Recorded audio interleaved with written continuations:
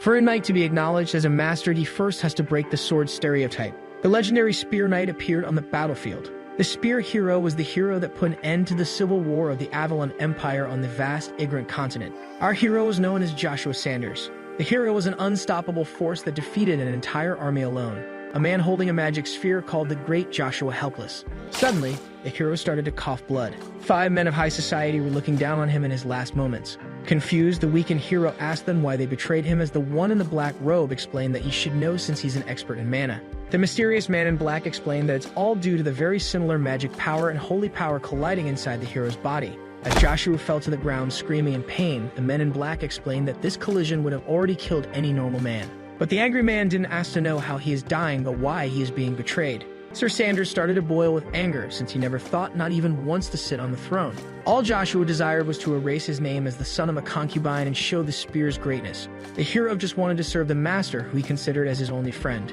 After the end of the Civil War, the spear planned to become Emperor Caesar von Britain and his empire's shield and stand with them until his death. But Joshua still can't understand the reason behind this betrayal. The old man with the orb explained that there are creatures whose sole existence represents a danger. Evergrant, the master of the Tower of Magic, explained that the Emperor could now safely rule the world as he pleases with the end of the Civil War. The old man then affirmed that the heartbroken spear hero was the only fear left for the Emperor. Martial artists take decades to cover a simple dagger with sword aura despite dedicating their life to mana research, explained Evergrant. While the hero can easily cover his giant spear and sword aura, Evergrant asked the dying man how much blood is on his hands and his weapon. With a dark look in his eyes, the master of the Tower of Magic affirms that the great hero even surpassed the level beyond mana. The spearman's pain was getting worse with each passing minute.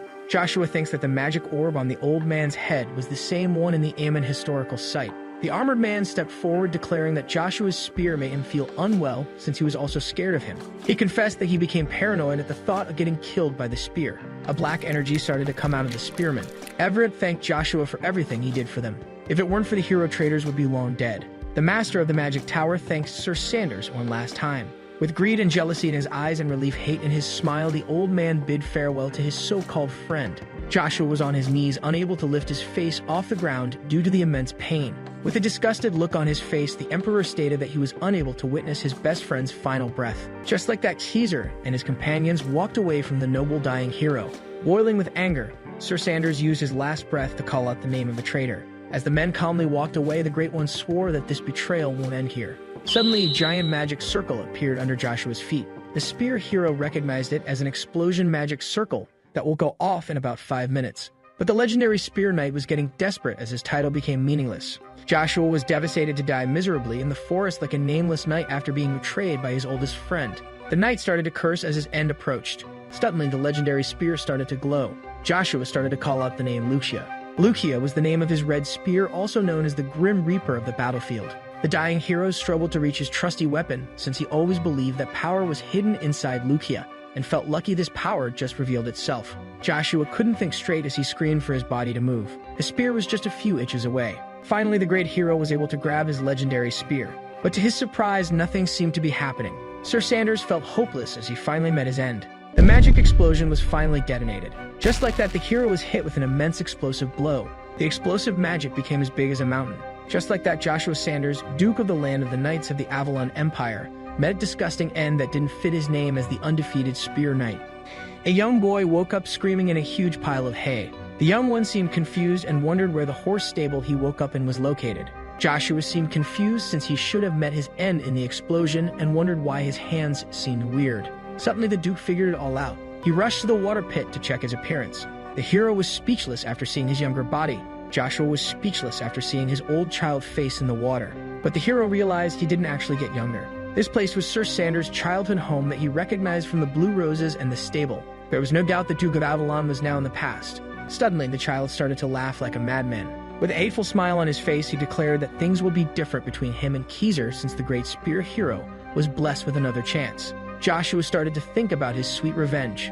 But while lost in his thoughts, 3 men walked up to him and started to scold the reincarnated hero for not cleaning after the horses like he was asked to. The 3 mean-looking guys were Gort, Lloyd, and Lors, and they were the Agnes Duchy personal troops. One of the 3 guards ordered him to respond with a mean look on his face. but the other one told Lloyd that it's no use since Joshua was mute.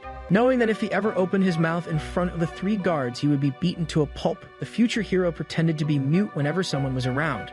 Lloyd then stated that someone known as Lucia was nowhere to be found, but his friend quickly shushed him since the Duke often took care of that maid. The guard was terrified to even speak her name carelessly. Lucia was Joshua's mother and the exclusive maid of the current Duke. The hero was the bastard son of the maid and her aggressor, Agnes Duchy. Aware of the blood flowing in his veins, the soldiers decided to bully the mute little boy, which would give them a feeling of pleasure. But the worst were the 3 strong men. Lloyd, who wanted to see the maid, Gort to his right and Rolls to his left, whom the boy swore to take revenge on one day. Flora tried to shut Lloyd up before someone heard them, but Lloyd told him to stop worrying. The bully claimed that no one would hear him in the stable except the mute boy he pointed to, which Rolls agreed with. According to Lloyd, whoever secretly takes out the maid and her son will be rewarded handsomely by Duchess Vanessa. The man then stated that the opportunity would have been perfect if not for Lucia's absence. The 3 guards decided to bully and beat the boy up since his mother was nowhere to be found. Full of rage, the little legend had no intention of sparing those who insulted his mother. Joshua then started to concentrate his magic in his fist. The boy wondered if his trick would work. The mana technique he and Lucia discovered in the ruins was different from the one he initially used, as it quickly reached its peak due to its amazing impact that would change the world. Unlike the normal way, this technique didn't require mana accumulation in the hole under the abdomen. This technique relied on the infinite mana of the surroundings instead of the limited amount in the user's body. It required Joshua to use his entire body for absorbing the surrounding mana. The ruin technique didn't require the creation of any mana hole and conveniently concentrated and burst the mana from the desired body part. Since he could skip the method that takes years to master, Joshua's quick growth as a mana user was inevitable. Gort started to lose his cool just by staring at the poor young boy. Lloyd then claimed that the scarred man was angry since he was rejected by the lady he was eyeing, which made Gort even more annoyed. As he started to wave the rod in his hand, Gort claimed that he would go all out on the boy today. Sanders was just standing with his eyes closed. The soldiers started to mock him and assumed that he fainted out of fear while standing. Joshua only needed a small amount of mana, and even if it took him 10 years to learn how to concentrate such an amount, it was easy for him to do so. Suddenly, the determined knight opened his eyes with determination dwelling in them. This look startled the man named Gort. Angry at what happened, the guard insulted the little man. An angry Gort decided to beat the kid up with his stick for startling him. Sir Sanders' attack was ready. Just like that, the kid implanted his fistful of mana in the gut of the bully. Gord was vanquished on the ground, unable to get up due to the pain. The 2 other guards were confused by this unexpected outcome. Joshua felt uneasy as he could feel something sticky and disturbing in his mana. The turbulence was located under the man's abdomen, which was weird considering it was never there before his trip to the ruins. Suddenly, one of the guards drew out his sword. After witnessing his comrade getting disrespected, the menacing Lloyd, with his weapon in hand, asked the young one if he had a death wish. It was no easy task to defeat Lloyd armed with a long sword with this child's body, but winning this fight had its benefits. If the kid could knock out the soldier, the careful Rolls wouldn't dare to come after him. Joshua had to redo the same trick only once. With the intent to kill, Lloyd charged at the mute child. But just before the blade could cut him in 2, Joshua dodged at the last second. Sir Sanders was ready to use his mana punch, which the soldier couldn't believe. Just like that, the arrogant bully received a punch full of magic power in the face. Rolls was shocked at the sight of his bleeding friend flying right beside him. Lloyd was just defeated by a single punch. The remaining soldier couldn't believe what he had just witnessed. Rolls still couldn't believe that a mute, unwanted kid could be so strong since he had defeated a soldier twice in a row. The poor boy felt immense pain after using so much mana. According to the young Joshua, this man made it to centurion rank with his wit, and even if he's not as strong as the other 2 soldiers, Rolls was not to be underestimated. In order to survive, the young boy decided to not show any weakness as he screamed to pass on a message. Rolls was shocked at what he had just heard. The man couldn't believe that the spearman wasn't mute. Sir Sanders started to declare something to the soldier about anyone who dares to insult Lucia, centurion or not. The kid then swore on his name that anyone who dares to badmouth his mother would never get away. The determined look in the boy's eyes was enough to scare away the centurion. Rolls shamelessly ran away from the little kid, whom he saw as a monster. The hero was out of breath and couldn't think straight. Joshua's vision started to blur. The young boy was unable to stand and fell face first to the ground. Just like that, the young hero was exhausted and started to lose his consciousness. Meanwhile, at the mansion, everybody was talking about the hero of the stables. 3 men were discussing the rumors of how the stables kid beat up 3 centurions and pretended to be mute all this time. But one of the men found the rumor fishy since young Sir Sanders was 5 years younger than Master Babel. The second man started to make fun of the first since it was impossible for an abandoned mute kid to beat 3 centurions on his own, so it must be exaggerated. This logic made sense to the servant, but if the stories turned out to be true, it may change the Duke's successor. But the first man wasn't worried since Joshua couldn't possibly beat his older brother. The one with a broom agreed since the young Babel was already a mana user. Babel must be a prodigy destined to surpass his father since the Duke, now a master, became a mana user at 16, while his son earned that title at 14. According to the first servant, no one could rival Babel when it comes to the Duke's succession. Suddenly the stable boy entered the room, which startled the three men who were afraid he heard their conversation. With a blazing look on his face, the hero commanded the servant to go get the Duke. The stable boy ordered to tell his father that he, Joshua von Angus, had arrived. Meanwhile, in the Duke's office, a man with broken armor was bowing to his master. As he filled out the paperwork, the Duke asked the soldier if his name was Rolls. After the scared soldier confirmed his name, the man in the chair asked him for his affiliation. Rolls belonged to the 29th Battalion. The Duke asked Chiffin, the man standing next to him, if this battalion was under Griezmann, which he confirmed. With a hand gesture from his master, Rolls was asked to bring him the damaged armor next to him. A massive fist-sized hole could be seen in the damaged armor. The Duke wanted to make sure that it was the son of Lucia who damaged this armor. Chiffin warned Rolls that he would be severely punished for lying to the master. The scared one affirmed that he only spoke the truth. Intrigued, Duke Angus asked Chiffin for his opinion, so the man stated that it was impossible to believe. The noble agreed this feat was hard to believe, so he asked for the boy's age. The legendary Spear Knight is currently 9 years old. According to the Duke, the little one could have only destroyed this orc leather armor by using mana. Chiffin boldly and politely denied his master's assumption since it was simply impossible. Even if the young stable boy was a genius like none before, no one in the whole continent was ever able to use mana at such a young age. And since no knight below B rank is able to cover his hands in mana, it was simply impossible for a 9-year-old to accomplish such a feat. With anger in his eyes, Chiffin accused the three men of coming up with this ridiculous story as an excuse to cover the fact that they bullied the Duke's son. The man in black asked his master for permission to make this man an example for the others. Force panicked and shouted that he didn't lie. Chiffin considered the guard's loud voice a disrespect to the Duke and ordered him to stop lying, but Force stood by his statement. Annoyed by the so-called lies, Chiffin started to draw out his sword. But before the man could move, the Duke stopped him, yet Chiffin wanted to punish the man for spreading these rumors. The man in the chair got up, stating that they will know the truth once they see Joshua. Duke Angus was going to meet the son of Lucia for the first time. Chiffin was shocked since his master wasn't showing this interest for the Empire's greatest genius, Babel, but for the boy he left in the stables. According to the man in black, the hero is on the first floor of the mansion in the waiting room. Just like that, the two men headed to meet the child of the rumors. Meanwhile, in the Angus mansion corridor, a young, elegant boy was taking a walk in the mansion. Suddenly, something startled the blonde teenager. The well-dressed one was shocked by the presence of the son of the concubine and asked him for the reason he was here. Joshua was filled with anger. The boy felt enraged just by looking at the portrait of Marcus van Britten, the current emperor of Babylon. This portrait reminded him of Caesar, the man he swore to take revenge on. The blonde teenager lost his temper since the stable boy was ignoring him. Joshua noticed a punch coming his way. In a split second, the stable boy blocked the noble's attack. The teenager was overwhelmed by the pressure of the 9-year-old. Intrigued, he began to wonder if the rumors were actually true. The young mana user charged his attack, determined to put on a fight. Suddenly, the Duke entered, stopped the fight between his two sons, and asked them what they were doing. The blonde kid quickly bowed on one knee to greet his father. Duke Angus demanded to know what was happening here, so the young noble lied and tried to make the fight look like a friendly greeting. The father had a hard time believing this half-baked lie. He turned to his mute son, who confirmed what his brother said by nodding. Chiffin felt alarmed by the boy's rudeness since he responded to the Grand Duke with a simple head gesture. The captain reached for his sword as he commanded the stable boy to properly greet the master and be more polite towards him. As he stopped the man in black, the noble noticed hate in his son's eyes. Joshua had a hard time controlling his boiling rage after seeing the portrait that reminded him of the traitor. The boy was in a tough situation since the Duke never forgives anyone who offends him, even his own blood. Joshua was intrigued since his father asked him to come closer. Duke Angus wanted to personally check if the boy of the rumors truly used mana. Babel couldn't believe what he just heard. The angry and hateful older brother had a hard time believing the son of Lucia could use mana despite being a stable boy. Joshua's father was the most sensitive to mana of the 5 masters of the Empire, which means that if his unusual condition is discovered, his revenge will be ruined. Suddenly, the Duke grabbed the boy's hand without anyone noticing. Something weird was found in the child's body, and the father couldn't believe it. The Grand Duke Angus was left speechless at this incredible discovery. Joshua's plans would be changed if his father, who is sensitive to mana, discovered something unknown.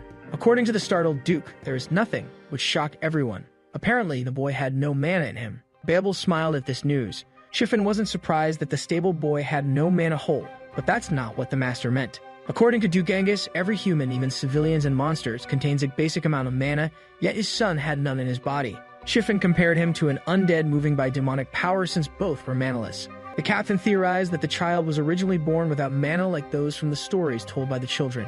While the Duke had his suspicions, Joshua wondered where the sticky bad energy in his mana hole disappeared. But the master seemed to have some plans in mind for his son. With a greedy smile, the Duke stated that he will keep tabs on the boy Wonder. Suddenly, Chiffin interrupted him and claimed that the rumors of the three men must be false since the child was born without mana and the liars should be punished. Duke Agnes claimed that the Centurions were part of the Duke's power and punishing them for an unclear rumor would be a waste, so the captain apologized. The master then declared that the stable boy will live in the castle, since there was plenty of space. Babel got angry and tried to oppose this ridiculous decision. Suddenly, the father interrupted the son to assert dominance. The scared one had no choice but to agree with his father. Duke Agnes then turned to Chiffin and asked him to teach the kid basic knight lessons and teach him the Crimson Knight mana method if he shows some potential. The captain considered this idea dumb since the young master couldn't use magic, but the Duke insisted since the handicap might not be natural. Duke Agnes will be waiting for his son's return from Akkadi next year. Joshua's father had high expectations for him now.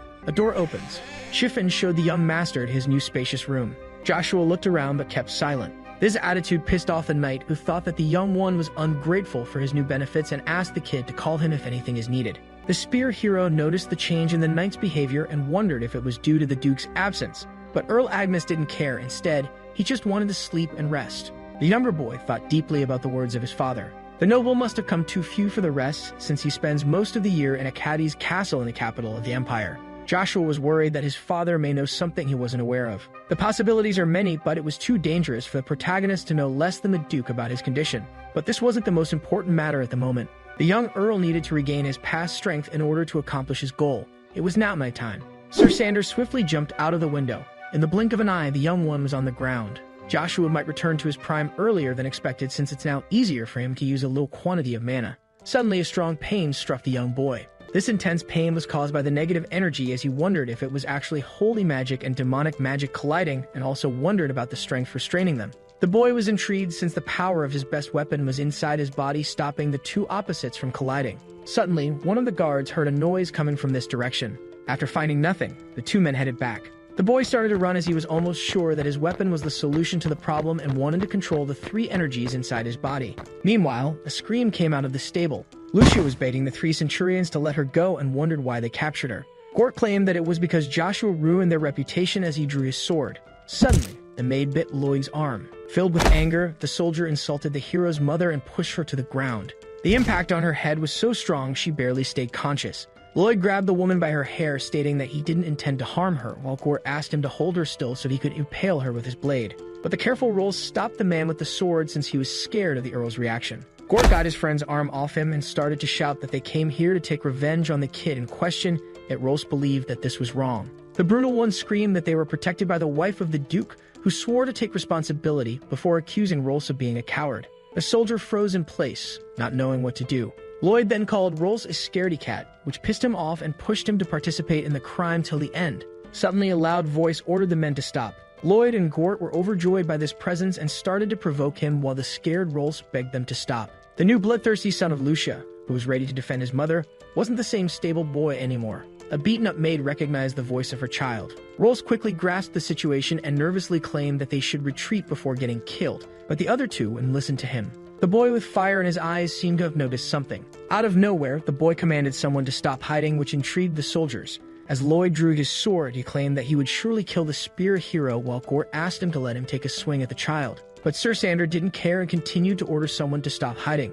Lloyd didn't believe him and assumed it was just a trick to save himself. Suddenly, the hidden presence on the roof responded to the Earl and asked him how he was able to detect it. The presence came out of the shadow and turned out to be a young blonde knight named Cain with a crest on his chest, who kept asking the same question. The cross on his chest indicated that the man belonged to the Order of the Crimson Knights, one of the three orders under Duke Agnes, so Joshua wondered if their captain Chiffin had plans. Scared for their lives, the Centurions greeted the superior knight who ignored them. Cain took a good look at the child in front of him and wondered if he was really the son of Lucia. The angry Joshua decided to ask a question to the knight. With an overwhelming presence, the hero informed the Crimson Knight that an Agnes lady was attacked by a soldier. Cain could feel the child's overwhelming dark aura. With an undeniable presence, the little kid asked the knight for the fitting punishment for such a crime. The knight felt unable to refuse the order given by the child and wondered why. It was like the young warrior was obligated to draw his sword. Sir Knight Cain responded to the hero's question and turned to the three men, weapon in hand, resolved to punish the aggressors. The first in sight was Lloyd.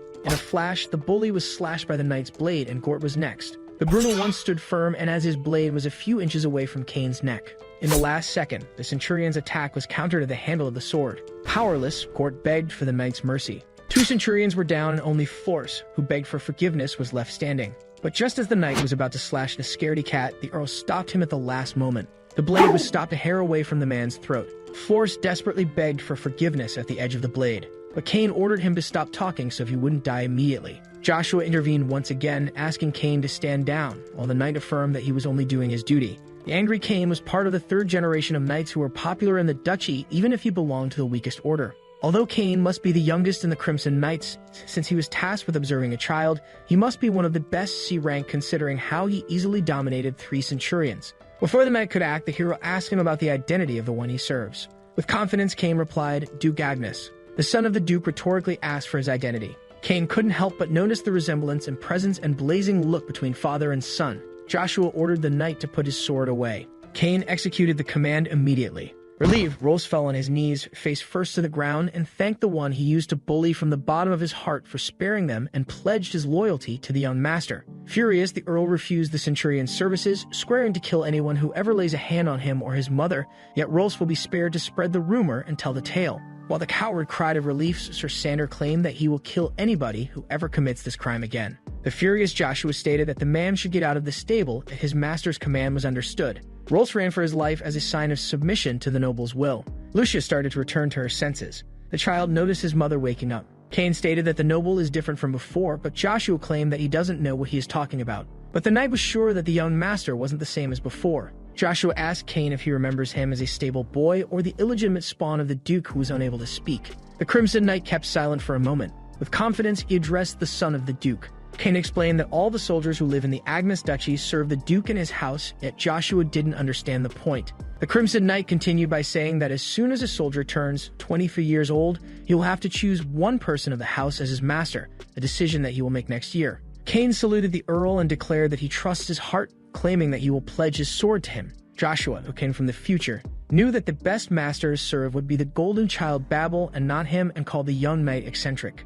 Suddenly, the mother called her son. With tears in her eyes, Lucia was glad to see her child safe and sound. The young hero rushed to hug his dear mother. With tears of gratitude in his eyes, Sir Sander swore to protect his mother from now on. The smiling maid was relieved it all ended well. Joshua was thankful for the chance to erase his past regrets by reliving his youth. The legendary hero was determined to make a difference this time, not as the son of Agnes from the stables, but as the greatest spear to ever exist on the continent. Meanwhile, in the corridor of the Agnes mansion, the noble asked the Crimson Knight captain if Count Rebecca had arrived, which he confirmed, stating that he guided him to his room. Chiffon then added that the Count had a companion with him, which piqued the Duke's curiosity. So the knight informed him that the second guest was Miss Iceland. The noble sighed, knowing that Count Rebecca wanted to finish what was started. Count Fonsel Jin Rebecca was the sudden unpleasant guest of the Duke, but couldn't be ignored due to his impact on the Empire despite having a lower status than his host. The other visitor was the Count's daughter, Iceland Jim Rebecca. His companion was a genius of magic who became Class 2 at 9 and who was carefully watched like Babel, and both of them were blessed with mana unlike those born with a deficiency.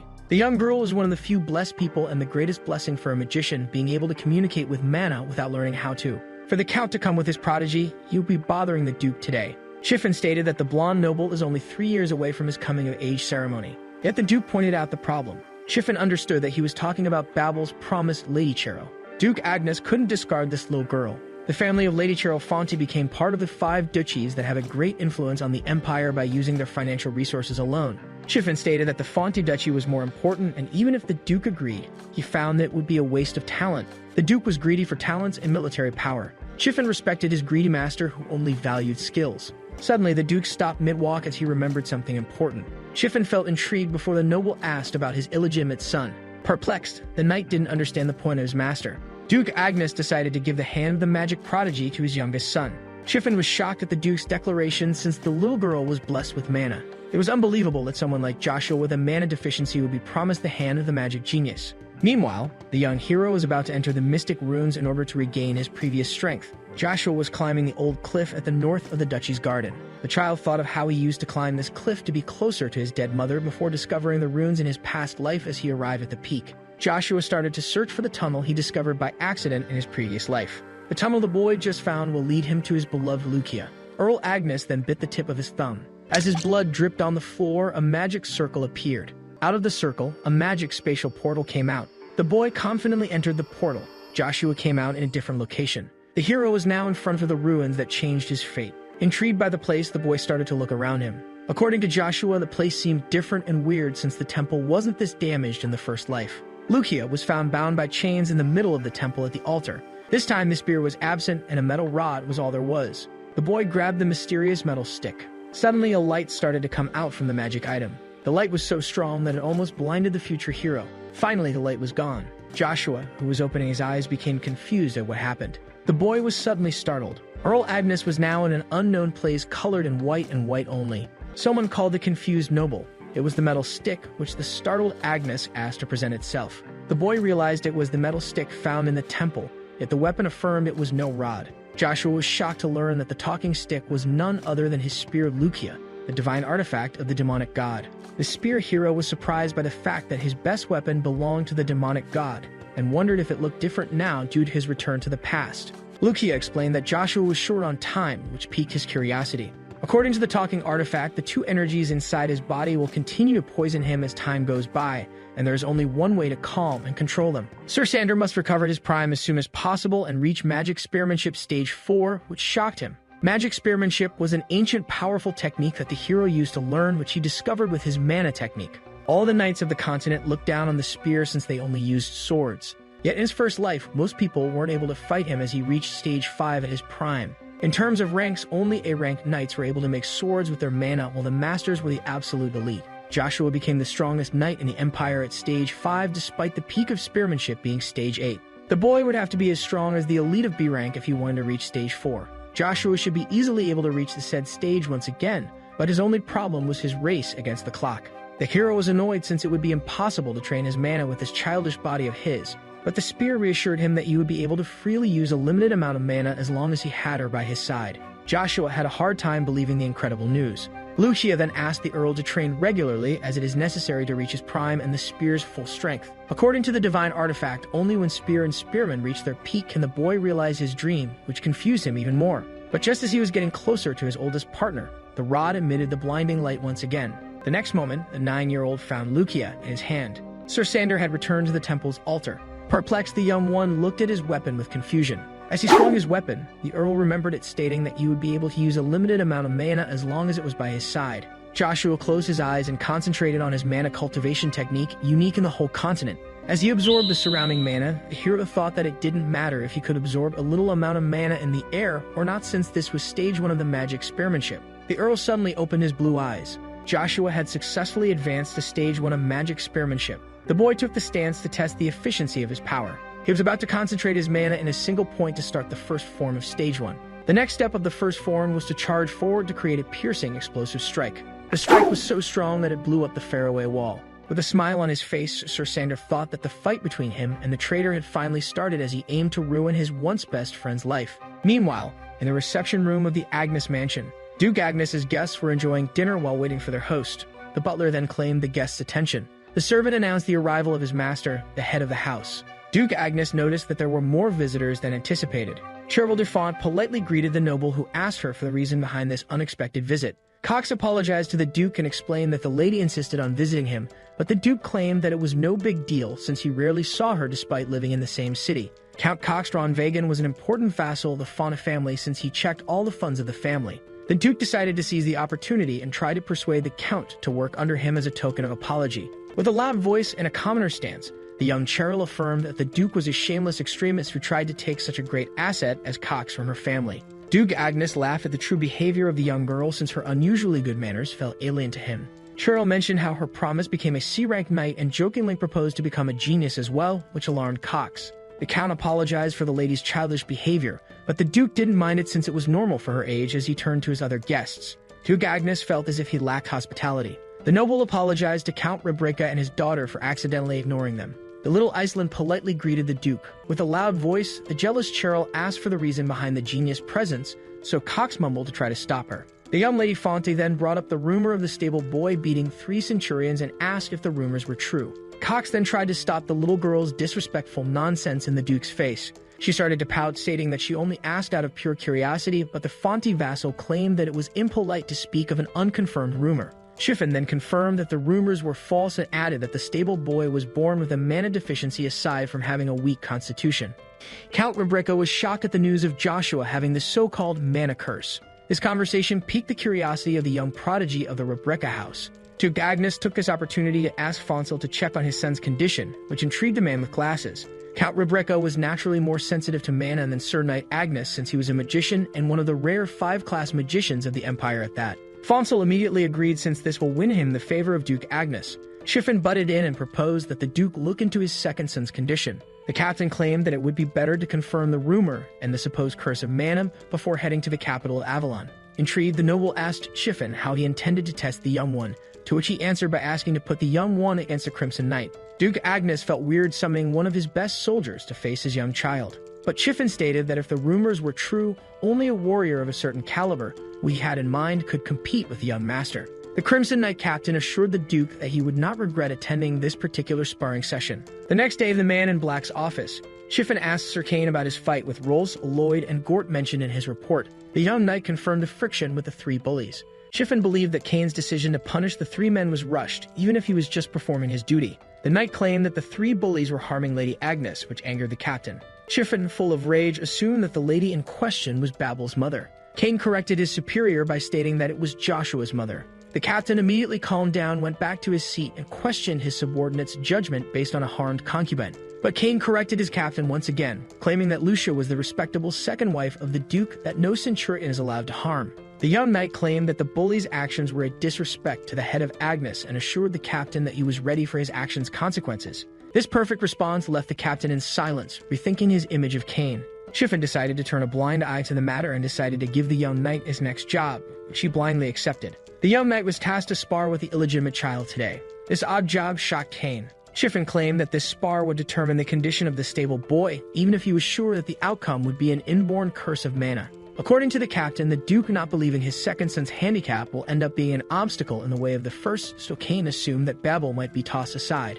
With a fist slap on the desk, Chiffon burst out of anger and silenced the young knight's nonsense, since the young master was a unique genius in the whole continent. The knight captain compared Joshua to a pebble unable to rival Babel. But Kane disagreed, since the Earl he saw was more of a catastrophic meteorite than a mere small stone. Chiffon ordered his subordinate to secretly inject the Earl with mana to test his curse of mana. Kane was shocked that the captain would go this far, even if he sides with the first son, since anyone with a mana deficiency will die in days after being injected with mana. Chiffon then ordered him to head to the sparring field, where Duke Agnes and Count Rebecca will catch up to him, so he obeyed without further questions. The knight was now in the small sparring field. Kane wasn't willing to harm Joshua, even if it was the order of the Crimson Knight's captain. The Earl, who remembered the name of his opponent, arrived at the scene. Joshua wanted to confirm that the young knight would be his sparring partner. Kane stated that he would spar with the young boy at the order of his father in order to evaluate him. Joshua was getting excited since the Duke started to acknowledge his potential. But the Earl was triggered by Kane, who tried to reassure him by claiming that he would go easy on him. Joshua immediately guessed that this spar was nothing more than a test. His opponent tried to deny the boy's guess. With a smile on his face, the noble claimed that even if the knight swore loyalty to a master, the master could freely choose his subordinates. Joshua was not going to put his safety in the hands of a soldier as miserable as Kane. Embarrassed, Kane stated that he wouldn't hold back against the young hero, who claimed that a knight only exists to do so. Duke Agnes, who just arrived with Chiffon, his first son, and his guests, asked the 2 sparrers if they introduced themselves to each other. Kane immediately saluted the Duke. Chiffon looked down on the young master due to his lack of manners towards the Duke. Suddenly, the mute boy formally greeted his father, which shocked everyone. Duke Agnes complimented his son on his etiquette and wondered when he learned it, while Chiffon was in the back shocked at the Earl's words. Joshua affirmed that he learned the etiquette by observing in silence. The Duke asked the boy if he was aware of the current situation. Joshua claimed that this spar was in fact a test for him. Chiffon intervened and stated that the spar isn't a test, but a way for the Duke to evaluate his son's curse in order to get rid of it.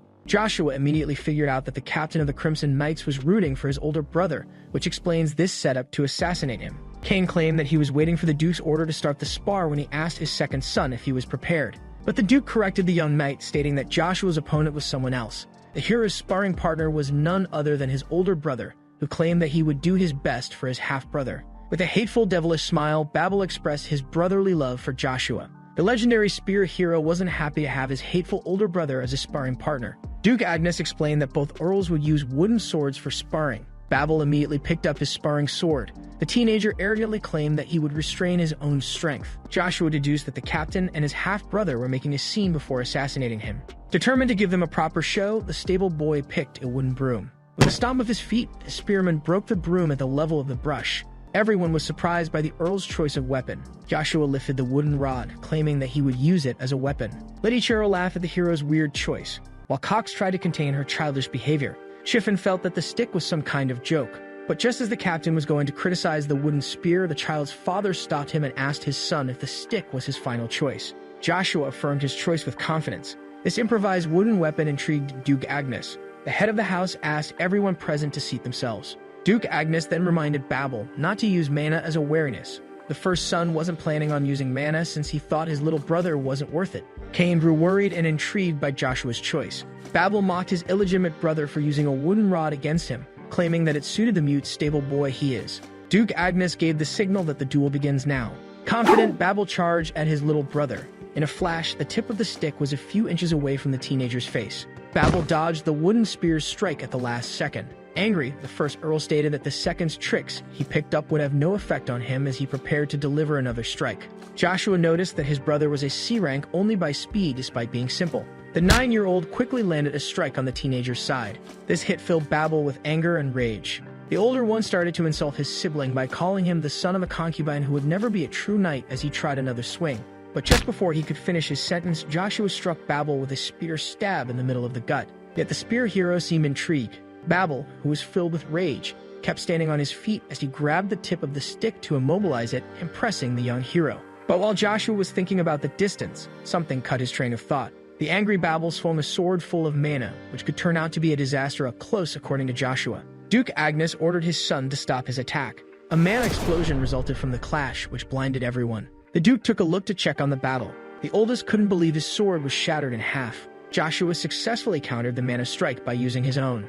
Count Rebecca was shocked at the sight of mana. Babel couldn't accept the fact that his lowly brother was a mana user. The oldest was filled with jealousy and hate as he remembered his father's words that showed interest in the youngest. Babel drew out his true sword, screaming that he rejected his brother and that he was the only successor of Duke Agnes. According to the hero, the Agnes Duchy will disappear in the Civil War 10 years from now. As he charged his attack, the Earl thought that the duchy would be a great asset for his future plans. As the two boys were about to strike, the youngest thought that he would use the duchy to his advantage. Suddenly, the two brothers were stunned by their father's voice, telling them to stop. The Duke's voice was so loud that it even bothered Lady Cheryl.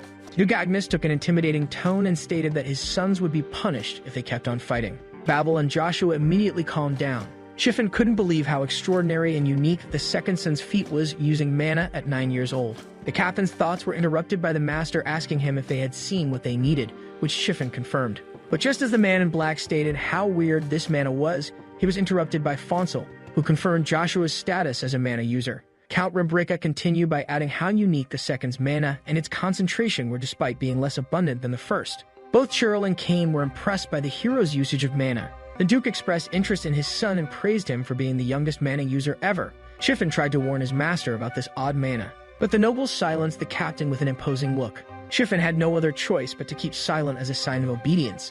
The Duke then invited his second son to his room to have a better look at the matter. Both the captain of the Crimson Knights and the first Earl were surprised by the sudden invitation. Filled with rage, Babel thought of how his father never let anybody into his room and wondered when his mute brother changed so much. The oldest sibling was burning with hate and envy as he looked at his younger brother. With a smile on his face, Joshua Agnes accepted his father's invitation. Meanwhile, in the Agnes Mansion guest room, the young redhead was jumping on the bed as she explained to Cox how amazing Joshua was while he tried to calm her down so she could act like a proper lady.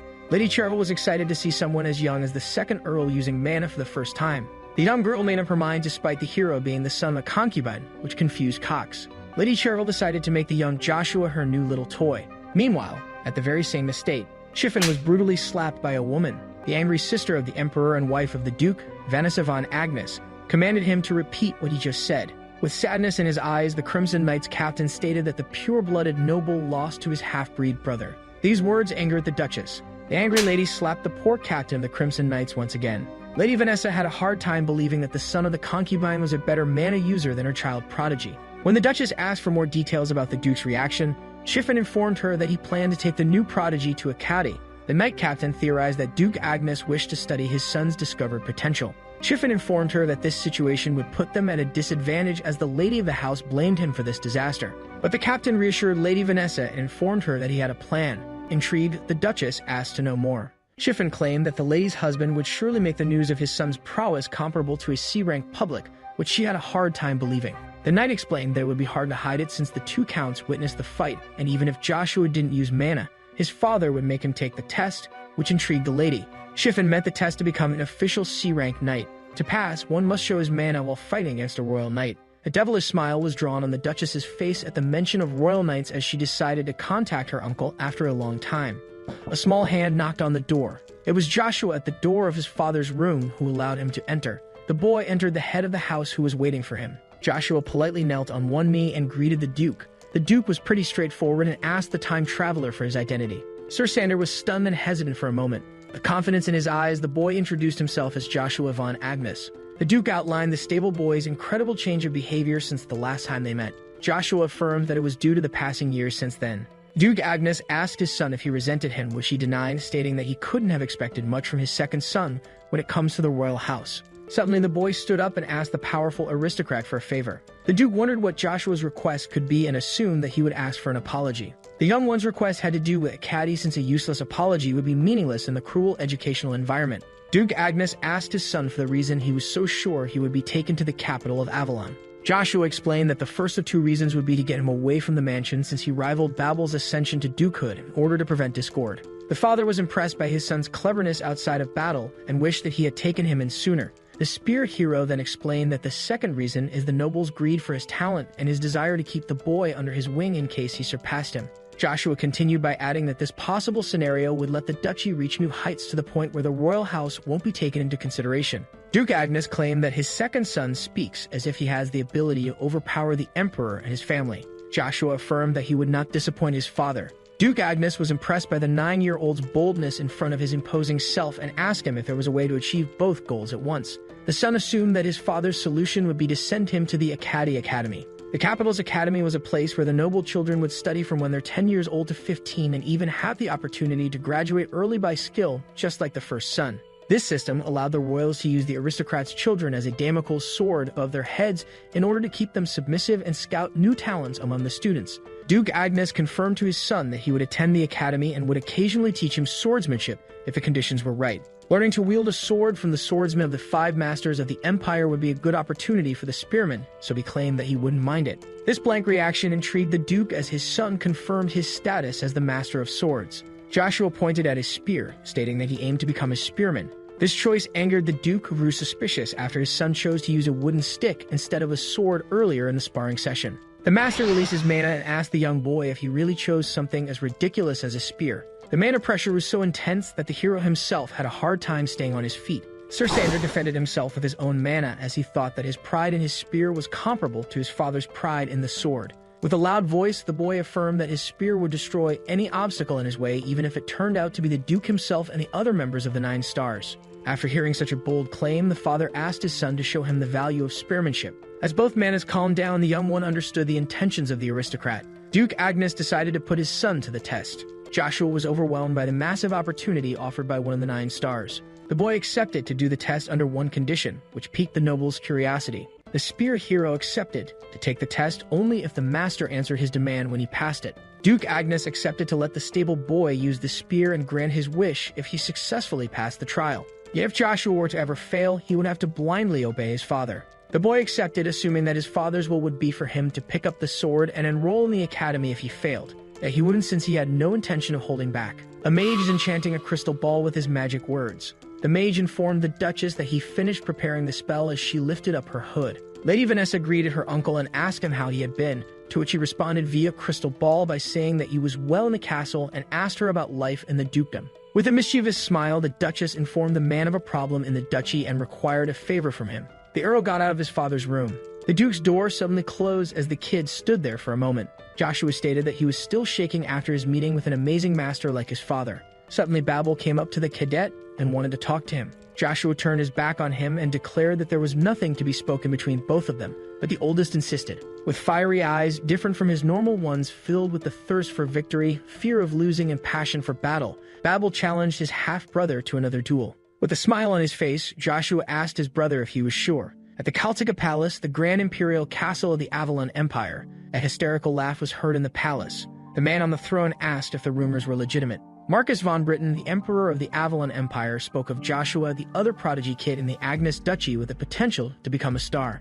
As the knight confirmed the rumor, the man on the throne expressed his curiosity towards his sister, who hid the second son. But the one on his knee corrected the emperor, stating that Lady Vanessa isn't the mother of Joshua. Von Britten immediately guessed that the boy was illegitimate, so the soldier informed him that he is the son of a maid who works for Agnes Duchy. The man got up from his throne, claiming that it's interesting. Emperor Marcus expressed his jealousy towards the duke, who already had Babel, a crucial asset of the empire, and now has two prodigies. The knight claimed that the sons of his majesty also possess power that will one day change the world, yet the father denied it. Marcus was sure that only a handful of people could become emperors, yet they lacked Babel power. Even if they had potential, the emperor thought low of the princes, since he had high standards due to the fact that he was a master. Maybe because of this, the emperor became obsessed with talents to the point of going too far for them. Marcus von Britten assumed that Duke Agnes believed his second-born should be around the level of the first, since he revealed him to the world. The soldier informed his master about the rumor of Joshua beating Babel, so the stunned man asked if the boy was actually older than his nephew.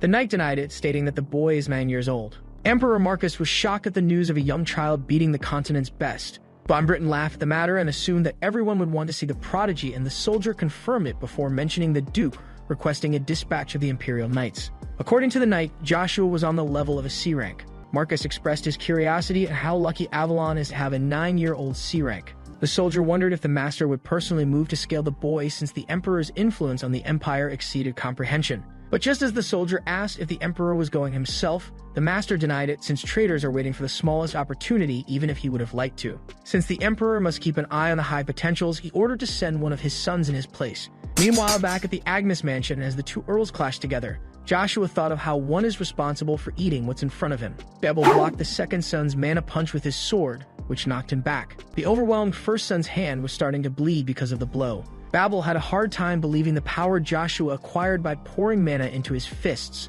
Joshua read his brother's thoughts in his face. As he walked him down, the youngest claimed that he would show the stunned oldest the power of the martial arts he underestimates. Babel swung a sword full of mana at the one he told not to completely ignore him. But before the sword could split the boy's head, he filled his fists with mana once again. In the next moment, Joshua used Mana Explosion to send his older brother flying. As he rebounded endlessly on the floor, Babel realized that the stable boy punched him with a burst of concentrated mana. The beaten-up Babel had a hard time admitting that he was far weaker than the young Joshua. The second son walked up to the annoyed first and asked him if he was annoyed by his weakness. Joshua, with a cold look, asked his brother to remember the frustration he feels when being beaten by someone he always underestimated and use it to become stronger. The second Earl confessed the first his wish to tear him apart for badmouthing him and his mother. But since Joshua saw hunger and obsession for power in his brother's eyes for a long time, he decided to spare him this time and warn him about his behavior. With a devilish, imposing expression, the second claimed that if the blonde kid didn't better his attitude, the hero would make him unable to properly use his sword ever again. This demonic aura scared the older brother to his core. As he walked away from his half-brother, Joshua asked him to never forget the difference between both of their gazes. The powerless, defeated Babel cried over his weakness and insignificance in front of the hero.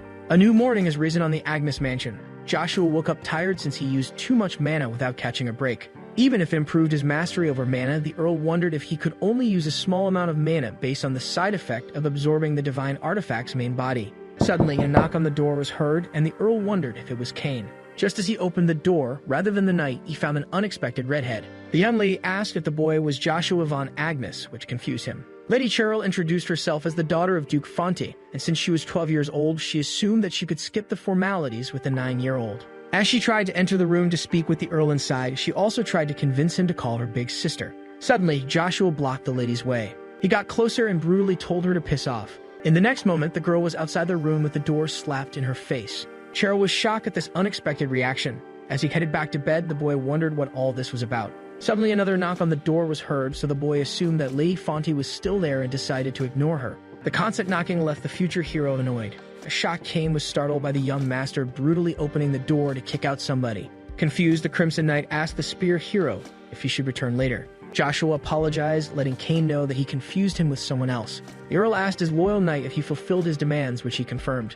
Yet Cain was confused about the reason for these particular demands. But the young Earl explained that the knight would soon discover the reason, so he should just obey and trust his master for the moment. The centurions were gathered at the large sparring field of Duke Agnes. Two men walked up to Rolls and asked him about his inseparable friends Gort and Lloyd, and if the three of them lost to the second son. Since he ignored them, one of the men stated that he had been oddly silent recently, while the other theorized that he got the same disease as Joshua after bullying him so much. The first man informed the second one that it was a Crimson Knight who gathered them here, so the trading would be hard after the second asked for the reason behind the centurion gathering. Suddenly, someone caught the attention of the present soldiers.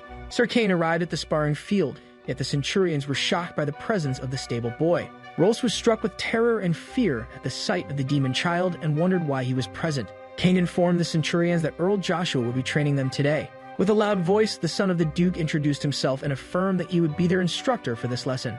All the soldiers were shocked after hearing the mute kid speaking loudly and clearly.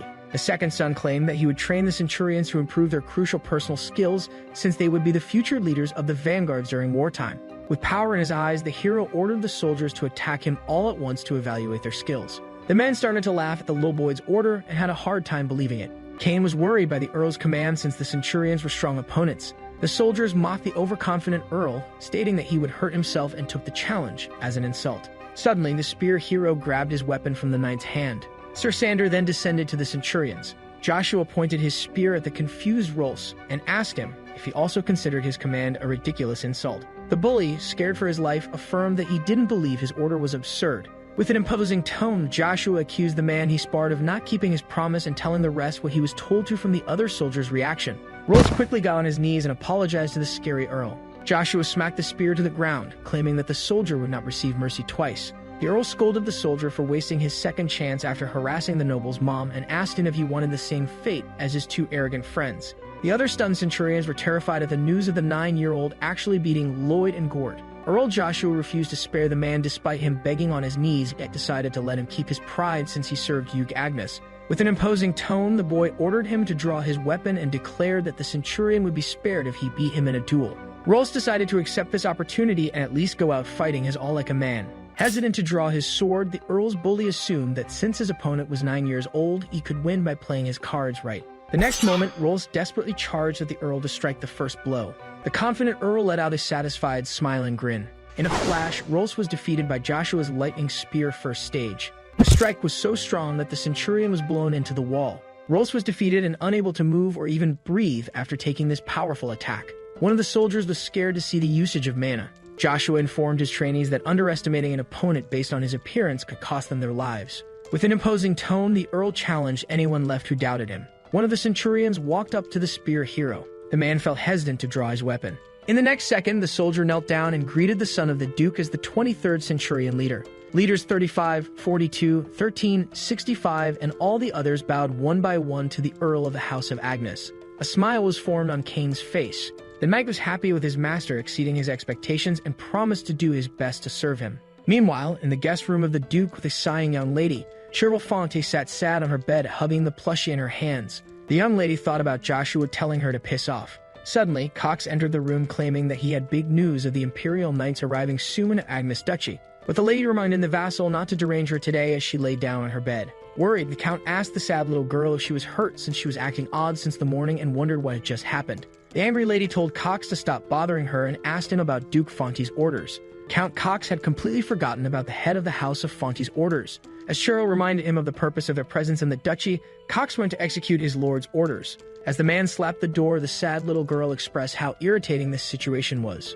Inside the Duke's office, the noble informed his son that he received his report and asked him if he really killed Rolls, which he confirmed. Joshua affirmed that this soldier was badmouth and his mother Lucia and had to be put down by military law for insulting an aristocrat. Duke Agnes thought that he would have also sliced the bullies if faced with the same situation, yet expressed his disappointment in the loss of a centurion. Joshua asked his father if he judged his actions as those of a child driven by his own emotions, so the Duke asked him for the reason behind his decision. The second son explained that he would need more than strength to prove himself since not very long ago he was an illegitimate stable boy. But the Duke didn't get the point, so the son continued by stating that he used their fear of his monstrous strength to gain the soldiers' respect. All of this was to protect his and his mother's honor, and doing it in front of all the centurions also proves that he is the true son of the Duke. The father finally understood his son's point of view. Duke Agnes then informed him that they should stop chatting so Joshua could prepare himself for his upcoming mana evaluation today. The master asked the future hero if he was aware of the dispatch of the Imperial Knights, which he confirmed, stating that he would take his leave as soon as he finished preparing. A golden lion badge shone brightly under the blazing sun. Armstrong, the first leader of the Golden Mane Knights under the Duchy, was excited for the test and expressed how wonderful it is to have the two Earls of Agnes as underage C-rank knights. Yet the captain of the Crimson Knights complained that one of the two geniuses was the mere illegitimate son of a concubine. Chiffin became boiling with anger when Armstrong insinuated that he was irritated since his position would be at risk if the second Earl became the Duke instead of the first one. Yet the head of the House of Agnes arrived and started to scold them since they were fighting among each other when the Imperial Knights would soon arrive. Both knight captains politely saluted Duke Agnes while something seemed to have caught the leader of the Golden Mane Knights' attention. Armstrong eyed the young second son of Duke Agnes, thinking that he did look pretty fragile and weak. The Golden Mane Knight's train of thought was cut by the young prodigy stating that the Imperial Knights had arrived. The golden luxurious carriage arrived at the mansion with a great number of armored men on their horses escorting the carriage from the back and the front. The captain of the Crimson Knights was impressed and wondered who the Empire sent for him to be escorted by a whole battalion. Someone started to come out of the golden carriage. A young, smiling, well-dressed man came out, stating that this place was home to one of the 9 stars. The Duke was shocked to find that the 4th prince was sent by the Emperor of Avalon. Joshua Sander was boiling with hatred and rage as he met Caesar von Britain sooner than expected. The one who would one day stab him in the back and betray him had finally appeared. A young knight was knocked down with mana. The defeated young man begged Sir Joker for forgiveness and mercy. With a cruel look in his eyes, the higher-ranked knight punished the lower one. The cruel man was the knight captain of the first army of Imperial Knights known as Joker, who reproached the young one for asking anything of him. Someone expected Joker to be here. The mysterious one affirmed that no one would join the Imperial Palace Order of Knights if Joker bullies them as newcomers, but he claimed it's due to them being pretentious mana users. Intrigued, the cruel man asked the other knight for the reason behind his presence. A task was given to them by the Agnes Duchess, and the mystery man asked Joker to fulfill it. Meanwhile, at the Agnes mansion with Joshua being face-to-face with his traitor, an evil smile was drawn on Sir Joker's face at the sight of the Earl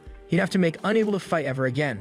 Prince Keezer guessed that the boy in front of him was the spoken prodigy. The legendary spear hero looked at the future emperor with anger and vengeful eyes. The man next to the prince asked the Earl to pay his respect to the royal in front of him. With a hateful smile, Joshua claimed that only the emperor alone can be respected by all the knights of the empire as the son of Avalon. The young noble continued that the 4th prince didn't prove himself to be worthy of his respect. Suddenly, the order of the Imperial Knights stood between the royal and the noble, facing the hero as the red-haired man called him a crazy kid. The Vice Knight of the 9th Order of Imperial Knights, Valmon Don Braun, drew out his sword, claiming that the boy was an illegitimate child and a past stables boy that lost it by falling into dung. Armstrong drew his sword at the Imperial Knight Vice Captain in response.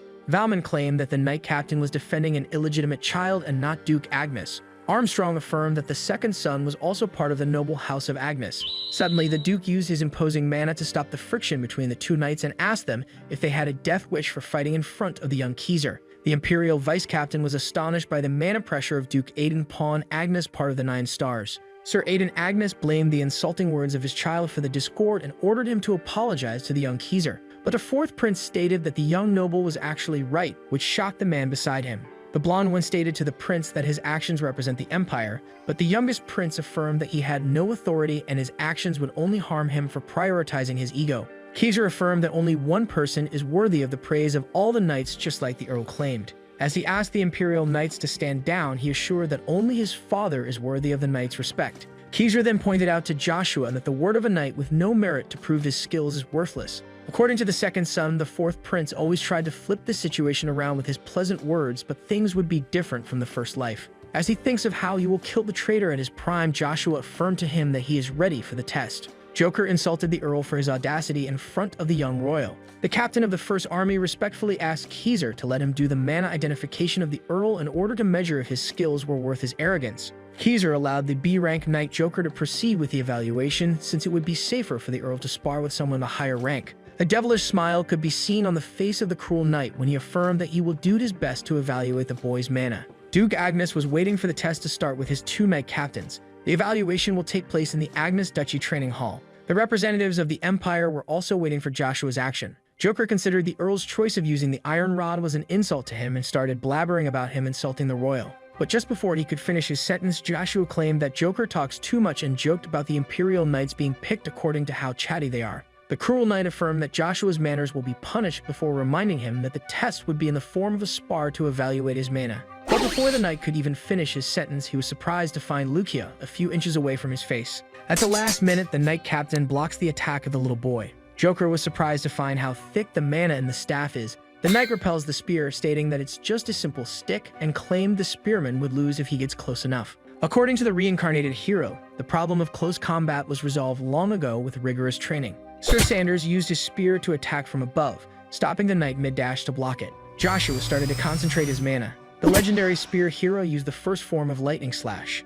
Joker used his mana sword to block the attack. The youngest prince was amazed by the second son fighting on equal grounds with a B-rank knight, but the redhead reminded him that Joker was limiting his power to C-rank. But Valmon was more impressed by the Earl's strange spearmanship than his mana, and wondered where he learned such techniques. Joker was struggling to keep up and started to think that he would lose, which would result in the Duchess executing him. The knight captain had no other choice but to take a risk. Joshua claims that the B rank is far stronger than his older brother, and that his mana control is slowly getting harder, which would result in a colliding of the holy power inside his body. The Earl was alarmed when his evaluator used a mana sword to counterattack his lightning slash. Now only Duke Agnes could stop Joker's plan. But the cruel knight had nothing to fear since the noble was far away as he slashes the Earl with his mana. The young boy started to cough up blood after receiving such a strong hit. Armstrong felt alarmed when the evaluator's power rose above B rank, stating that the second son was in danger. But the father of the boy ordered the knight captain to stand by and observe. Joker asked the boy if he blocked his attack by concentrating mana in one spot and claimed that it won't help him again.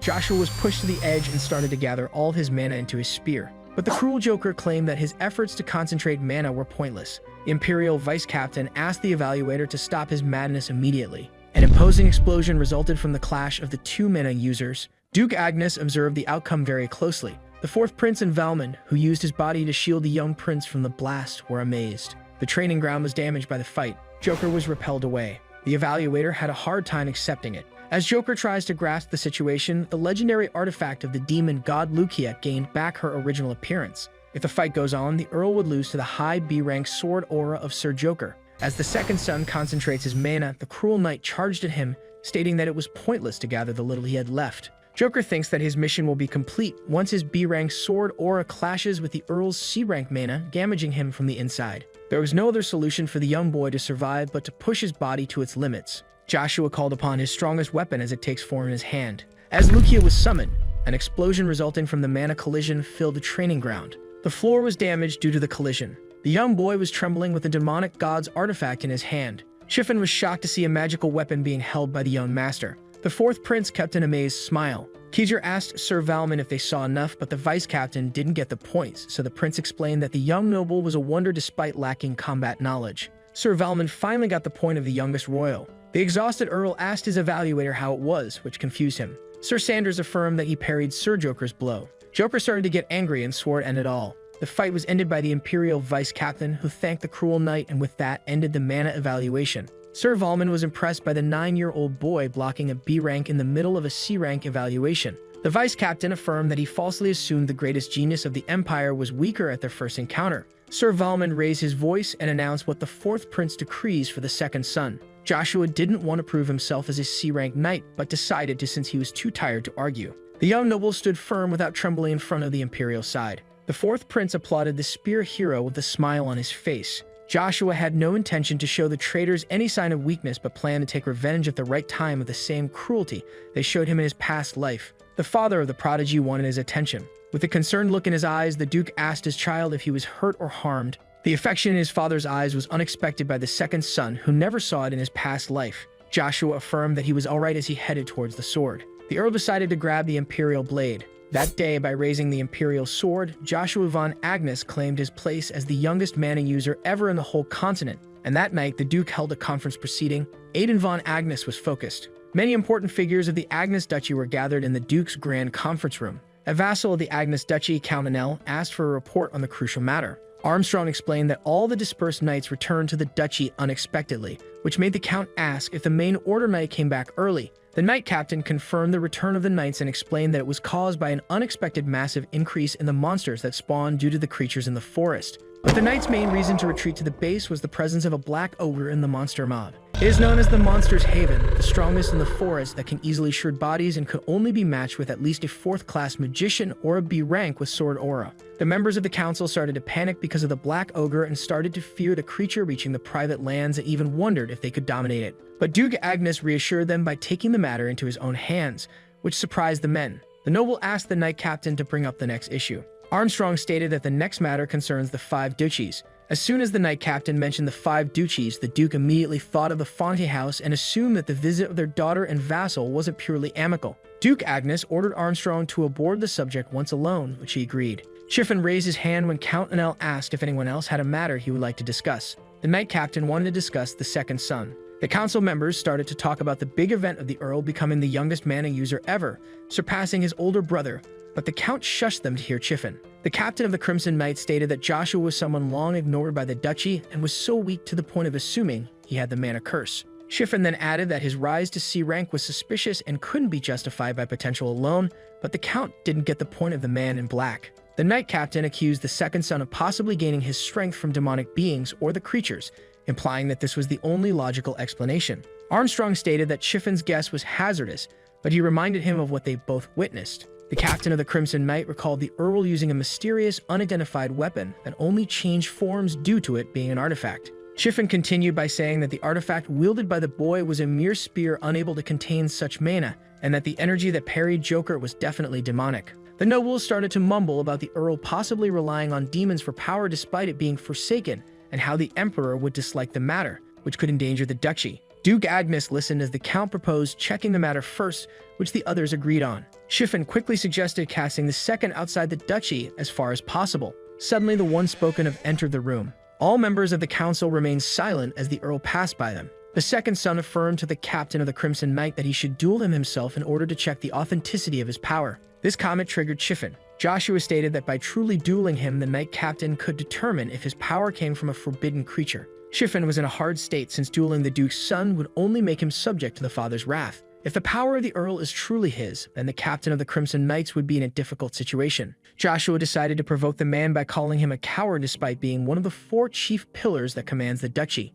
These words got the best of Chiffon and triggered a release of his mana. The nobles, who were barely able to sustain the pressure, reminded the knight captain to properly behave in the presence of the Duke. Duke Agnes ordered the knight and the child to stop fighting. According to Aiden von Agnes, everyone, including the accuser, overlooked the detail of those who assisted the mana evaluation. Armstrong stated that the Imperial Order of Knights and the Chief Magician Evergant, who were present at the evaluation, would have detected the use of forbidden power if the Earl ever used it. Just like that, the father cleared his son's name and closed the case. Chiffon kept silent when his master asked if anyone objected to his judgment, but the father affirmed to his son that he wasn't in the clear yet and that he and the council had many unchecked matters and questions to be asked. The Duke then stated that his growth wasn't only the object of the vassal's curiosity. Duke Agnes also had his suspicions regarding the young boy. So in order to clearly understand his son's power, the Duke decided that he would accompany him to the Black Creature's forest. The nobles questioned their master's decision to go to the Black Creature's forest, since it could impact his health, and requested to send the knights since the Duke's travel to Akkadi was near. Armstrong agreed with the vassals, stating that it was better for his master's safety. But the great Aiden von Agnes reminded them of who he truly is and their place. All the members of the council were left speechless. The Duke then stated that the second son will attend the Imperial Academy once the Black Creature's forest is wiped out. Duke Agnes affirmed that despite the council's opinion, his son was an undeniable prodigy who would get a fair chance according to the Agnes family's unquestionable rules. Chiffon felt uneasy since the Earl was already strong. He feared that he could return even stronger from the Academy outside their authority. In order to prevent any rivalry on the first son's way to succession, Chiffon opted to eliminate his half-brother instead of keeping him in the duchy. But the Earl had one favor to ask his father, which intrigued the Duke. Joshua requested that Lady Lucia come with him to Akkadi. Chiffon burst out and claimed that the presence of the Earl's mother would not result in the Duchess watching from afar. Joshua accused the knight captain of insinuating that the Duke needed the permission of his wife to move his mother to the capital. Chiffon came back to his senses. The knight captain, who imagined the whole scene, knew that his words would insinuate favoring Lady Vanessa,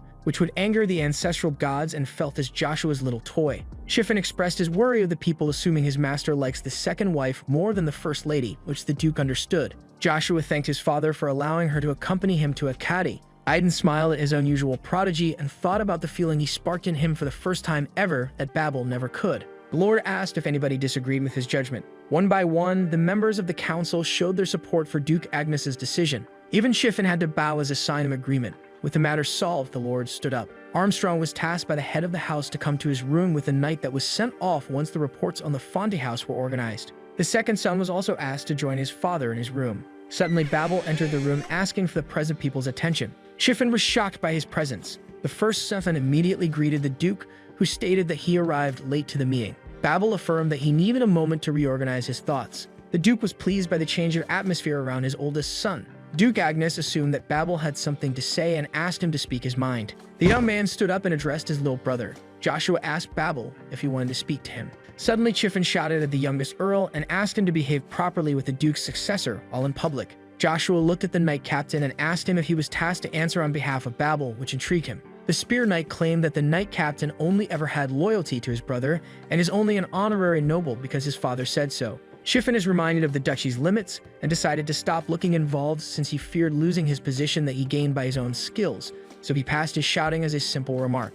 Joshua explained that since only those who are promising can climb the ladder, only those who prove themselves worthy can have their words heard. Chiffon started to get angry as the boy reminded him of the duchy's law. Babel affirmed to the knight who claimed that they were in public that there was no problem since his little brother marked a point. The Duke was happy to see his son, who was recently filled with self-love, looking more like a true knight. Babel affirmed to Joshua that he will not fall behind but progress further after understanding the meaning of asserting himself with his abilities. Joshua agreed with his brother and thought that his gaze became different after their last duel. When the Duke allowed the boy to speak, he rejected his position as the certified next Duke. This decision shocked everyone in the room, and they asked the Earl if he was renouncing his heritage. Duke Agnes asked his oldest child if he lost the will to fight now that a brilliant rival appeared, which he firmly denied. Babel decided to follow the rule of his family and fight on equal terms with his little brother. The Duke decided to take the request into consideration. The oldest Earl thanked his father. With that, the Lord ended the meeting. Duke Agnes walked away. A smile could be seen on the noble's face as he thought of how his duchy started to transform into the unknown.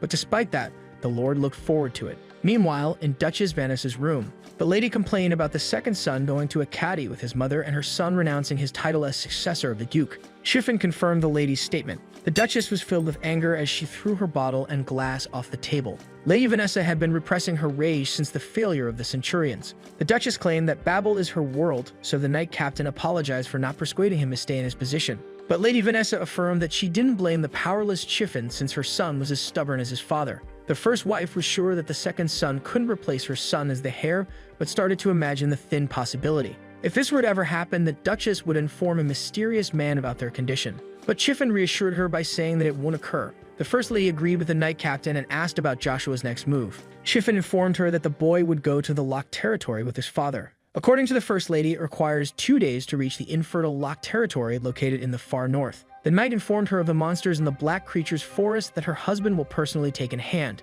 so she asked if he would then head to the capital with his second wife. Chiffon confirmed the lady's suspicions. With that said, the Duchess decided to have dinner with the youngest Earl as their first and last interaction before his departure to the capital. The Imperial Knights began marching. One of the Crimson Knights stated that their armored visitors who came for the test of the second son were leaving today. But another one of the Crimson Knights ordered him to get back to work since they were also leaving today, which snapped the man back to reality. Everyone was agitated and getting prepared to depart at once. Earl Joshua was looking at something in his hand. The spear hero looked at the dawn ring on his finger. Duke Agnes informed his son that they will head to the capital after clearing the forest, but he should ditch his true name before that, which intrigued the young boy. The father decided to give his second Earl a present in order to assist him. According to the noble, this dawn ring was given to him by the owner of the magic tower after helping him out once. A dawn ring would equip its wearer with armor once injected with mana, and since it belonged to the owner of the magic tower, it could only mean that he crafted it himself. The Duke instructed the boy to inject the dawn ring with mana in order to learn how to harness it. With a smile on his face, the Earl asked if the ring wasn't supposed to go to the Duke's successor. But the Duke claimed that Joshua would only borrow the ring so it won't gather dust in the warehouse to clear all misunderstandings, but the Duke wasn't done there. When Joshua asked if his father had another motive, the Duke explained that he will be equipped with magic armor upon injecting the ring with mana. Each magic armor would have an insignia designating each house. This ring aims to dupe the parasites around the Earl, since his father would hate it when he is being stolen from. The second son should pretend to be from the house of an unknown viscount that he should make up. Joshua believed that he was offered the dawn ring and asked to make a fake identity in order to not taint his house, and thought that the ring could skip him the bother of those of high status. Suddenly, the boy was snapped back to reality by his father. Aiden von Agnes asked his son if he hated him. Joshua was unsure of his feelings towards his father. 10 years from now, the Duke was destined to die an unexpected, pointless death in the war between empires. If Joshua had a reason to despise his father, it would be the neglect of him and his mother, which led to her death, but since he rarely saw the Duke in his first life, he slowly stopped blaming him. The second son wondered if the same time that Heel's injuries would form a bond between him and his father. The fourth prince stated that Joshua just heard good news. But Keyser corrected himself and called the C-rank Sir Joshua, who demanded to know what the prince wanted. The Imperial's son, who just heard about the Earl moving to the capital after clearing the Black Creature's forest, asked the boy to pay him a visit sometime, which could be beneficial to him. These words left the young spearman wondering. The Imperial House had the right to nominate any loyal knight to the Order of Imperial Knights without taking the annual entrance exam or the 10-year-long compulsory service after passing. Keyser claimed that Joshua could use the Imperial Knights as much as he pleases and leave whenever he pleases to. The fourth prince let out an innocent smile, stating that he was greedy and wanted the Earl by his side and offered him opportunities like this one. Sir Sander was disgusted by the traitor's hypocrisy and pretentious self, thinking of how he would kill him with his spear right away if it weren't for the two men standing behind him. But in order to retrieve one of his past weapons, which is stuck in the annually opened secret Imperial warehouse, Joshua must become a battalion commander of the Imperial Knights. But since the Earl had to focus on the Black Creature's forest, the boy informed the prince that he was going to take his leave to fulfill his duties. Sir Valmont sighed and claimed that Joshua's skill without his ego would lead him to improve a lot. But the fourth prince asked the vice captain to cheer up and return home, which he agreed to. Keyser was sure of owning the young spearman eventually one day. Just like that, both the victim and the traitor went their way. Joshua swore to not let the youngest prince torture him like a puppet in the second life. A smile full of revenge was drawn on the Earl's face as he thought of tormenting his previous best friend. A white horse was advancing. With Aiden von Agnes leading it, the Black Creature's forest expedition was quickly organized. But the expedition was formed of a few warriors despite being led by the ruler of the dukedom. The squad only included the only fourth-class wizard under Agnes's rule and a few Crimson Knights. It also included 100 fighters with the two earls, with Babel staring weirdly at Joshua. Suddenly, a command to properly salute the Duke was initiated at the border. The guard politely greeted the Duke. Duke Agnes tried to appease his horse in front of the castle of a locked territory near the Black Creature's forest. Duke Agnes greeted Robin. The former senior knight of the Clover Knights of the Duke, who loyally served the house of Agnes, Robin politely saluted the noble. Duke Agnes claimed that he felt pity for the retired knight for his labor in the infertile land, but Robin affirmed that he was honored to simply serve the Duke while living with his family. The Duke perceived kindness in that statement. Suddenly, the doors of the castle opened, revealing a man and a young girl welcoming the Duke. The lord of the locked territory, Viscount Vigo, who was related to the Duchess, claimed that he was overjoyed by the sight of the Duke, while his daughter Ina politely greeted the visitor. After seeing this, the Duke regretted not directly going to the forest. Robin had to apologize to the rude Viscount since he should be the first informed of Aiden von Agnes's arrival, claiming that the old man lost his intelligence after retiring. The retired knight gave Vigo a cold stare, accompanied by silence as he shouted at him to change his mindset and match his skills with his advanced age. Duke Agnes came in and claimed that the Viscount is adapting to the locked territory, seeing how beefy he gets every time. The Viscount took it as a compliment and praised the Duke for his own overweight. This reaction made Joshua wonder if the noble had no shame or just failed to grasp the insult from his father. Vigo was overjoyed by the presence of his relative Babel, who called him uncle and claimed that the Earl's spirit became so brilliant that even he could feel it despite not being a warrior. The Viscount then stated that Babel will soon become the new master in the duchy before asking about the young Joshua. Vigo was intrigued when Chiffin introduced him as an Earl of Agnes. The Viscount was astonished when the knight captain affirmed that he was the youngest son of the Duke. The fat noble turned to the strong one and quickly assumed that the tongued spearman was also the son of the Duchess. But Chiffin whispered in his ear to correct him. The Viscount was shocked and asked about the noble house that mothered the little mana user. But the knight captain corrected him once again, stating that Joshua came from a commoner. Vigo took a good look at the youngest earl. Suddenly, the eyes of the fat noble darkened. The sweet-tongued noble insulted the 9-year-old by calling him an illegitimate child. Joshua looked coldly at the noble as he insulted him. Everyone felt uneasy because of the tension between Vigo and Joshua. Duke Agnes intervened and asked the Viscount if he had any crucial matters to attend to. Vigo informed the Duke of a simple meal he prepared for him and his forces, but Aiden declined, claiming that his strong knights rested plenty on the road. All of the Duke's knights stood firm when he asked them if they needed to rest. All of them declined the meal at once. Just like that, the Duke turned around to take his leave. Suddenly, the Viscount claimed that he wished to accompany them into the forest. Despite his weakness, Vigo affirmed that he was the ruler of the territory and he and his knights had to participate in the expedition. The enthusiastic forces of the Viscount also wanted to assist the Duke. Aiden von Agnes kept silent for a moment. The Duke asked about the daughter of the Viscount, stating that she would be left in the castle unguarded. But Vigo assured that the Duke could rest easy since his daughter could be helpful on their mission. Duke Agnes questioned the Viscount about his choice to bring a little girl to the lethal forest, but Anna affirmed that she wanted to enter the forest as she demonstrated her abilities. The young girl began to concentrate her power for the demonstration. Anna called upon Sylph. A small spirit appeared on the girl's shoulder. The mage of Duke Agnes was astonished by the astral presence. Viscount Vigo claimed that his daughter has recently shown potential for spiritual arts. Stages who are like wizards but rarer are born with the spiritual arts, and only less than 100 are present in a kingdom, even when counting the weak ones. Joshua wasn't expecting to see a sage here. The spearman noticed the young girl blushing at his older brother. Despite not remembering a sage named Anna, the girl does look familiar. Duke Agnes agreed that the Viscount could join the expedition and stated that his forces would guard the front while the Knights of the Viscount guard the back. Everyone else would stay in the middle of the Knights, which Vigo agreed to and was grateful for. Just like that, the Duke ordered them to take their leave. Aidan von Agnes was eager to have the sage Anna. The young girl kept smiling at the oldest Earl. Since they will both be part of the expedition, the second son would observe the young girl and remember her if she turned out to be useful. The young spear hero was snapped back to reality by the fat noble. With a cold look, the Viscount affirmed to the second son that he would be observing him. Meanwhile, in the Imperial Castle, the son of Avalon finished hearing a report in his throne room. The Emperor was interested in the report. To make sure, the Imperial asked the man if Joshua truly counterattacked Sir Joker after blocking his attack. Evergrande confirmed the fact to the Emperor, who asked him to give his opinion on the young boy. But the magician stated that he couldn't give a proper opinion since his way of harnessing mana differs from that of a knight.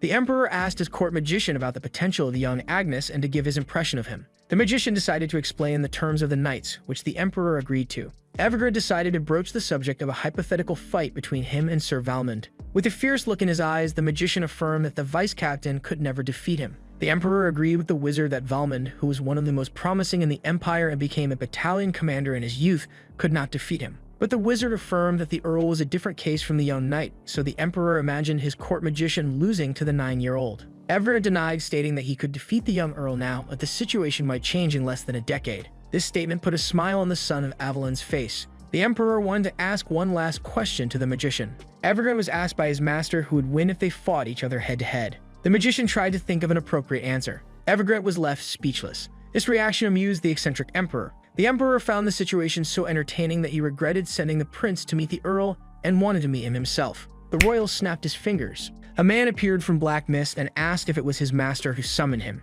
Jacen was tasked to make the Earl of Agnes spend a few days in the Imperial Palace. The man informed the Emperor that his youngest son was already proceeding with the preparation. The news of the fourth prince's actions shocked the father. According to Jacen, the young spear hero was recommended to the Imperial Knights by Caesar, who sent them a letter. The Emperor approved his Benjamin's approach and claimed that the 11th and 12th battalions, which are made of those who were recommended, have been annoying the Emperor. Jacen was tasked to report changes in the matter of the recommended Earl. The young spear hero was found entertaining to the son of Avalon. If the boy shows promise, the Emperor seems to have a plan in mind for him. Meanwhile, a red moon shone upon the black creature's forest. The horrifying monsters were abundant in numbers in these woods. Joshua was attacked from all directions by weaponized kobolds. The young spear hero began to think that he was doomed. It was now sunset at the military camp. The Duke and Viscount's forces were installing their tents to spend the night. Duke Agnes, with Chiffon, Roran, and his 2 sons, was planning their next move. Vigo came running to the Duke to ask him why they stopped advancing to install their tents here.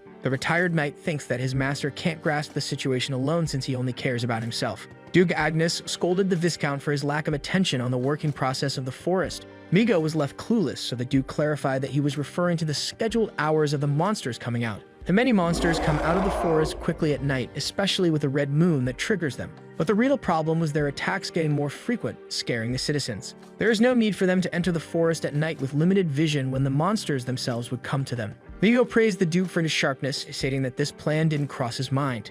Duke Agnes proposed that the Viscount help set up the tents as a sign of understanding, which the fat one agreed to. The father ordered his 2 children to keep their positions, which they agreed to. But the youngest Earl had other plans in mind. Joshua picked a branch. The Earl was tasked to gather wood with some other men. The knights who were gathering wood with the boy claimed that they finished, but Joshua claimed that he would stay longer to finish. Sir Sander was advised by the 2 men to return before dark. Suddenly, the young boy dropped his branches to the ground. Joshua started to gather mana in his hand. The legendary spearman summoned Lucia to his hand. Joshua only had 1 shot at this. With that, the Earl headed into the black creature's forest. The Viscount watched as the young boy entered the dangerous woods. A cold look could be seen on Lord Vigo's face. The Genesis Stone was named as such by the ancient magicians for being an item that strengthens magic and holds the power of creation. It is believed that there is a stone for each element, but only fire, water, ice, wind, and lightning are known but yet to be located. Since it can upgrade a first circle magic to a third circle magic, the Genesis Stones are wanted by both knights and magicians. Sir Sander remembers that one of the Genesis Stones is hidden in the heart of the creature's black forest. Joshua could barely see in the dark. By getting his hand on the Genesis, the Earl would be able to harness his overwhelming power. The legendary spear hero wondered if he needed to keep marching to reach the deepest part of the forest, since he entered an hour ago and felt as if the stone was very close. Suddenly, the ground began to shake below his feet. Joshua was shocked to see a black ogre appearing. The Earl quickly hid himself from the fierce monster. The black ogre was blocking the way to the deepest part of the forest. According to the Earl, the beast was unaffected by most low-level magic, and one needs to be at least a B rank to face it, but there was a ray of hope. Black ogres hunt alone. If the Earl manages to channel his different energies into his spear, he would be able to quickly slay the fierce monster. Joshua opted to decapitate the black ogre with one hit using one jump, since it could sense it in a 10-meter radius. Suddenly, the red moon appeared from behind the clouds. The black ogre let out a wild, imposing roar. The unusual pressure of the roar of the beast motivated the Earl more to slay it in one strike. Suddenly, the black ogre attacked the confused second son. Joshua had to evade the punch in order to keep his life. The young boy dodged the destructive blow that shattered the ground. Joshua was doing his best to keep up. The young boy evaded the stomp of the fierce beast. The legendary spearman had no choice but to retreat. Sir Sander had to hide, since he couldn't challenge the black ogre under the red moon without losing his life. Joshua hid behind a tree. For the black ogre to continue on its way, the boy had to conceal his presence. The spearman had to resort to the technique he learned from his friend, the Assassin King, despite lacking training. One has to stop his breath, ignore his surroundings, and become one with the environment by harnessing the mana as a cover for the body rather than aiming it at a single target. Joshua looked in silence. The black ogre was now very close to the young boy. The confused beast went on its way. Joshua was glad that his trick was successful. Just like that, the spearman kept advancing to the center of the forest. The second son had to reach the deepest part of the forest with this state of mana despite the physical difficulties. Suddenly, the branch he landed on broke. Just like that, the Earl fell to the ground. Joshua wondered how he fell on his back. The spearman was found by a monster. Sir Sander assumed that he was doomed as a kobold horde came out from behind the bushes. The bloodthirsty kobolds attacked the young boy. Joshua wondered if this situation was actually beneficial, since he wanted to test something out. The monsters attacked the boy from multiple directions. The hero started to spin his spear. Joshua used Gust, the second form of the magic spearmanship stage 2, to wipe out the beasts. All the monsters were sent into the air. The spearman successfully defeated the horde of beasts. The monsters were now unable to continue the fight. Joshua put all of his energy into this technique. The Earl couldn't take it anymore. Finally, the exhausted young boy stopped his Gust. Joshua falsely assumed that he mastered stage 2 of magic spearmanship and deduced that his young body limited his potential, since he is unable to use 50% of his original power. Since the monsters will soon reach the night camp, the second son had to keep moving, judging by their movements. Seeing the situation, Joshua understood how crucial the time he had left is to claim the Genesis Stone and rejoin his allies as soon as possible. The knights were patrolling under the red moon in the military camp.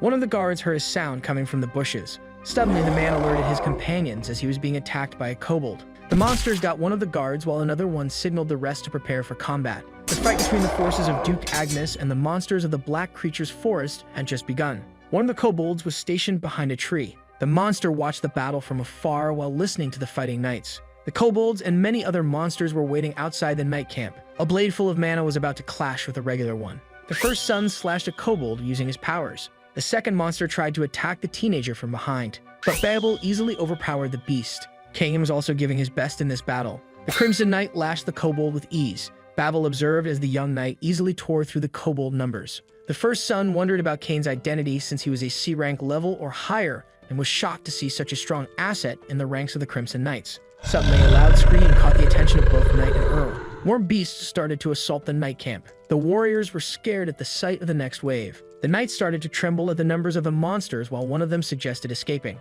But Chiffin claimed that he would punish any of his subordinates who left the battlefield and ordered them to form a wall. The captain of the Crimson Knights commanded his forces to prepare for combat. After hearing this, the warriors were ready for the confrontation. The beasts charged at the humans. Just like that, both sides clashed together. The Earl was slashing through the hordes of beasts. Cain was also doing his best. Chiffin decided to attack with a blade full of mana. Many of the enemy forces were defeated by the strike of the Knight Captain that shattered the ground. Something caught the man in black's attention.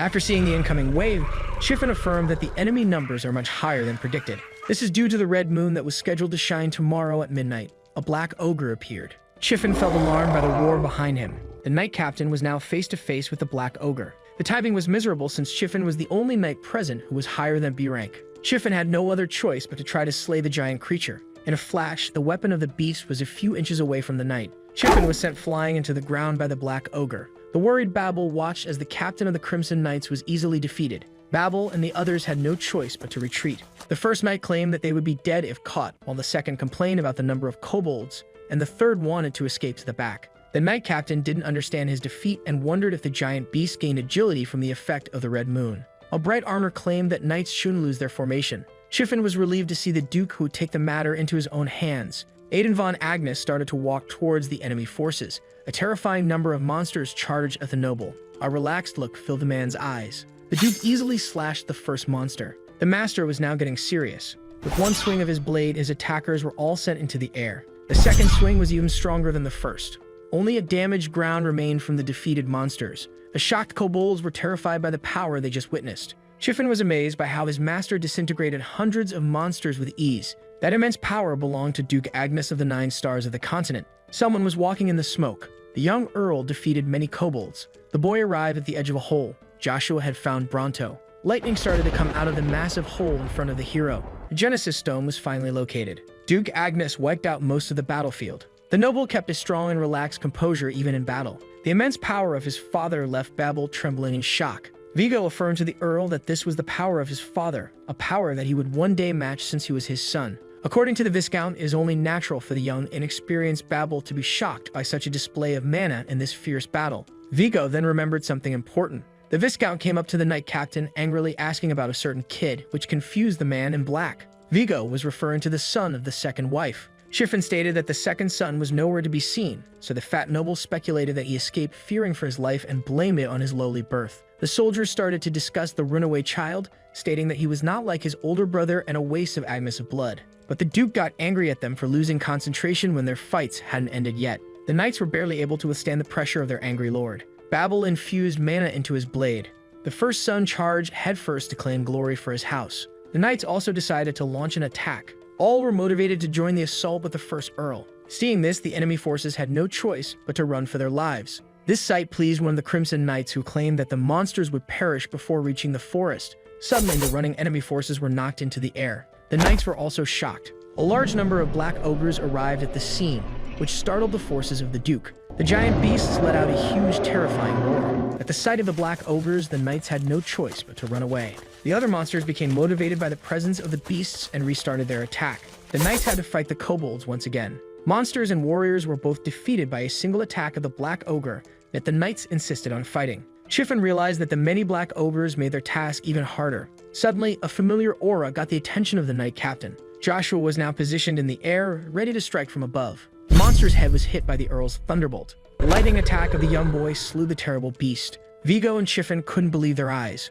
The father was impressed by his son. The Earl landed on the ground. Sir Sander finally joined the battle. Chiffin was amazed by the 9-year-old harassing a black ogre with one strike under the red moon. Joshua accomplished this feat while being a C rank. But the Viscount didn't believe it and accused the boy of using trickery to fool them, claiming that he only struck the beast at the perfect instant after staying hidden. Vigo claimed that it was the boy's father who one-shotted the creature. The Viscount ordered his knights, who agreed with their lord that the C rank was only lucky with his timing since only a B rank could defeat the black ogre, to help the Duke. The locked knights charged to fight with Duke Agnes. Joshua didn't want to be underestimated anymore as it damaged his ego. The second son decided to demonstrate his powers even if his young body couldn't endure it. If the worst happened, the father would rescue his son. The knights were getting desperate after seeing a complete horde of the strongest monsters in the black creature's forest. The knights were confused when the second son asked them to make away or get caught in his attack. Lightning started to come out of the hero's spear. Even if he was very compatible with the Genesis Stone, the boy wasn't sure how much of the ability his body could endure.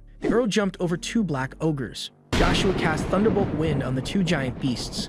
Lightning filled the sky. Both of the colossal creatures were blown away by the blast. Just like that, the young boy defeated 2 black ogres. Joshua was exhausted after casting Thunderbolt Wind. Vigo fell to his knees in disbelief. The locked knights were amazed by the C rank slaying the beasts, who could only be rivaled by a B rank sword aura or higher in one attack, and wondered about his elemental mana. The man started to wonder if the young boy was a magic swordsman. Duke Agnes was astonished by his youngest still on his feet and assumed that he didn't want to show vulnerability to the others. The magician came to his master to express how remarkable his child was, so he asked Armin to express his opinion on the child, but was unable to explain in knight-rank terms. Wizard Armin defined him as a monster that would impact the continent, seeing how he used the rare gift of the gods, the double casting of 2 spells that needs a 3rd-class master or above. But before the magician could finish his sentence, the Duke suddenly dashed in a given direction. Joshua had used all of his power. The little boy's body couldn't take it anymore. As the young boy started to lose consciousness, a black ogre was ready to smash the Earl. The fist of the beast was casting a shadow of the crumbling knight,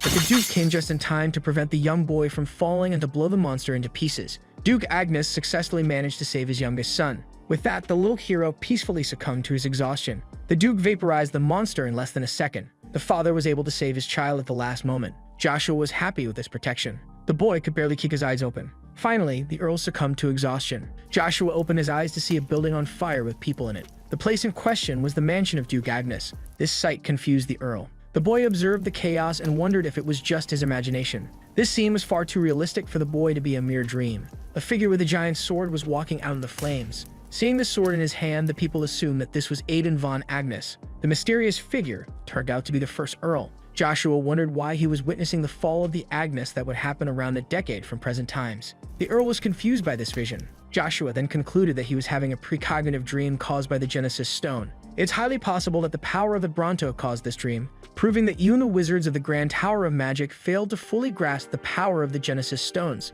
Suddenly, a mysterious wind filled the air. Babel screamed as his chest was slashed in the middle of the air. Despite the pain, the Earl managed to land on his feet. Babel and the lady in front of him had an incomprehensible conversation. The woman in question was no other than Ava. Joshua was shocked to see the daughter of the Viscount and win Sea Lion, a high-class spirit, in his dream. At first, Sir Sander didn't recall Anna, but the sight of the high-class spirit confirmed her identity, and he was startled by knowing that such a conflict occurred between her and his family. According to Joshua, the sight of the sage meant that her instructor was also present. The Earl was annoyed since he wasn't able to properly hear their conversation. The irritated young boy felt as if he was under silence magic. Suddenly, a figure began to form from the magic wind. The mystery man was talking to the older Babel. Even if Sir Sander couldn't properly see or hear the figure, he was sure of its identity. Suddenly, the image of Babel asked the man to stop talking. The matured first Earl stated that his house wouldn't be beaten by a mere mixed organization. The mystery figure seemed to have responded to the older brother. Wind Sea Lion then charged at the matured Babel with his claws. The first Earl was slashed by the astral beast. Just like that, Babel was defeated by Ava and her teacher. The magic wind around the mystery man began to disappear. The face of Ava's teacher was finally revealed. Joshua was angered by the mystery man that he recognized. Suddenly, a flash of light filled the boy's dream. The legendary spearman suddenly woke up screaming the name Draxia Velgrace. Joshua found himself in a luxurious room. The user of Bronto was sure that he just experienced a precognitive dream. The boy wondered how long he had been sleeping. Suddenly, a pain struck the Earl as he tried to get up. The boy's fragile body is still unable to bear his power. Joshua was able to master the second stage of magic spearmanship. This stage was equivalent to the peak of C rank, and if the Earl used the same power he used against the creatures in the forest, he could go against the weakest among B rank. This improvement is due to the Genesis Stone with the powers of lightning, which might also be the cause of the precognitive dream the spear hero just had. Joshua needed to research the Bronto. The second son was startled by his father sitting at his window, expressing his captivation. The Duke started to talk about the red moon, which recently looked like it was about to bring havoc to the world. Duke Agnes continued by complimenting the magnificent light that the moon now cast. Joshua agreed with his father. The Duke explained to his Earl that they would be going to the academy after returning to the Agnes Duchy. Aiden reminded the young boy that he must conceal his identity by pretending to be the only child of the dethroned Frederick Viscounty. The Earl of Agnes should pass himself for someone who is desperate to restore his Viscounty to its former glory. Joshua agreed to these conditions. The young boy decided to embrace his fake identity in order to keep himself from drawing attention and wanted to focus on restoring his past prime. But the Duke had more to talk about. The Duke was unsure if his child was somnambulating, but he did mention a name that caught his attention. Aiden von Agnes asked Sir Sanders about the cursed name of Draxia Velgrace. The Earl thought very well of the best answer to give.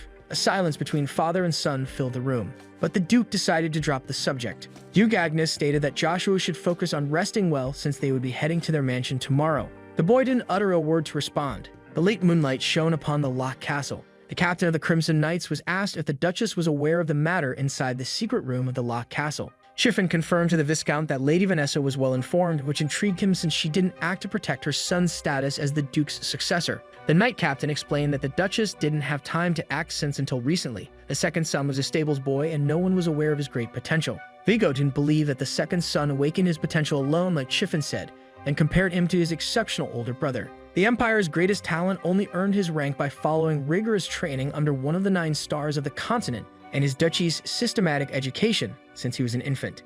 If the second son didn't get any training or teaching but managed to slay a black ogre with a performance above C rank, so Vigo asked Chiffon if any other C rank could replicate this feat. The Knight Captain affirmed that no one of the same rank could do the same, which is why the knights speculated that the Earl was a magic swordsman. Since the Viscount didn't believe that Babel's rival was a magic swordsman, he claimed that the other scenario was more probable, which intrigued the Knight Captain. Vigo explained that striking a deal with a high-ranking demon was the best way to justify the immense power amassed by the young boy. But Chiffon denied this possibility since his master and the Imperial Knights accepted the second son, and neither he nor they detected any traces of demonic magic. The Viscount interrupted the Knight Captain and called him annoying, stating that they weren't interested if the young boy actually made a deal with a demon, which Chiffon didn't understand. Suddenly, a malicious smile decorated his face as he finally understood what the Viscount had planned for the legendary spear hero. Luckily for them, the young child with advanced skills immaturely tried to demonstrate them, so Vigo planned to show him how much of a threat to himself his talent is.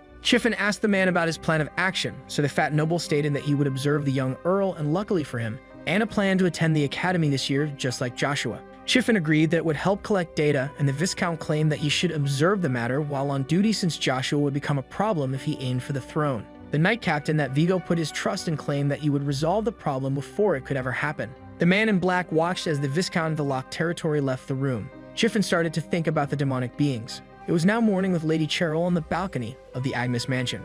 Cox came rushing to the intrigued little girl with an important message. The Count informed his mistress that the second son finished his mission in the Black Creature's forest and would be returning home today, with a huge feast waiting for him and the others. Lady Cheryl was indifferent to this news. The Count was shocked to see the girl not excited when he expected her to be overjoyed. But his mistress was confused since he was never pleased by the sight of Joshua. Cox, who once saw the boy as the child of a concubine, now saw him as the youngest Manning user ever on the continent and claimed that Fonte didn't benefit much from money and name. Lady Cheryl asked the vassal what was on his mind, so he asked her if she was aware of the reason behind their presence in the Agnes Duchy. The girl was partially sure that it was related to the mercenary king who is allied with the House of Cromwell, which explains why her father gave her hand to the first Earl Agnes. Bavarian, the mercenary king, was the very first commoner sword master to reach the level of a rank and an important figure who was at the zenith of axemanship. The man who united all the mercenaries who had no attachments was the mercenary king, part of the 12 superhumans who could compete for a position among the 9 stars anytime they wanted. The issue was Bavarian secretly siding the Count Cromwell,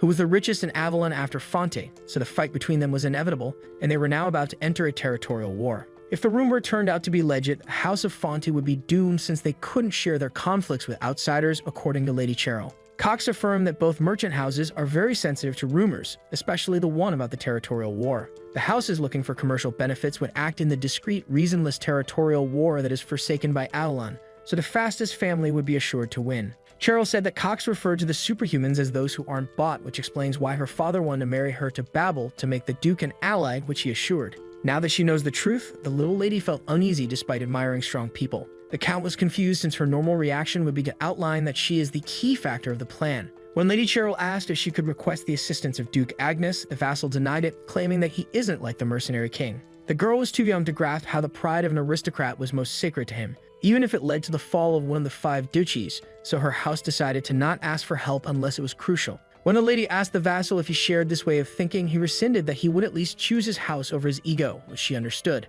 Cox confessed that he didn't want to see the little girls sacrificed for the sake of their dukedom, and knew that despite acting indifferent, her heart didn't belong to the first Earl. But as the vassal, he couldn't ignore their problems but wished for the lady to have an honest interaction with Joshua since she behaved differently around him compared to his older brother. These words touched the heart of the young lady. Cox apologized since he just wanted Joshua on their side and asked Cheryl to ignore it, but she requested a meal with him at the perfect time since they would reunite before she left. The Count was overjoyed and happily agreed to his mistress's request. With that, Cox took his leave, affirming that he would soon return with joyful news, so the lady thanked him for his efforts. Lady Cheryl sighed after the man left. The young noble wondered if everything would turn out fine. That night, many fireworks filled the night sky of the Agnes Duchy. The Crimson Knights finally came back from the Locklands, and on that occasion, the first feast in a long time was prepared at the Agnes Mansion. Joshua walked past a bunch of knights praising his feats. Cain asked his lord, who was the center of attention, if he was allowed to ditch the festivities. The boy emphasized the word lord, claiming that one would make a great deal of it upon hearing this.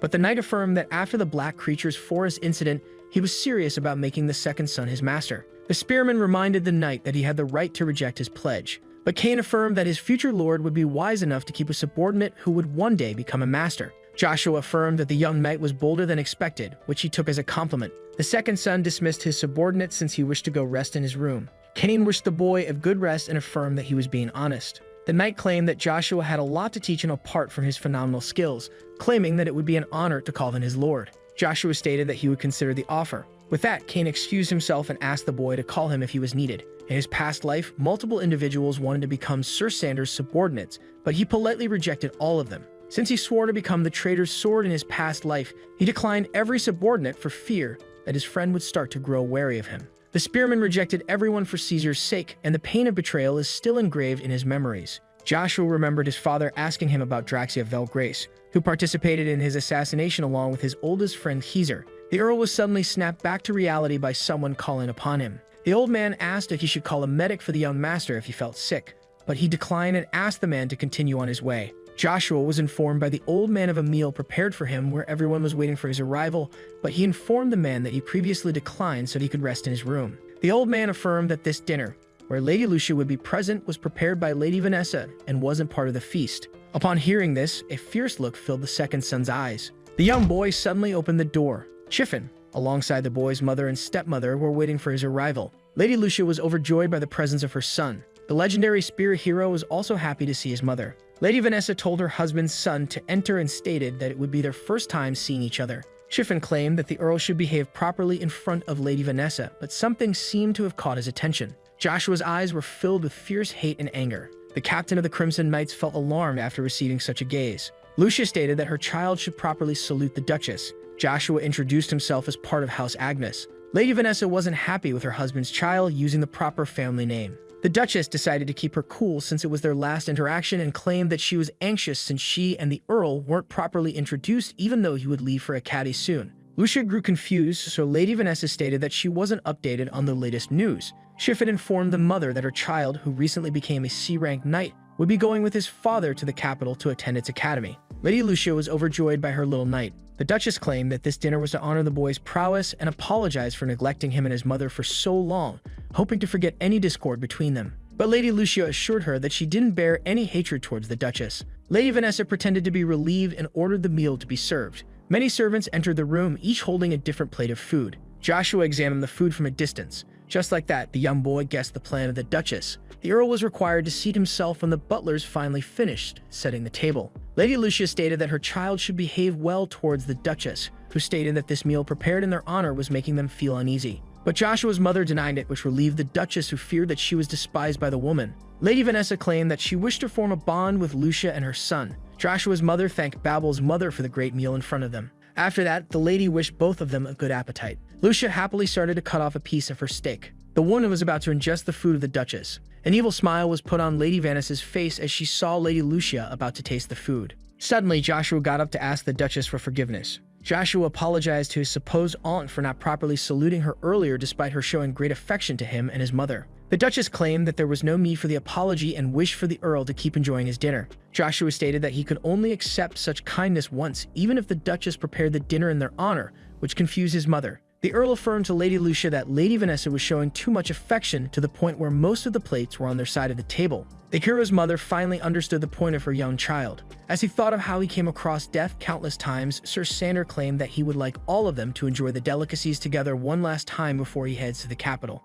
Death by poison was a fate that Joshua faced many times, so he could tell that their meal was poisoned and was certain of the use of ponderosa, a crafty poisonous pine hard to trace. The young boy claimed that they should all be enjoying their first dinner together. But the Duchess used her diet as an excuse and claimed that she just wanted to take care of him and his mother. The boy stated that his aunt didn't need to follow a strict diet since she was already an icon of beauty, so she thanked him for the compliment. Lady Vanessa suspected that the boy who concealed his abilities for a long time knew about the poisonous pine and would one day become the center of attention. Seeing how she was hesitant, the boy asked if the meal was poisoned as a supposed joke. This triggered Chiffon, who started to yell at the second son for making such an insolent pleasantry in front of Lady Vanessa. With hate in his eyes, the Earl affirmed that only the knight captain showed insolence towards him, the son of the Duke. Chiffon thought of the bloodthirsty gaze the Earl gave him ever since he entered the room and was astonished to see a C-rank harnessing such a thirst for blood. The young boy addressed his father's wife, and based on the reaction of the knight captain, he asked her if his meal and his mother's were truly poisoned. Lady Vanessa was upset by the boy discovering her plan. Chiffon drew his weapon, claiming that he had to act against the boy despite being the son of the Duke,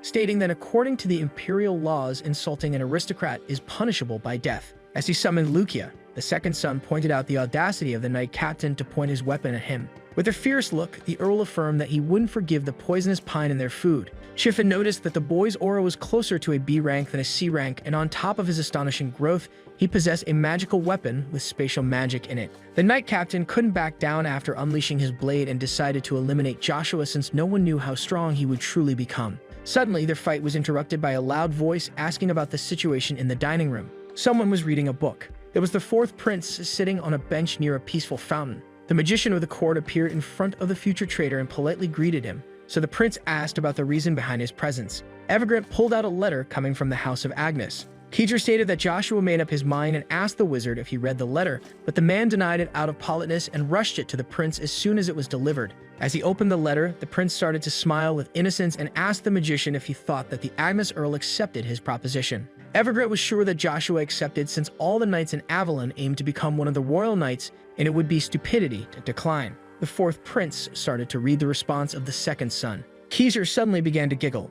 The court magician was surprised to see the youngest prince suddenly laughing like a maniac. The future traitor started to tear up the paper out of anger. Keeter was astonished by the Earl's response. Finally, the prince revealed his true colors. Chiffon was greatly afraid of the young Earl's growth and decided to eliminate him now before he became a menace. Suddenly, the fight was interrupted by the Duke barging into the room. The noble, with his immense presence, demanded to know the meaning of this fight. The captain of the Crimson Knights was embarrassed and lacked the words to explain. His first wife explained that she invited her husband's second son and his mother to dine with her before they left the duchy, insisting on the word capital where he would go with them. Upon hearing this, the Duke kept quiet and thought for a short moment. He then looked at Licia and her son. Duke Agnes then looked at the poisonous plate meant for them. He then asked his subordinate if he intended to keep his sword up in his presence. Chiffon immediately sheathed his sword. Joshua also teleported his spear away. The Duke then advised his son to go get some sleep as their day would start early tomorrow, so Joshua took his mother with him. And with that, the Spear Knight and Lady Licia exited the tense room.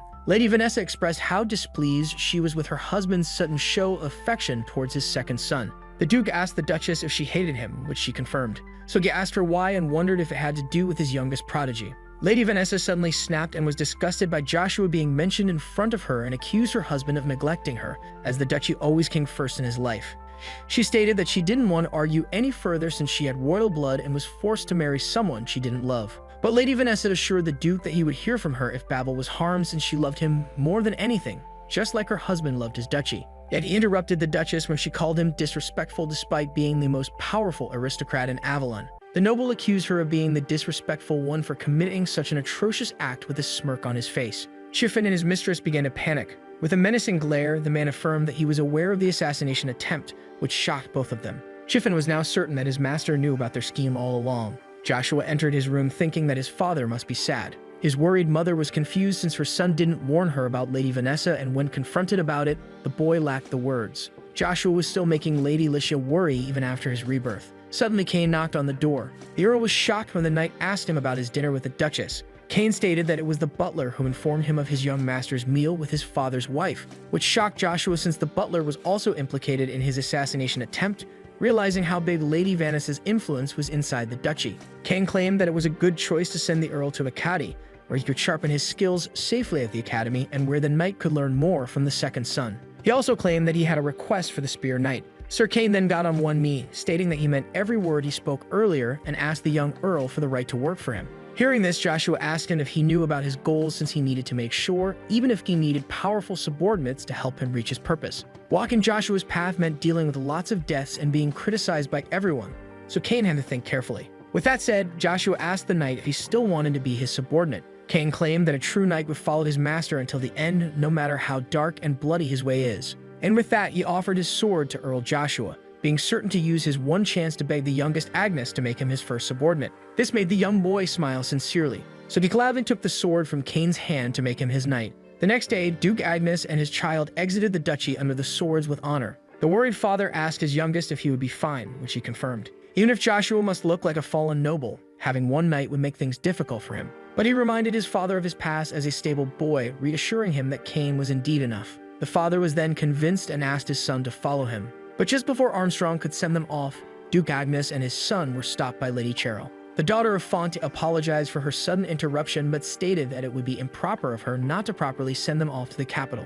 Lady Cheryl didn't show up when Count Fonsel and his daughter left the duchy, so the Duke assumed that she felt unwell. She politely apologized for making him worry. The Duke was shocked by such a ladylike display from the boyish Cheryl and expressed how much he liked the old her since he didn't have a daughter himself. But Cox was shocked when the lady proposed to return to her old ways. The Duke laughed after seeing the true Lady Fonte and asked her if she would like to come to the capital with them where her father is, but she declined as she promised to visit Cox's family. But the Count stated that she didn't have to, but Lady Cheryl was determined to since she promised Anna, the Fonte's business partner. She then lifted her skirt and took a few steps forward. Lady Cheryl wanted to talk to Earl Joshua in private. The annoying spear knight wondered what the little brat wanted to talk about, but she actually had a gift for him. The little girl offered him her family token and asked him to visit the Fonte house once in the capital. Seeing this, Count Cox panicked, knowing well what this gift meant. But Joshua was confused, so the red-haired girl explained that he should consider it an invitation to the Fonte Duchy. He then heard some knights babbling about how Lady Cheryl was giving her family token to the past stable boy, so one of them speculated that she liked him.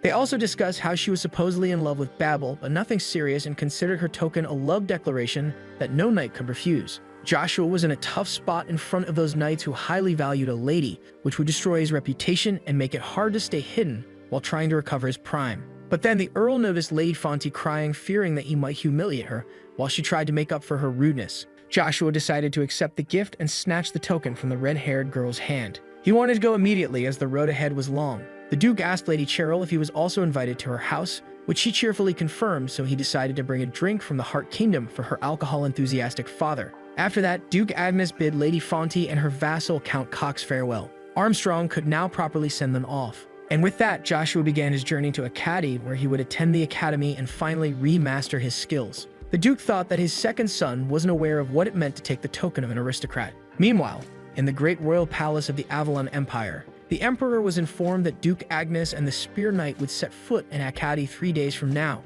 The man also informed His Majesty that Caesar's recommendation letter for the young prodigy to enter the Imperial Knights was rejected by Joshua, which left the Emperor shocked since the young boy rejected to enter the ranks of the continent's strongest order of knights. Since Joshua, the second half-blooded noble son of the Duke, rejected elevating his status by accepting the offer, the royals speculated that he is trying to become Duke Agnes all on his own. But the man denied it based on Joshua's letter. In it, he wrote that he didn't need the help of Caesar, and would only follow the orders of his son of Avalon as requested by the law. The Emperor burst into laughter upon hearing this, thinking that Joshua was trying to defeat them on his own. The crazy man was excited to see Joshua trying to beat the Imperial Knights, the pride of Avalon. 4 days passed since then, and our heroes have arrived at the capital's Agnes Duchy employee residence that the Duke prepared for them to stay. The modest Lady Licia was impressed and asked if she and her son would really reside in such an amazing residence. Cain stated that this place remained the same from his younger years in the capital when he visited it with Duke Agnes. Joshua was shocked since the knight had to be close with the Duke to visit such a place since he was only a warrior with great skill. He assumed that he never heard of the talented Cain in his first life because he fell with the Agnes Duchy or failed to succeed and decided to make him a great knight as a reward for his loyalty. The Crimson Knight then laughed it off, stating that he only visited once when the Duke tested his skills since this place was well hidden, unlike the rest of the well-observed Agnes residences. Joshua thought of how he could sharpen his skills in such a concealed place while he and his mother rushed to see the inside. But the residence wasn't completely secure as it was isolated from the other houses, and all the other residents would be maids under his mother without counting Cain. Joshua had to take other measures since he would sometimes be absent to guard his mother and Cain alone would be unable to assure her safety. So he informed his knight that he would be going out. Cain warned him that he might get lost since he wasn't familiar with the capital, but his master reassured him and left Lady Licia in his hands. So he agreed since he speculated that the young man would just look around the city. After that, in the downtown area of capital Acadie, in front of a tavern called A Wineglass from White Rolf, the second son of the Duke thought that this place would still look the same a decade from now. and wondered what the people inside would think of a child entering the tavern. Suddenly, a man appeared behind Joshua, assuming that he was lost, and offered to take him home. But the mystery man was shocked when he heard the young boy saying that he was looking for a red coin buried at the bottom of Lake Rolf, and with that, he asked the Earl to come with him. The Spear Knight was now certain that he had come to the right place to seek intel, as he craved an informant that could give him information on his past. An informant needed to discreetly gather intel by manipulating others, which fitted the normal-looking mystery man that no one would suspect. He and the Earl were now inside the bar with only one person sitting at the tables. The man asked Ryan to register the young boy in his place. Joshua speculated that Ryan wondered about him being inside the bar, but he heard beginner informants followed orders blindly, which explains why they are the best information business there is. The mystery man then got closer to a peephole, signaling his presence. A man then opened the door for him and their young guest. And just as he closed the door, the mystery man reached for a hidden trap door on the floor. Joshua was appeased by such an amazing security level, and since trust was the core of the informant's business, he wouldn't be able to bribe them to get some intel. The mystery man then asked our hero to be careful as the stairs were dark. Joshua followed him in silence while looking around. They then arrived at a door guarded by a man. The man then stood up as a sign of respect while the informant told him that Joshua was a client, and with that he opened the door for them. It seemed that the mystery man was a high-ranking informant, as people had been treating him with deep respect along their way. Joshua was getting tired of the many doors, but the mystery man informed him that they had arrived. He then asked the young boy to head to room 3 and to seat himself. Joshua looked at the hole through the wall, thinking that intel must pass through here. The mystery man then asked the boy what type of information he was looking for. The Spear Knight then asked the mystery man if they sold information and if they lacked informants, since the branch manager welcomed him at the door. This shocked the informant, who asked the little boy, who seemed knowledgeable about their organization, why he assumed that he was the branch manager. So Joshua explained that the basis of an information business was security, which required informants not knowing each other's identities to keep the organization safe. The main branch was also responsible for the other branches, so the average informant wasn't aware of the existence of a branch manager. But the legendary Spear Knight just made a lucky guess based on how everyone treated the mystery man with respect until now, and how he reacted when he assumed his position. The branch manager was now sure that the rumors about the young boy were true after meeting him in person, which left him confused. The informant was aware that this young man in front of him was Joshua von Agnes, son of Duke Agnes. Joshua wasn't expecting to be known by the mystery man, but he affirmed that he wouldn't dare call himself an informant if he didn't know about him, the most spoken of person in the Empire. The branch manager was easily able to unmask Joshua despite his father's efforts to hide him, meaning that his skills are a double-edged sword, since he could easily sell his information. But the branch manager of the lunar moon Zero assured his client that only he and a few others knew who he truly was, and asked him for the reason he came to their door.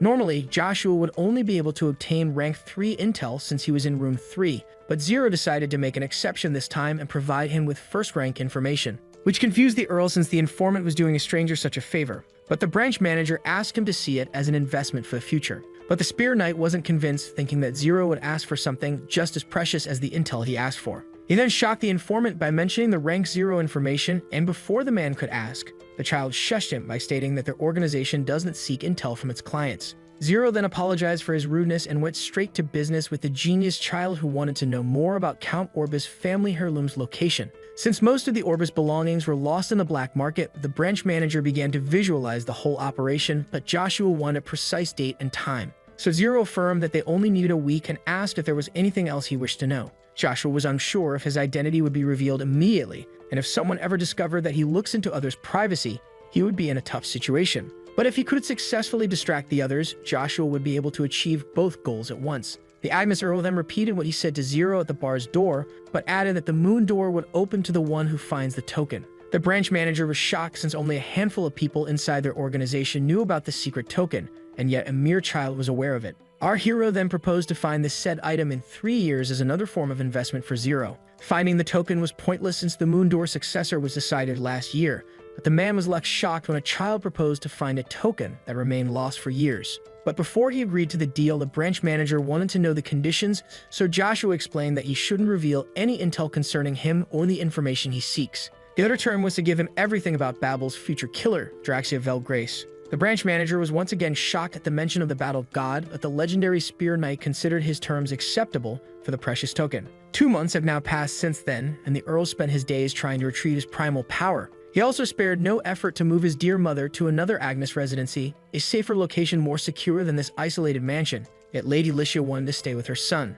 But in the end, the woman decided to move after seeing Joshua's insistence. Both mother and son were happy for each other. Only 1 week remained before our protagonist enrolls at the academy, and he and Cain were enjoying a nice meal inside a restaurant called Food from the Imperial Palace's chef. Yet Joshua seemed lost in his thoughts. Cain noticed it and asked his lord what was on his mind. The Earl was preoccupied since the intel he requested should have been acquired a week after demanding it, yet 2 months had passed, endangering his plans once in the academy. Suddenly, he was snapped back to reality by someone coming to his table. Zero was finally here, and Joshua demanded an explanation for the 2 months' delay. But before he could explain, the informant turned his attention to Cain. The knight was giving him a menacing stare. So his young master calmed him down, informing him that Zero was an acquaintance. The branch manager was able to gather the desired information, but the process took 2 months instead of a week because it was passed down by many people. The Agnes Earl asked about the price of the services since Zero was able to pin down the heirloom's last location. But the branch manager decided to not charge him as a favor since it was a small request, and the requested item wasn't something special for his organization. Yet when he tried to know if it had special properties, Joshua immediately shut him down, so Zero aborted the other request, stating that it was still in progress, but he would be kept notified. The branch manager decided to charge this request next time since he and the other informants get paid when the intel is requested. Seeing this, Joshua speculated that Zero would ask for something big once the time comes, and with that, the informant left the scene. After that, the second son decided to take a look at the retrieved information. The Great Orbis Magician family, one of Avalon's best, was a great ally of Rubrica, since long ago its head became the first battle mage by beating a knight who was about to be a master. This incident didn't impress the Empire but the Magic Kingdom Terra to the point where its king came to recruit them, which led to their fall at the hands of Avalon's royal family, which made Joshua think that this family started to intentionally kill its nobles. While reading the paper, the words Baron Accent intrigued the Spear Knight. Cain assumed that his young master was talking about Baron Accent Probulum, also known as the Night Merchant. According to Cain, the Baron was the fat noble's stepbrother and had a great influence on the black market to the point where all the merchandise passed by him first. This relation between the fierce Baron and Count Vigo intrigued the second son. But Joshua and Cain were suddenly interrupted by a familiar figure approaching them. It was none other than Count Rebecca and his daughter. It was now nighttime. An aristocrat's residence gets closer to the imperial palace based on their rank. Yet there exists a stylish and luxurious residence at the far ends of the capital, with its owner possessing incredible wealth despite his lowly rank among the nobles. This rich owner was none other than Baron Probulum, the one with great influence over the underworld. The nervous count kept a forced smile as he was visited by Earl Varon Shenvillas. The young boy was here because the Baron failed to honor their deal in time. Upon hearing this, the count started to panic. He explained that elves are rare and hard to find, which justifies him being late. But the little boy didn't want to hear it as he contacted the Baron to avoid such excuses. So the Earl granted him 1 more week after he started to beg for forgiveness. The Baron was relieved and promised the Earl to deliver the elves on time, but the young boy would take measures in case of failure. He threatened to ruin his luxurious life, which scared the Baron.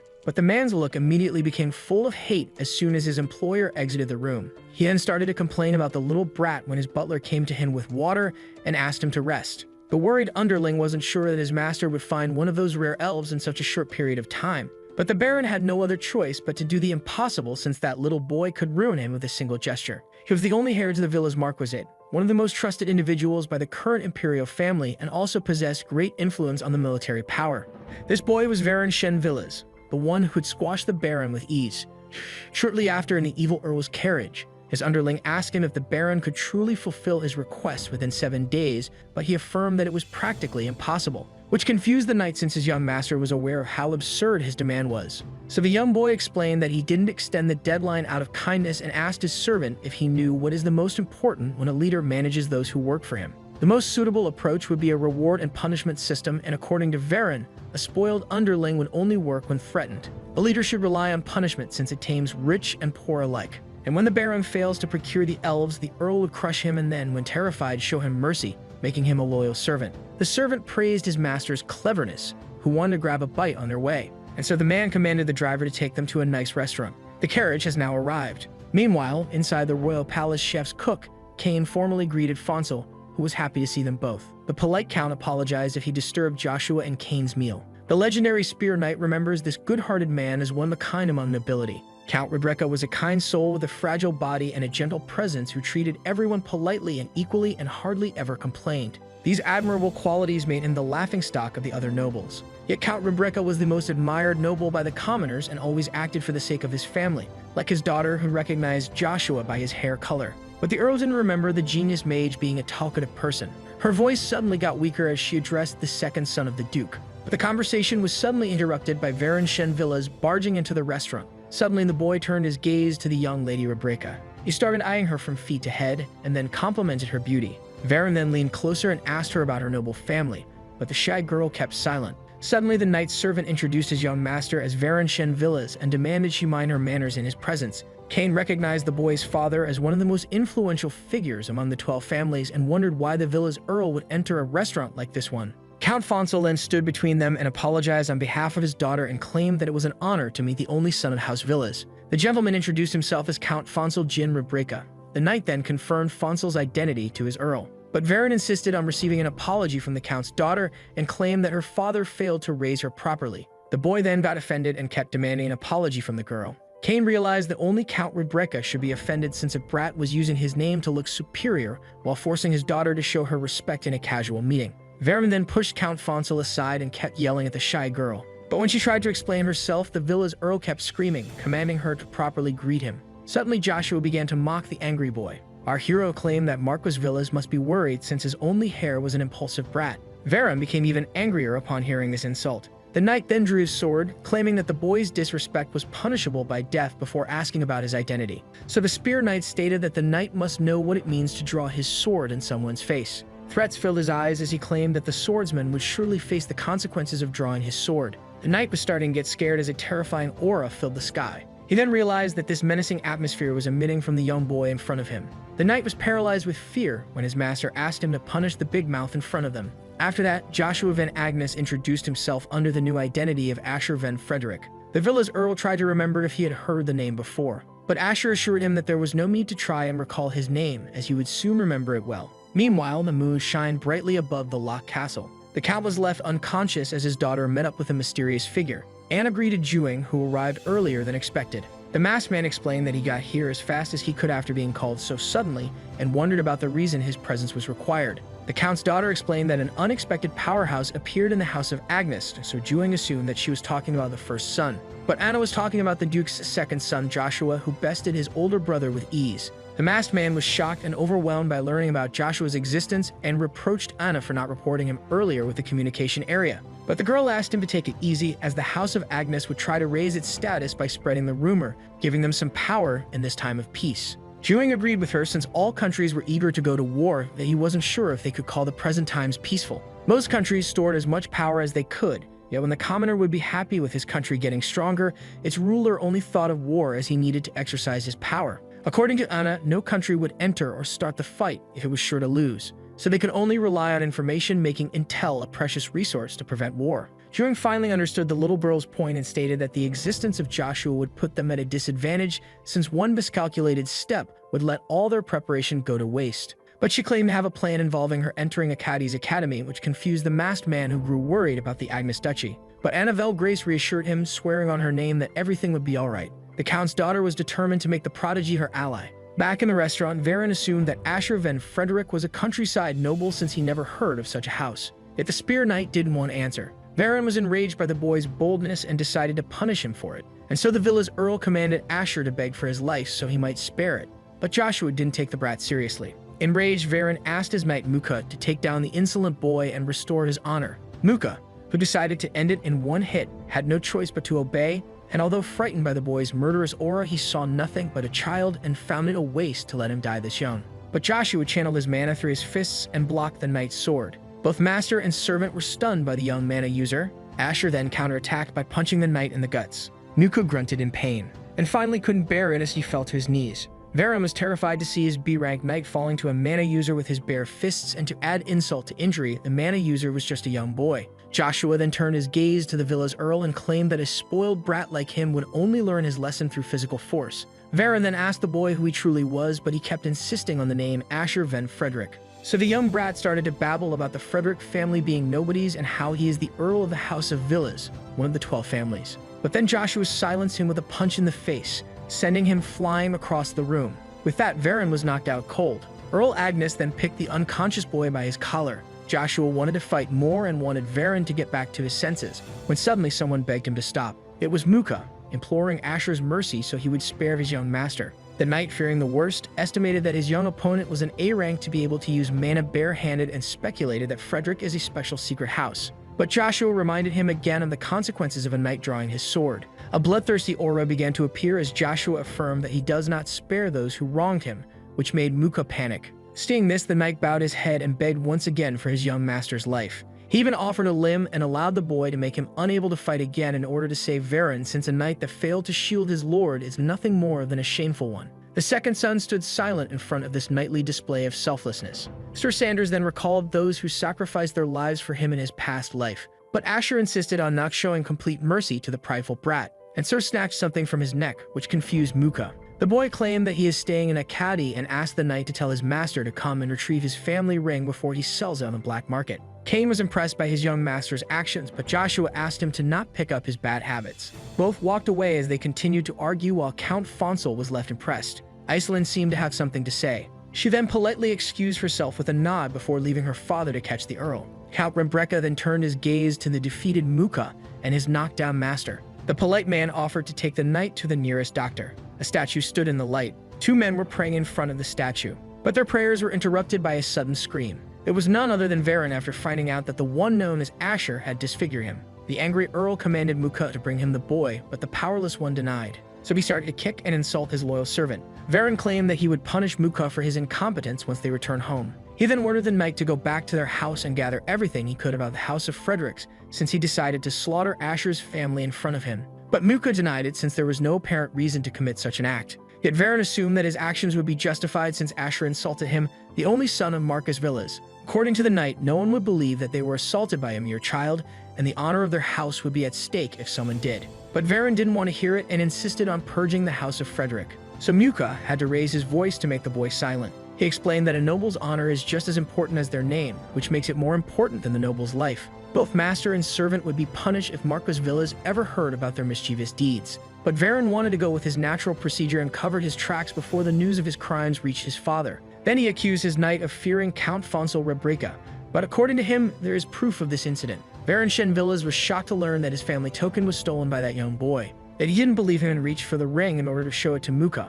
Varen began to panic when he realized that his dawn ring was taken. Muka then informed his master of Asher's conditions, thinking of how humiliating it is for them that the family token was stolen by force. He then advised his Earl to analyze the situation clearly before acting, since he feared someone like Joshua becoming their enemy. But Varen found it insulting to go himself and humbly apologized to his aggressor. So Muka proposed to send someone on behalf of the young master in order to retrieve the ring, which intrigued the young kid. Meanwhile, Joshua and Cain were discussing how Varen would show up for the family token since he was too proud to come himself. Joshua speculated that the boy would probably send a trustworthy substitute, which intrigued Cain. According to a rumor that the second son heard, Varen Shen Villas would be the true lord of the underworld in the capital, while Count Provolum is his little puppet. Cain was impressed by his young master since he assumed that he punched the Villas Earl out of emotion, but he did it in fact for a well-thought purpose. Joshua would surely become a great person that even exceeds Cain's high expectations. Suddenly, someone interrupted their conversation. It was Lady Iceland who came to thank Joshua for defending her.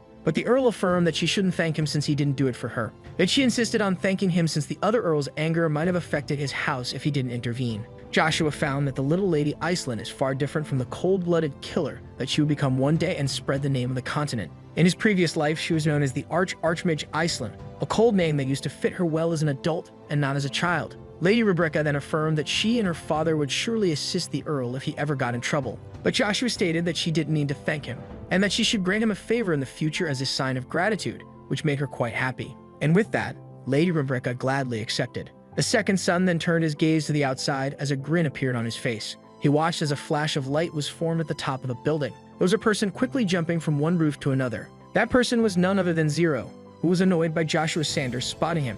Zero, who was proud of his stealth, had to change his plans since the information he got on the boy, who he assumed discovered their organization by mistake from a certain someone, was true. But if a spear knight was really aware of them, the branch manager wondered what would his master's next move be. The Baron was now in front of the said restaurant. He stood there in silence, preparing for his meeting.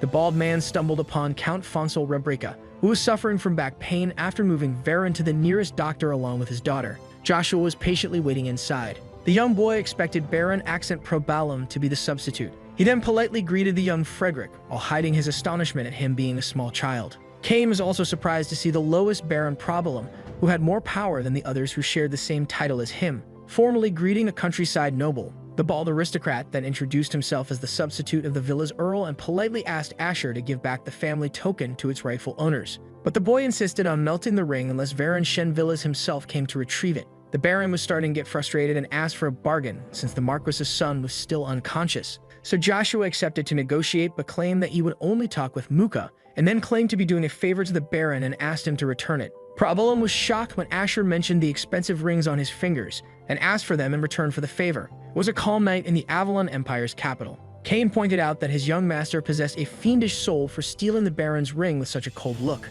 But Joshua saw it more as an exchange for the favor he granted the bald noble. Yet the knight was still confused as to why the Earl asked for these rings. The ring in Joshua's hand was in fact the elf tear, the Orbis family heirloom. The gorgeous elves started to hate the humans who started to hunt them, as they were considered a mystery to humankind. So the elves gathered in the far south of the continent in a place that became known as the Elves' Forest. After that, all the high elves gathered to put a barrier on their forest in order to hide themselves from the humans, but all lost their lives in the process except one. Naturally, all the elves followed the remaining high elf called Alubis by the humans who regarded her as the Elf King. And her longtime friend that disappeared long ago with his house, Exareth Dick Orbis, was the last person to be aware of the forest's location.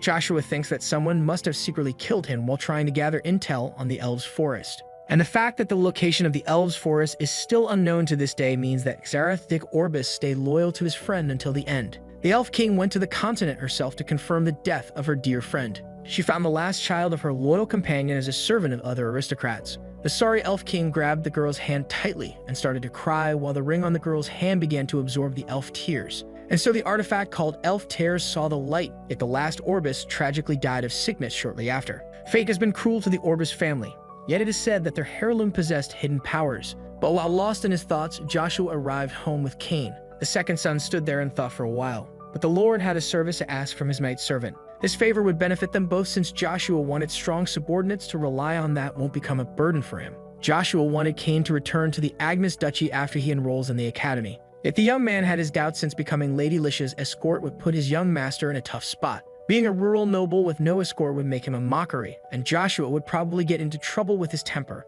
So Cain insisted on staying by his young master's side. And Baron Shenvillas was also enrolled in the academy to top it off. But Joshua promised to keep a low profile away from trouble. Yet the second son's request was different from what Cain had in mind. He wanted his knight servant to go back to the Agnes Duchy and learn swordsmanship from his father, the Duke, and affirm that this wasn't a command but a request. Cain was surprised to see the second son bowing while asking for such a favor and thought that it's in fact the Duke's will. So the knight asked his young master to raise his head as he shouldn't be bowing it to those who serve him. Cain accepted on the condition that Joshua would accord him a favor in return. Curious, Joshua asked what this favor might be. The knight wanted to be allowed to serve the second son and the second son only, so Joshua swore by his name as he accepted the terms. With that, Sir Cain asked Sir Sanders to keep him under his wing in the future. A gigantic ivory tower stands tall between the four superpower empires of the continent of Agrant. This was the Magic Tower, the sacred pride of the mages. Inside, a wise old man called for Void, Lightning, and Flame. This man was the Magic Tower Lord and also the first ever 7-class mage and also head of the 7 mages,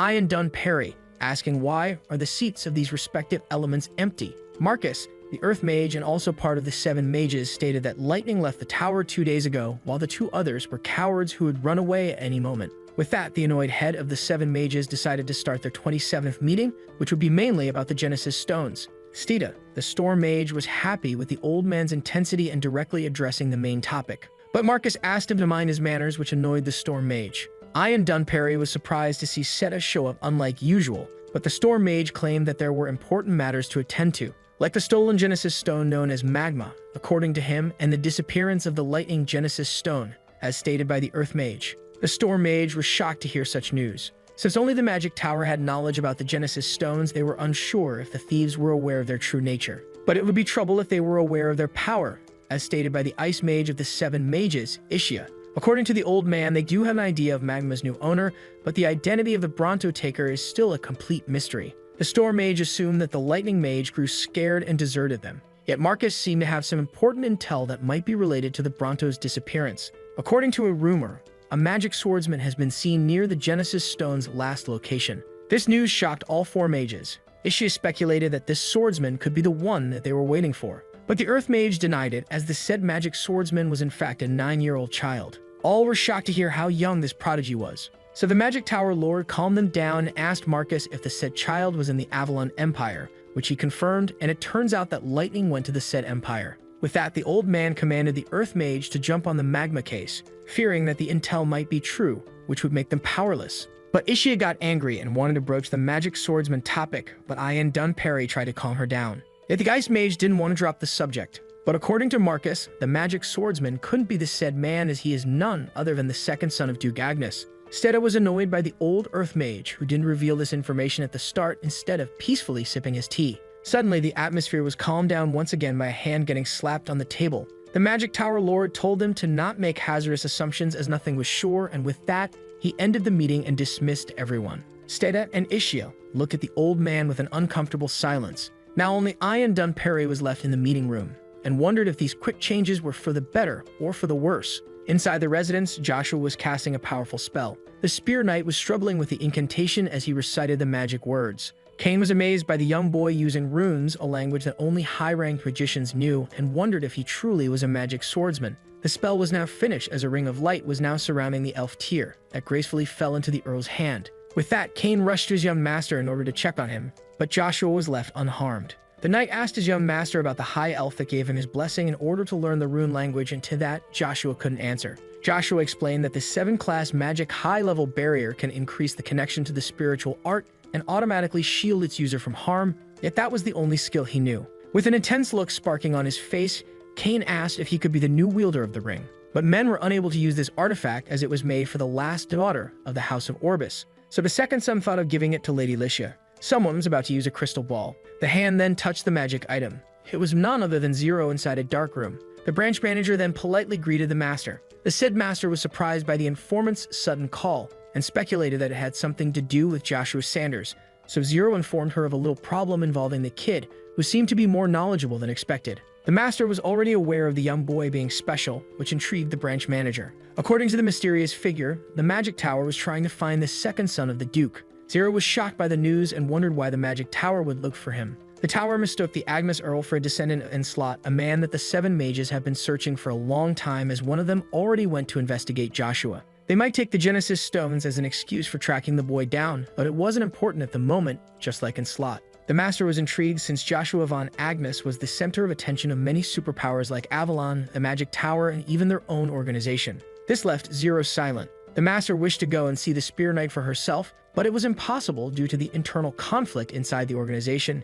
Yet all might change if the boy retrieved the red coin. Zero was determined to bring the token back to the organization, so the master agreed to leave the formidable task to him. With that, the transmission was finished. The informant was more determined than ever. Meanwhile, elsewhere inside the forest, a mysterious figure was standing in the middle of lightning in front of a man attached to a dead tree. The captured man was none other than Viscount Vigo, but the wizard told him to stop mumbling and observe him carefully. A horde of black ogres were menacingly charging at the 2 men as the magician began to recite his spell. An incredible amount of mana filled the air as lightning began to fly everywhere. And with that, the spell known as Lightning Rain was activated. All the primitive beasts were struck simultaneously by lightning, defeating them all with incredible ease. The fat noble was left speechless by such terrifying power. And with that, the horde of black ogres was wiped out. The wizard then went to the Viscount and asked him to compare his power with the second son, but the Viscount couldn't talk. So the lightning mage unsealed the fat noble's mouth and demanded to know the power difference between him and Joshua. But Viscount Vigo immediately started screaming about him being an ability of the Avalon Empire and how its wrath would be suffered by the wizard.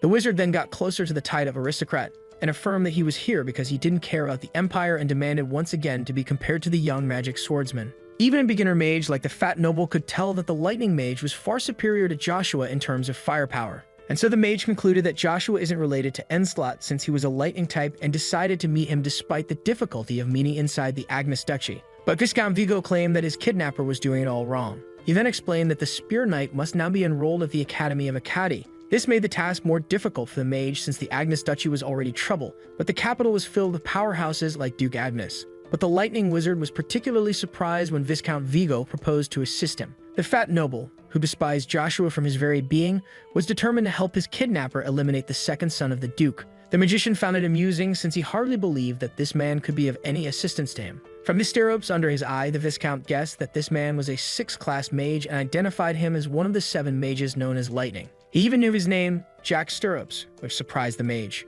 Viscount Vigo decided to use his connections in Avalon to assist Jack if he accepted to join forces with him, since Intel was power in the Empire. Yet the Lightning Mage refused to ally himself with an unknown aristocrat despite being short on time. With a diabolical look on his face, Jack Sterrops claimed that it would be troublesome if his identity was revealed to the public. Viscount Vigo realized that he was going to be eliminated as thunder roared above his head. But just as the fat noble tried to convince the man that killing him would have consequences, a giant bolt of lightning descended from the sky and struck him. With that, the Lightning Mage walked away knowing that no one would care about the Viscount's death. A few years passed as Joshua and over 1,000 noble children enrolled into the academy the same year. Students were divided into 6 grades, and one can only access the next year after passing a test and graduate by passing the graduation test. And if everything went smoothly, Sir Sanders hoped to reach magic spearmanship stage 5 like in his previous life while in his school years. Joshua searched for his room as the other students were getting help from their servants. He thinks that they all brought assisting hands in order to not look like commoners to the rest. Asher finally found his room. The boy was impressed by the spacious bedroom that was meant for only 3 students. Joshua hoped that his roommates were different from the villa's earl as he wished for peace and quiet. Suddenly, the boy's attention was caught by a sudden arrival. It was another freshman carrying many bags who then asked for help with his heavy baggage. The boy's belongings were finally put away. He was then relieved and thanked the Spear Knight for his assistance. The cheerful young boy then introduced himself as Agareth Kun Douglas. Joshua was happy to have a student like him as his roommate, unlike the other children who only cared about flexing their power. Our hero introduced himself as Asher Van Frederick. Agareth never heard of Asher's house, but was happy to befriend him anyway, as they were both freshmen. Their conversation was then interrupted by a third person walking into the room.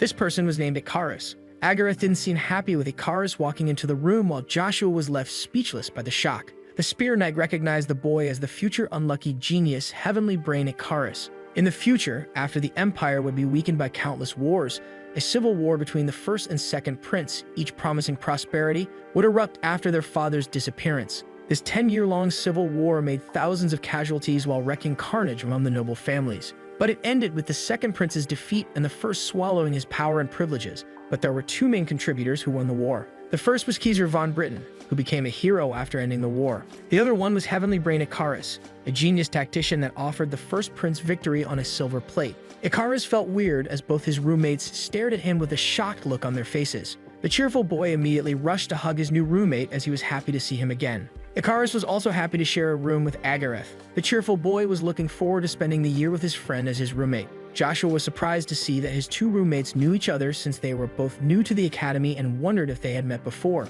That he never heard of the Heavenly Brain having a friend. In the south of Avalon, in the rural harvest estate, the Baron Lord of the land, who didn't have children for a long time, decided to adopt a young attendant named Icarus, which made him the laughingstock of the rest of the aristocracy. The poor boy was always bullied at the academy and was always considered a commoner by other students, which made his existence lonely. But the only one who showed him humanity and treated him as a human being was none other than the oldest prince, Kaiser von Britain, who gave him many chances to grow more powerful. Joshua, with his miserable childhood, couldn't relate to the Heavenly Brain as he met his end because of the first prince that he trusted so much. Our hero introduced himself as Asher Van Frederick to the unlucky genius, who introduced himself as well. Sir Sanders thinks that this encounter with the unlucky genius was destiny and decided to make him an ally no matter what. The sun started to set on the Agnes Duchy residence. The new holder of the Elf Tear was happy to see the Spear Knight enter the academy, but Lady Licia was still disappointed as she wanted to attend the entrance ceremony herself. Yet Joshua believed that he would cause her trouble if she attended. The second son's mother understood the situation and thanked the knight for always being by her boy's side.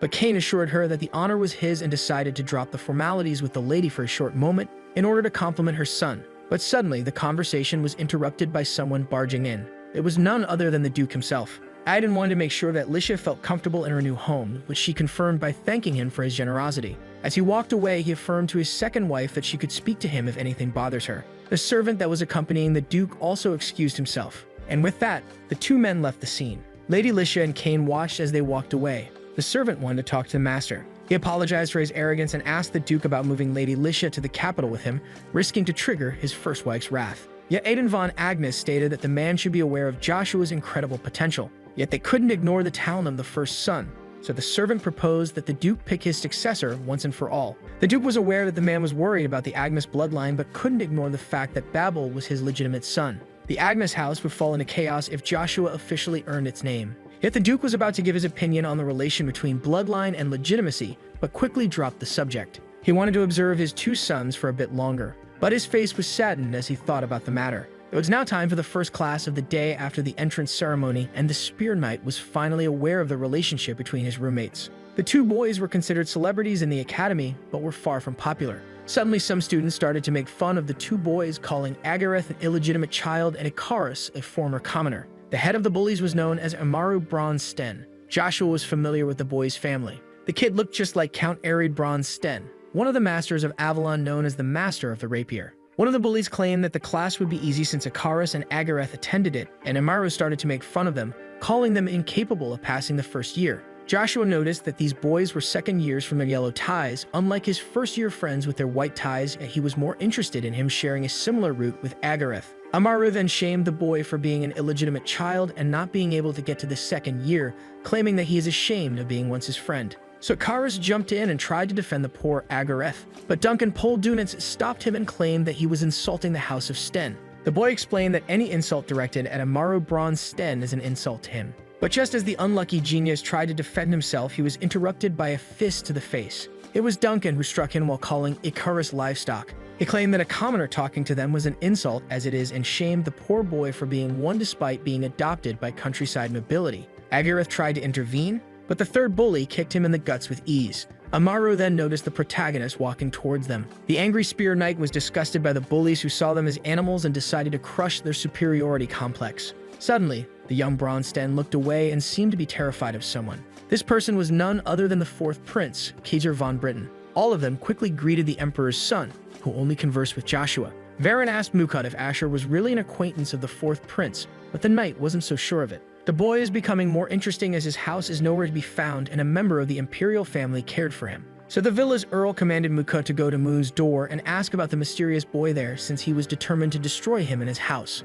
Yet the knight's servant wanted to refuse this command, since Asher only gave them the ring back because Muko apologized to Count Fonsel and his daughter for the brass behavior. The knight's servant also had to swear by the villa's name that he would stop his earl from acting recklessly in the future, which he accepted. So Muko stood up in front of his young master, stating that breaking his promise would taint the honor of the Marcus and his mark. But Varen threw a glass at Muko's head, giving no importance to his promise to Asher Van Frederick. The villa's earl then ordered him again to go to Moon's door and gather intel of the young boy. Muko had no choice but to break his promise and obey. Students were in class taking notes, yet Agareth fell asleep on his book in the middle of the lesson. Joshua had to renounce his desired peaceful school life since the fourth prince put all eyes on him, and he desperately wanted to make Icarus his ally. Back then, the bullies looked at Joshua with hateful looks as the fourth prince claimed that he will not give up on making him his ally.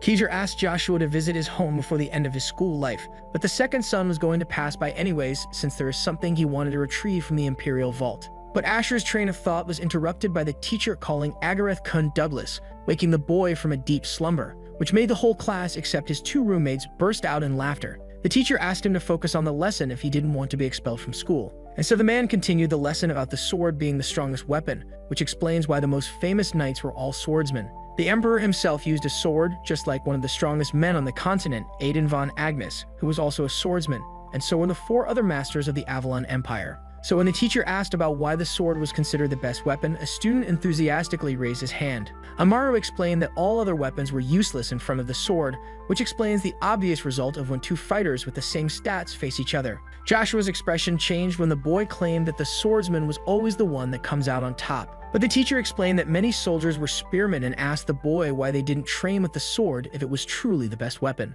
Amaru claimed that he was talking about actual human beings, not some disposable soldiers. Hearing this, the Spear Knight started to mock him. He claimed that it was the sword that was the real useless weapon, especially the weak rapier. After that, the students started to mumble about him being part of a powerful house or just a crazy kid. Asher calling the rapier a useless weapon triggered the young Sten, and when the teacher tried to calm him down, he claimed that this insult about the rapier was an insult to him and his house. Joshua started to mock Amaru, saying that when he shamed the other weapons, it was just an opinion, but it's an insult when talking about the rapier. The angry boy claimed that he was right and that Asher should fight him to prove him wrong, but he refused since it was against the rules. Amaru started to laugh at him and called him a coward for hiding behind the rules, thinking that the youngest prince would help him. So the Spear Knight proposed to fight him in the practical sparring session. This way, no rule would be broken. Amaru accepted and stated that there was a practical sparring session tomorrow. He then turned to the teacher, asking him to allow the spar in order to wash his honor, promising to keep calm if he does so. The man was annoyed to have the young Sten in his class,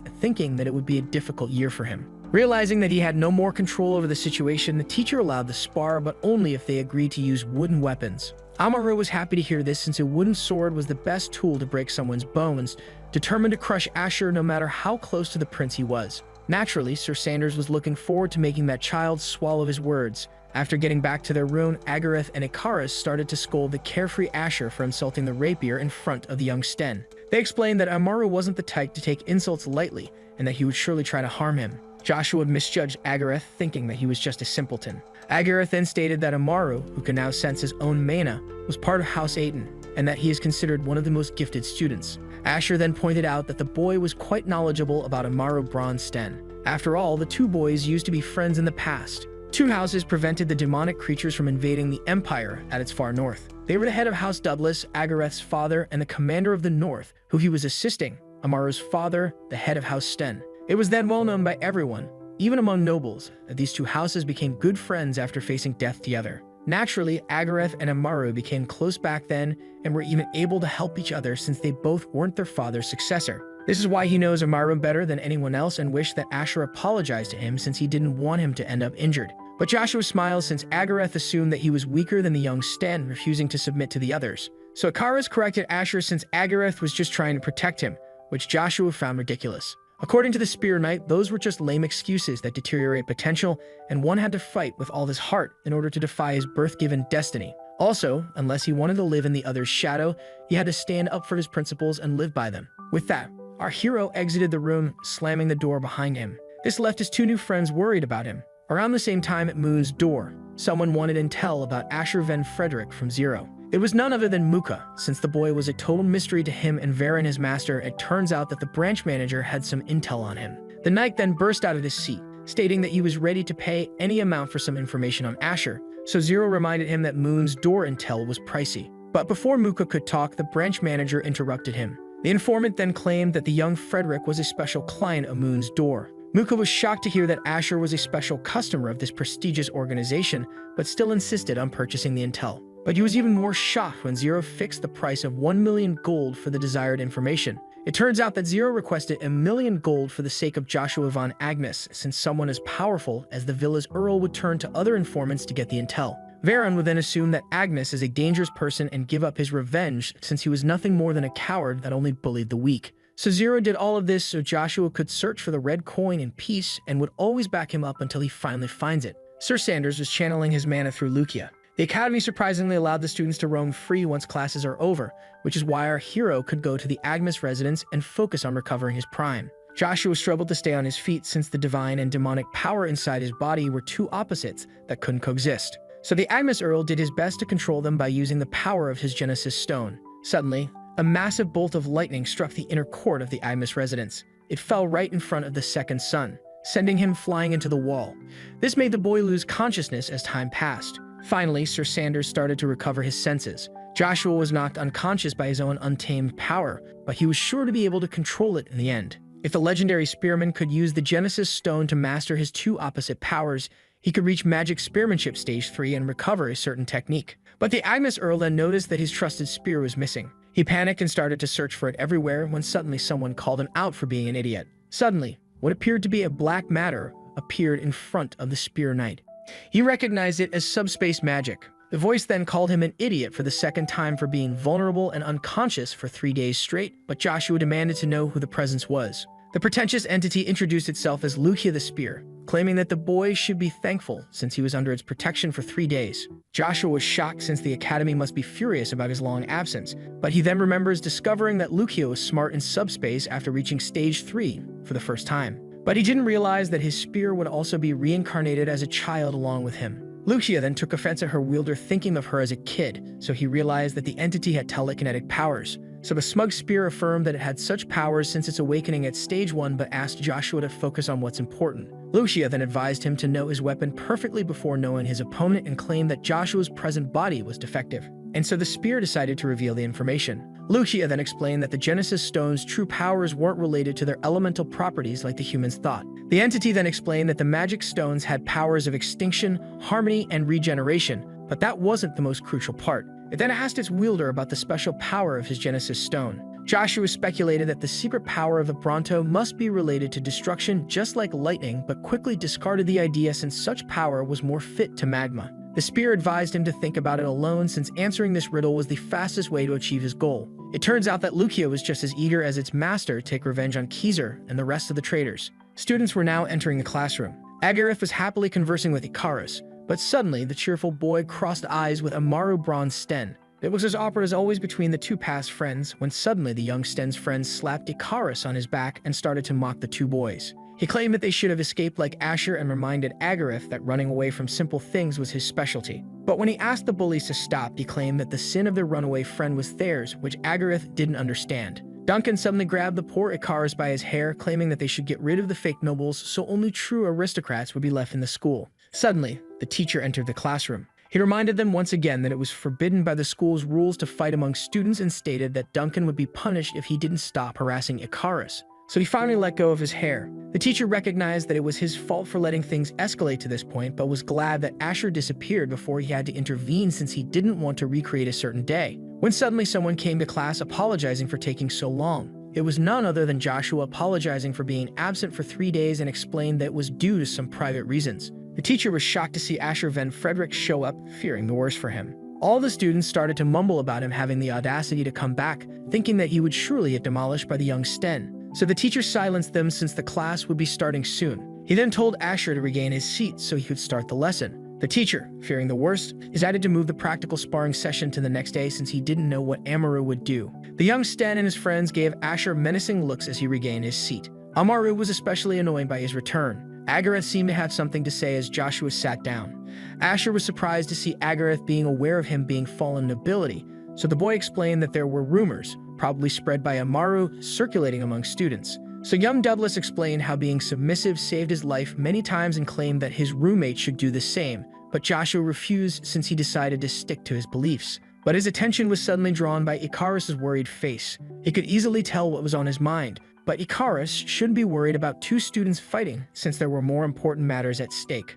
The entity Lucia had a pretty hateful expression on its face. Joshua was surprised to see his spear being aware of his revenge against the fourth prince. He then asked it if it did reincarnate with him and questioned the spear about the true power of the Genesis Stone. Lucia then explained that it couldn't reveal all the details but was willing to give clues if Joshua met her conditions, so he screamed at the entity, commanding her to tell him everything. The spear wasn't a fan of her wielder's tone and threatened to fall into a slumber since he needed her help and not the other way around, which made Joshua think in silence. So he decided to play the game and asked Lucia what it wanted. The entity explained that Joshua should try to reconnect with the people from his past and love himself more. But Joshua didn't understand what his weapon meant, so the spear pressured him by stating that she was getting sleepy. In the end, Sir Sanders accepted since the required conditions weren't too difficult. A promise with a holy artifact like Lucia had great meaning, so as promised, the spear revealed that the precognition Joshua had originated from a power different from the Bronto. Joshua was shocked to hear this as he clearly saw the destruction of his family home, an event that would happen in the future.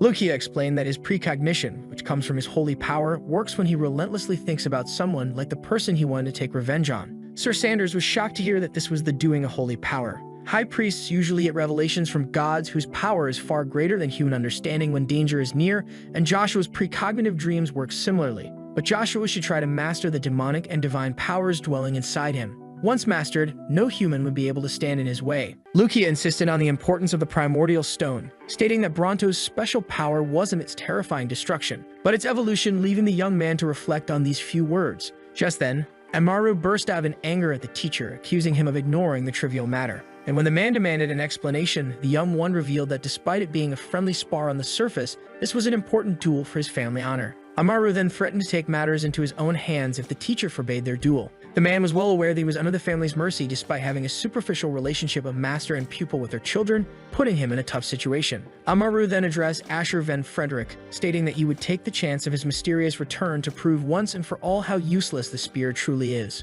The young man was left to boil in anger as the protagonist affirmed that he was also determined to proceed with the duel in order to prove how truly weak his family's symbolic weapon is. All were rushing. The students rushed to spectate the said duel while mocking the Spear Knight for returning to lose to Amaru. Shortly after, in the academy's small drill hall, the students kept laughing at the protagonist for using a spear, speculating that his simple mind wanted the long-range advantage. Icarus affirmed to the hero that he still had the chance to ask for forgiveness, making Joshua point out how determined he was. The heavenly genius was certain that Asher van Frederick had no chance against Amaru, and even if he did defeat him, he would have to take on his rapier-loving family as a consequence. Yet the young man, who was at ease, explained how he would simply have to defeat the entire bloodline, leaving the young man worried for his friend. Seeing how the heavenly genius underestimated his abilities, the young man proposed to make a bet, which left Icarus intrigued. The bet, which was whether he could or could not beat Amaru and his family, would have the loser grant the winner one wish as a reward. Icarus began to scream at the young man as he only aimed to prevent this duel and expressed how intrigued he was to see Asher make a bet so lightly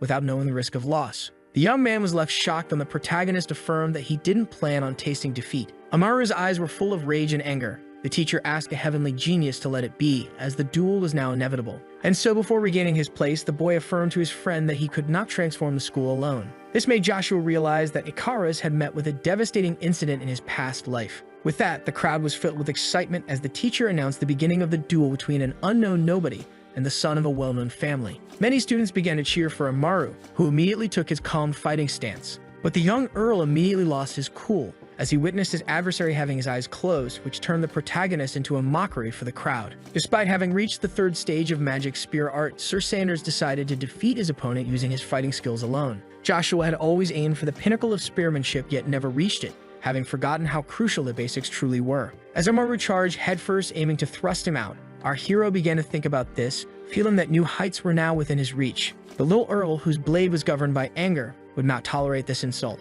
But just then, Joshua thanked him before moving at light speed, breaking the wooden blade. Our hero was able to disarm and hit his opponent in one clear strike. With that, the defeated young man quickly fell to the ground, leaving every student in the hall and even the teacher and Icarus utterly shocked. Just then, the girl expressed her annoyance at seeing Joshua von Agnes acting against her desires. The heavenly genius was shocked to hear her call Asher van Frederick by such a well-known family name. Meanwhile, our hero was pleased to have finally mastered the extreme swiftness that exceeded the limits of speed and the opponent's perceiving abilities. Joshua couldn't be happier as he finally obtained the thinking way of the 6th stage of spear art, which he could only dream of in his past prime. The sun began to set on the female trainee dorm of Avalon Academy. Anna expressed her frustration about the young man making a fuss at school. The little girl was shocked to see the one she calls father, making her speculate that problems had occurred in the kingdom. Yet the man, who to her surprise answered the crystal ball directly, affirmed that nothing of importance had happened. Leaving her intrigued, he explained how Viscount Bede, whom they used to mask their identities, had been murdered by Jack Steropes,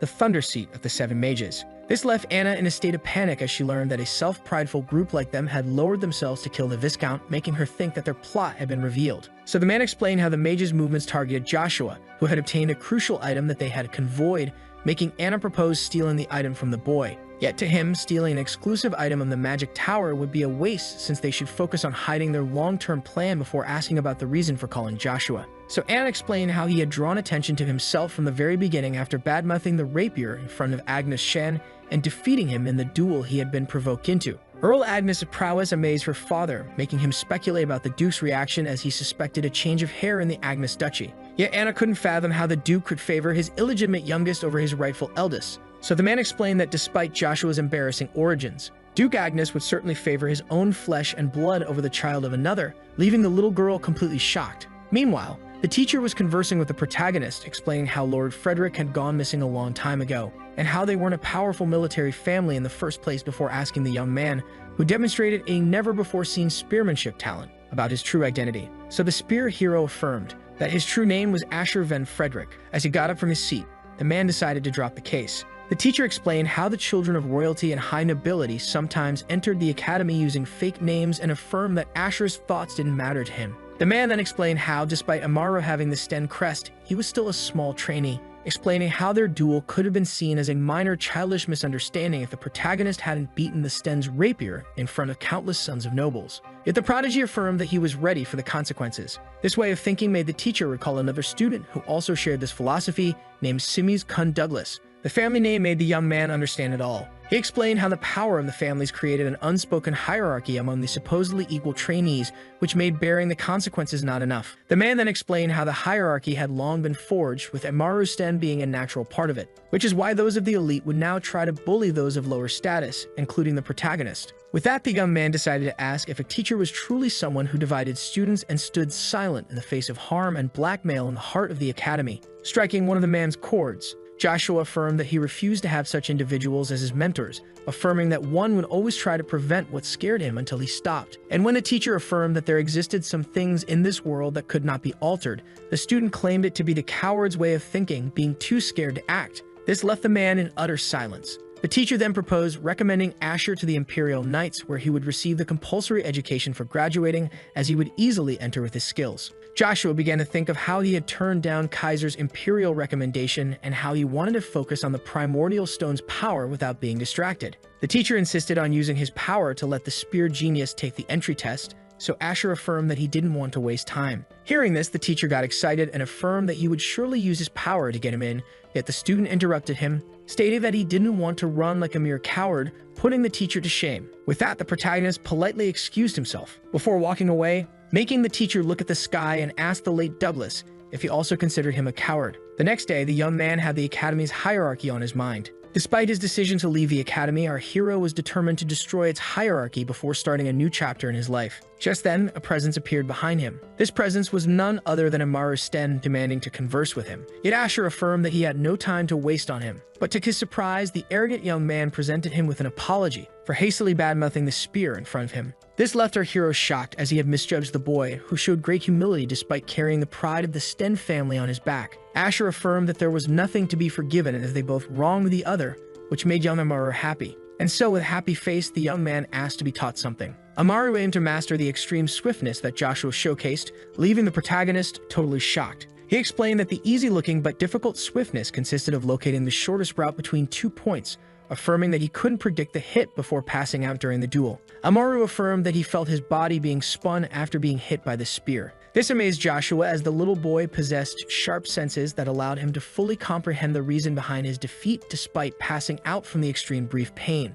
And with his humility making him ask to be taught fighting techniques, the standers began to wonder how he had never heard of Amaru Sten in his past life. The young boy assumed that Asher couldn't tell him, yet the protagonist agreed under one condition, which left Amaru delighted, so Joshua asked for some intel about the school's elite and Shimizu-kun Douglas. Meanwhile, at the Imperial Palace of Avalon, the servant informed his master that a letter had arrived from the Swallow Empire, making the Emperor speculate that it must be from Draxia. The servant informed the Emperor that the man planned on rushing the plots he had informed him about and asked the Emperor to adjust his promises in order to go along with his plans. The son of Avalon speculated that the Thren enemies were stronger than expected and decided not to send troops to keep his entanglement a secret, yet he would use 2 elite masters to please Draxia. Jaken affirmed that he would deliver his will as imperial orders before stating that there was one matter he must also attend to, intriguing the Emperor. According to the man, the Duke's son entered the academy under an alias and was rumored to have taken down the Sten Earl with 1 hit. This made the Emperor laugh his heart out, as this was an achievement that even the pride of Avalon Babel could not accomplish.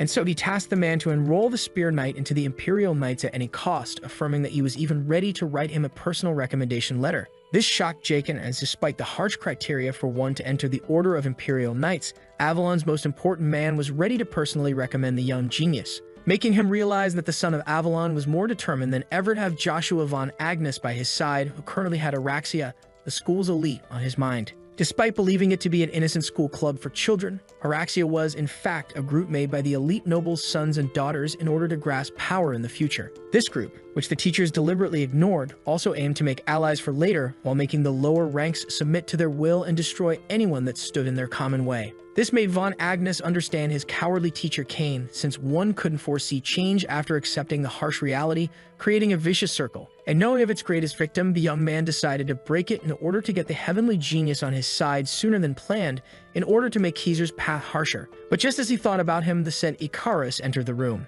Icarus asked about Asher's future actions, as House Sten was rumored to send some men, but the protagonist affirmed that he and Amaru had already buried the hatchet. Yet the heavenly genius affirmed that it wasn't that simple, seeing how he insulted the rapier of House Sten, making it very likely that they would attack him in order to wash their tainted honor, before affirming that Araxia would try to harass him first. Yet Joshua affirmed that both enemies were of no importance, seeing how both could be beaten simultaneously. The intrigued Icarus demanded an explanation, yet our hero affirmed it to be quite elementary, as he plotted to showcase enough strength to make anyone bend to his will. Despite the student's desire to oppose his roommate's plan, he began to realize that it wasn't completely unrealizable with his God-given potential. Asher then asked his roommate if he recalled the bet they made before the duel, which he confirmed. And so our hero grabbed Icarus by the shoulders as he was about to reveal his wish. Icarus was left with an all-red face as Joshua revealed that he wanted him by his side. The heavenly genius was left speechless as he was asked to only use his abilities in order to serve Asher and Asher alone. And so Icarus promised to think about it if the Spear Knight could truly reach his goal, before rushing to the exit and slamming the door behind him in a hurry. The clueless Joshua assumed that this made the bond between him and Icarus stronger than ever. The tired knight kept on fighting under the blazing sun. An injured Cain was left exhausted and struggling. His adversary asked if he truly believed he could shield his master with his dull skills. Duke Agnes affirmed that such a performance would only be a nuisance to his master. And so the young knight charged at the powerful Duke, determined to become more powerful for the sake of Joshua. As he dodged the blade, the curious Duke asked for the reason behind Cain's desperation to gain power to the point of changing his main weapon. The knight affirmed that this desire was born of the Earl's promise to not let him kneel to anyone but him, which he firmly believed. And so, as he struck the master swordsman, the young man affirmed that he must gain power for the sake of Joshua. This determination earned the young man Duke Agnes's respect. The noble then managed to knock down Cain with a simple movement of his sword, sending him flying toward the wall, before asking his servant to tend to the young knight's wounds. As he thought of the promise between master and servant, the father was happy to see his son get someone as loyal as Cain by his side this early in his journey. This loyalty left the Duke amused as Cain passed out from his injuries. Baron then finally found Duke Agnes. The man informed the noble of a secret update on the Empire's measures on the matter, making the Duke question the source of the information. As he handed him the letter, the Baron affirmed that he could read the Stenhouse letter for more information. And so he opened the paper. As this trivial matter finally commenced, the Swallow Empire, which covered as much of the continent as Avalon, was a powerful empire renowned for its horsemanship due to its many vast plains. But the said empire was now facing a crisis, which was their independence from the Thran dukedom, which is why the knight begged the royal to act inside their capital's palace. His Highness listened in silence as his court discussed how pleasing other empires could turn the tide, while others thought that the duchy was more important than their opinion. The master-level Duke Altsma, general of the Swallow Empire, was ready to fight the great Duke Agnes of the Nine Stars and even God's Knight Chrysler Gen Sebastian under His Majesty's orders. Yet the old man reminded the noble that Count Lucifer, alongside a very special individual, was also part of the Nine Stars of Avalon. Elder Prime Minister Gander, the sage of the Empire, affirmed that they should take the other empires into consideration as they exceeded them in military strength. This triggered the Duke as the Prime Minister compared the two entities, making the old man realize that he didn't give him an ear. The Emperor silenced the two men, stating that he was well aware of his general's outstanding strength, but the man explained how they couldn't be sure of his victory against the Avalon Empire even if he surpassed them in strength, and affirmed that his loss wouldn't only bring harm to him. This man was none other than the wisest ruler of the Swallow Empire named Verona Velgrace, who affirmed that the Duke's death would be a national loss that would harm the entire empire. The general apologized for his recklessness. Verona Velgrace then asked the Elder Prime Minister to go on. Gander explained how all other empires would remain still until Avalon and Hewald made the first move and how they would only show annoyance, which Swallow could ignore. Hewald shouldn't be a major issue as they were occupied with electing their next pope, leaving one and only one issue. Velgrace sighed as Avalon would become a problem in a never-ending chain. And so the man got up from his throne, affirming that as long as the dukedom did not, all precipitated actions would be forbidden, yet he asked them to ready the army in order to prepare for the worst. With that, His Highness moved the meeting to another day. All members of the court exited the hall except for one man. Verona Velgrace asked Marco if the specific individual was truly vital to the Thran dukedom, which the man confirmed. The Prime Minister affirmed that this man, who had yet to appear, was considered the pillar of the said dukedom. The Emperor felt uneasy at the mention of Uravis, the Knight of Prominence. Velgrace only wanted a peaceful and pleasant relationship between the different empires of the continent, but Marco affirmed that such a faithful wish could only be realized by the use of power. Velgrace began to reflect on the Prime Minister's words. With that, the wise man was plunged into his own thoughts. At the same time, our hero found himself face to face with a serious Agareth. Joshua realized that his second roommate was here to accomplish the will of the first one, and so the young man affirmed to Asher that he shouldn't go up against the elite of the academy as he risked his safety and the safety of his family, begging him for his own sake, making the Spear Knight point out how terrified his friend was, leaving him startled. Agareth was even more shocked when Ven Frederick correctly pointed out how terrified he was to see his brother's tragedy occur again. The Spear Knight affirmed that there was no harm in escaping, yet always resorting to it would mean giving up, leading to a downer philosophy. And so he asked the young man if he truly wished to live the life of a coward, leaving him to reflect on his own actions. Agareth then burst out at his roommate, calling out his ignorance, as he explained how Varon Shen Villas of the 12 Houses, an unbreakable obstacle, was the head of the Academy's elite. After hearing this, Joshua thanked the young Douglas for the wonderful intel, before leaving the room, leaving Agareth utterly confused. The protagonist closed the room's door behind him, leaving Agareth intrigued about Asher's odd reaction. At the same time, a great number of students were gathered. All of the children were overwhelmed by an anxious feeling of unease. This place was no other than the Araxia Circle private room, with the sitting girl proposing to start the meeting with the majority being present. The young man asked Natasha about the reason behind her hurry. Natasha Moonbrore of the Marcus family of the 12 houses affirmed that he was too relaxed, pitying Count Cromwell for having no time to think of his son fighting the Pontiers due to him. Yet Gihog Don Cromwell, Marcus Earl of the 12 houses and enemy of House Pont, explained how he planned to enjoy life despite the house problems, unlike her angry self triggering her. Baron Shenvillas stopped them, affirming that this was no time for internal disputes. The head of Araxia, who was an influential figure in the Prince Imperial Army, explained how they should find a way to handle Asher Van Frederick, making Natasha wonder about the young man's personality as Gihog mocked her for considering a new life partner. Yet the girl affirmed that she must first see his handsomeness, but the head of the table affirmed that they shouldn't be wasting time and should take the matter of Van Frederick very seriously, intriguing both of them. To their surprise, he revealed how the said student had beaten him before. This made Gihog point out how the boy was rumored to be connected to the youngest prince, making the daughter of the Marquess speculate that he had royal blood, before proposing to make him an ally for their own good, leaving Varen with murderous anger in his eyes. Just then, the girl realized her error as Gihog agreed with her, stating that they should focus on Asher and discard Amaru, whom they only respected for the family name he disgraced. Yet Varen then recalled how Amaru's older brother cherished him regardless of family importance, but this wasn't his main concern, as the cruel kid aimed to forever silence Asher Van Frederick, just like they did to Agareth's brother in order to finally obtain his vengeance. At the same time, our hero let out a disappointed sigh, speculating that his duel with Amaru led to him being summoned to the principal's office, making him realize how impossible a peaceful school life had become. And so he walked in. But to his surprise, the man inside wasn't the one he expected. The masked man, who recognized the boy as the son of Aiden von Agnes, introduced himself as a messenger of the Emperor. The young man opened the box, only to find a precious ring inside of it. Duke Agnes had decided to gift this dawn ring, which he was offered from the magic tower, to the young hero, who wondered if he should reschedule his plans while contemplating the ring. Back to the present, the messenger affirmed that he carried with him the will and words of the Emperor. Joshua then asked for the man's identity, who introduced himself as a part of Black Wind, which worked directly under the Son of Avalon. Our hero recognized this organization that the Assassin King briefly joined as a personal force of the Emperor, where the members were even ready to sacrifice themselves for their master. With that, the masked man began to transmit the Emperor's very words to the young man, affirming that due to him rejecting his youngest son's invitation for his own sake,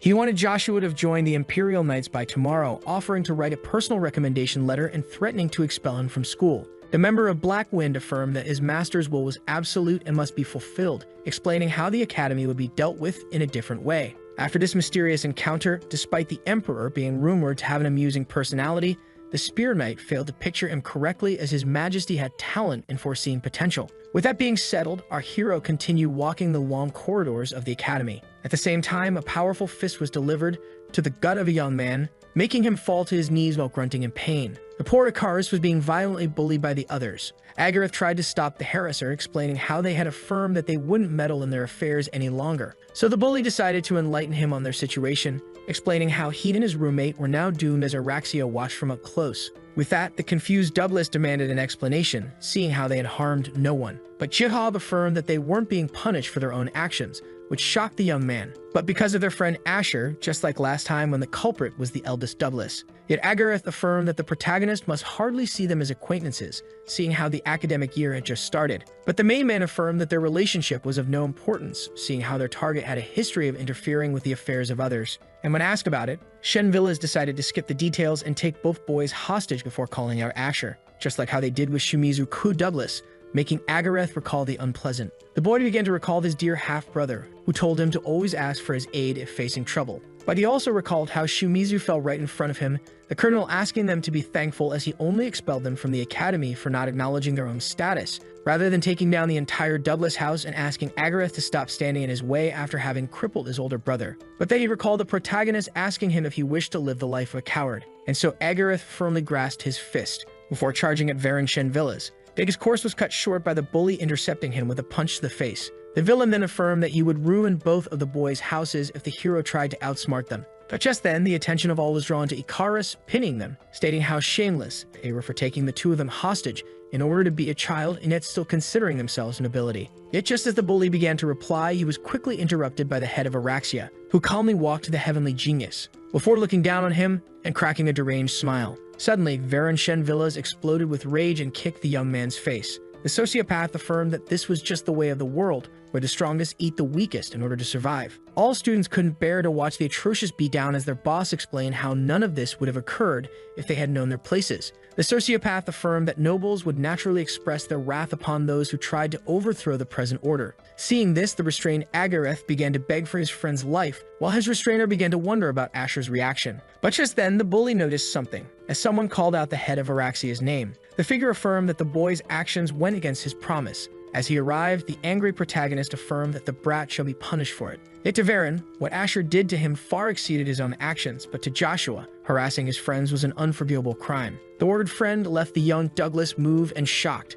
and so Asher affirmed that they would be punished for their crimes. Yet the villain ordered him to freeze or else watch Icarus' family fall into oblivion while being framed for it, which would lead to his expulsion. And so our heroes stopped advancing, making the high noble mock him for being from a useless fallen family. At the same time, the impressed Natasha and the unimpressed Gehad began to judge the young man. The son of the Marcus began to mock the young man for wanting to punish them for their crimes, and called him out for being stupid as he tried to face the many present houses alone when even royalties and sons of the 5 dukes struggled against them. Natasha then added how only someone from House Agnes or House Tremblin could stand up to them as they had 3 of the 12 houses. And so Varen affirmed that Asher would today meet his end before asking him about the reason behind returning his Dawn Ring despite being aware of its abilities instead of using it for blackmail. But the protagonist affirmed that he wasn't as shameless as the spoiled brat. This attitude rejoiced the main villain, which is why he decided to teach him a lesson regarding the precious ring. As he explained how the ring showed its true worth when pouring some mana into it, a great explosion appeared. Sharon Shenvillas explained how it made him more powerful than his bodyguard, as the ring gave him a powerful armor. Just like that, the spoiled sociopath acquired a sword, and affirmed that one cannot change a place where name and status are everything on his own. Seeing how Varen's B-grade ring was better than his, Gehad wondered about demanding a new one. But Natasha reminded him of how pricey a Dawn ring was, making it unlikely for his father to purchase a new one. Yet the girl was mostly left disappointed as she began to like Asher, but Varen wanted his head. A spoiled kid in armor assured the girl that she would get tired of him after a day, yet Varen explained how this wasn't the most crucial part, as he planted his sword near Icarus' neck, explaining how the protagonist made him recall Agareth's older brother who stood in his way, and how he punished him by taking his legs, claiming that he shall make Asher suffer the same fate. Yet the boy calmly approached the sociopath in armor, but as he put his blade on Icarus' neck, Varen threatened to demolish the houses of the young man's friends. Yet our hero recalled the villain's own words on how one could not change a place ruled by name and status on his own as he showed them his Dawn Ring to everyone's surprise, leaving the kid in armor confused as to how the fallen noble possessed such an artifact. And so an explosion similar to Varen's occurred as the protagonist was determined to showcase the very strength he was so fond of. And while Natasha was confused, Gehad realized how much mana their target had for emitting such a powerful light. The boy was then left utterly amazed by what was now in front of him. Our hero was now wearing an armor glowing with a powerful golden light. Varen was left trembling after seeing the fallen noble's outfit with its crest. To everyone's surprise, Asher Van Frederick was now wearing the symbol of the knight's tomb crest of the Agnes Duchy. All members of Araxia were left shivering, while the confused Gehad pointed out how Duke Agnes' eldest graduated long ago. But just then, the boy realized that the boy was, in fact, the rumored 9-year-old mana user from the Agnes Duchy. The protagonist then recalled how status was the most important criterion at the academy. And so the fallen noble, Asher Van Frederick, revealed himself to be Joshua, son of Duke Agnes, in order to point out his true rank. The stunned Varen began to tremble in fear. Natasha tried to apologize on behalf of Araxia, stating that they would have never attacked him if they were aware of his true rank. This enraged Joshua, who silenced her and affirmed that he wouldn't show sympathy to anyone who tortured others without showing any remorse after releasing his monstrous mana. Yet Gehad affirmed that he shouldn't harm them, the heirs of the 12 houses, at the risk of making hostile acquaintances out of them. But the Spear Knight decided to return the question, asking them if they were prepared to have the Agnes house as their opponent. This made Gehad realize that picking a fight with the powerful Agnes family would make him lose his succession, as well as endanger his family, currently at war with Pontier. And so Joshua claimed that he would turn a blind eye to everyone who didn't harm his roommates if they chose to leave, making all of them tremble in fear. Just then, a student decided to excuse himself, and so all of Araxia's henchmen decided to run with their tails between their legs. This angered the spoiled brat, who was determined to punish the deserters. Yet our hero advised him to only focus on himself at the moment as he officially disbanded Araxia. Varen began to beg for mercy as our hero charged up his sword with mana. But to the villain's fear, the protagonist affirmed that he had already wasted his mercy. Just like that, the spoiled brat was knocked back several meters by the strength of a single hit, before crashing into the wall. Just like that, Varen Shenvillas was left defeated as his armor began to fade, leaving his two acolytes completely shocked. Joshua then addressed them, asking the two nobles to get Varen out of his sight. Jihad then pointed out how Joshua's efforts would be pointless, as the heir to his father's empire was the first son, affirming that Joshua would one day bear the consequences of his actions, yet our hero remained unfazed. But Natasha quickly called him out, saying they should rush to help Varen. And so Giahav had no choice but to retreat, leaving Joshua pleased. Shortly after, Agareth demanded an explanation for the Agnes crest. So Von Agnes affirmed to Douglas that they were similar as they both had things to hide. Our hero then apologized to the two boys for putting them in this situation. Yet, as Icarus affirmed that they weren't gravely harmed, the young man pointed out how the heavenly genius didn't seem shocked to learn his true name. Icarus explained how he had his suspicions, as a fallen noble wasn't likely to enroll in the academy and have imperial connections on top of that. Yet when Joshua brought up the possibility of being an ally of Araxia, Icarus found the possibility ridiculous, as they wouldn't give attention to a fallen house like his. The heavenly genius then pointed out how Joshua was the only fallen noble out of all who enrolled in the academy, with most of the fallen using this title to hide their true name. Icarus's intellect exceeded even the hero's expectations, which explains how the heavenly genius found a way to fight millions of enemies with an army of 10,000. Joshua gave Icarus a warm smile, and when asked about it, Sir Sanders affirmed that this expression was due to Icarus's heavenly eyes, making the genius blush. The small empire under the Swallow Empire, known as Thrin Principality, had just lost its ruler at the age of 78. The woman began to cry her heart out. Just then, the gentle hand was placed on her shoulder, stating that they should now be sending off their king. The princess tried to hold herself together, as her father left the port.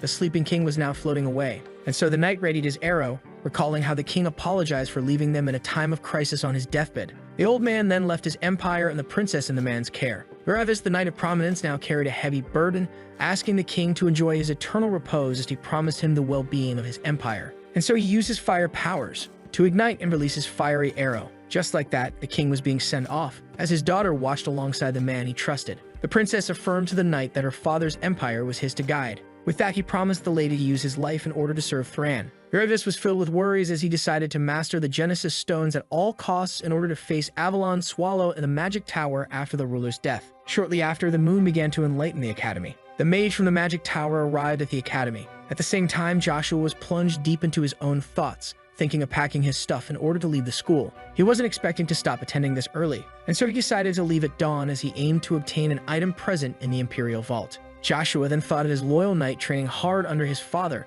who would surely be shocked by his early return. But just then, the mage approached the young man, explaining how he had been tracking him down for quite some time. Our hero asked for the man's identity, who apologized for his rudeness. The mage then introduced himself as Lightning of the Seven Mages, Jack Stirrups, here to take the primordial stone and leave Joshua alive if he complies. The Spear Knight thought for a moment, before calmly asking to switch locations, as this one wasn't adequate for such a negotiation, which pleased Lightning, who immediately agreed to follow our hero. After that, in the heart of the forest, the mage kept on following Bronto's possessor. Jack began to complain as they had walked for quite some time now. Sir Sanders then addressed the man as he would address his junior, making him look impolite. With that, Joshua unleashed his mana, pointing out how the mage couldn't call for help this deep into the woods, affirming that he wouldn't hand over his stone without a fight. And when Jack asked if a fight was the reason behind their long walk, our hero affirmed that if they fought man to man, he was sure to vanquish him as he charged headfirst and unleashed a powerful aura explosion, creating a massive shockwave. Yet our hero found himself in a tough situation, as Jack, who easily blocked his attack, raised his skills that surpassed those of the same age, before tripping and pinning Joshua to the ground. As Jack was no child but a fully grown adult, he threatened to break the young man's limbs if he didn't comply. But the Spear Knight summoned his trustworthy weapon and affirmed that the chatty man's recklessness would be his demise. Just like that, Lightning received a hit in the gut. He annoyed Jack resorted to his power in order to escape a fatal wound, and with that, quickly vanished to our hero's surprise, before reappearing elsewhere. The mage that escaped death realized that Lucia must be the rumored artifact and asked Joshua if this was a weapon that allowed him to slay a black ogre. But our hero firmly grabbed his oldest friend and affirmed that he wouldn't waste a response on Jack. Joshua realized how powerful lightning was, but little did the mage know that he and the primordial stone had become one. And so the mage decided to resort to his old ways, while Joshua called him delusional for thinking that he would simply tell him what he wanted to know. Yet Jack affirmed that this was the other way around, as he decided to use mind magic in order to make the boy submit to his will. And so the mage of the magic tower quickly snuck behind the spear knight's back and used his lightning blade, which the young man blocked at the last moment. Joshua had a hard time believing that a class 4 spell had been unleashed with the use of just a few words.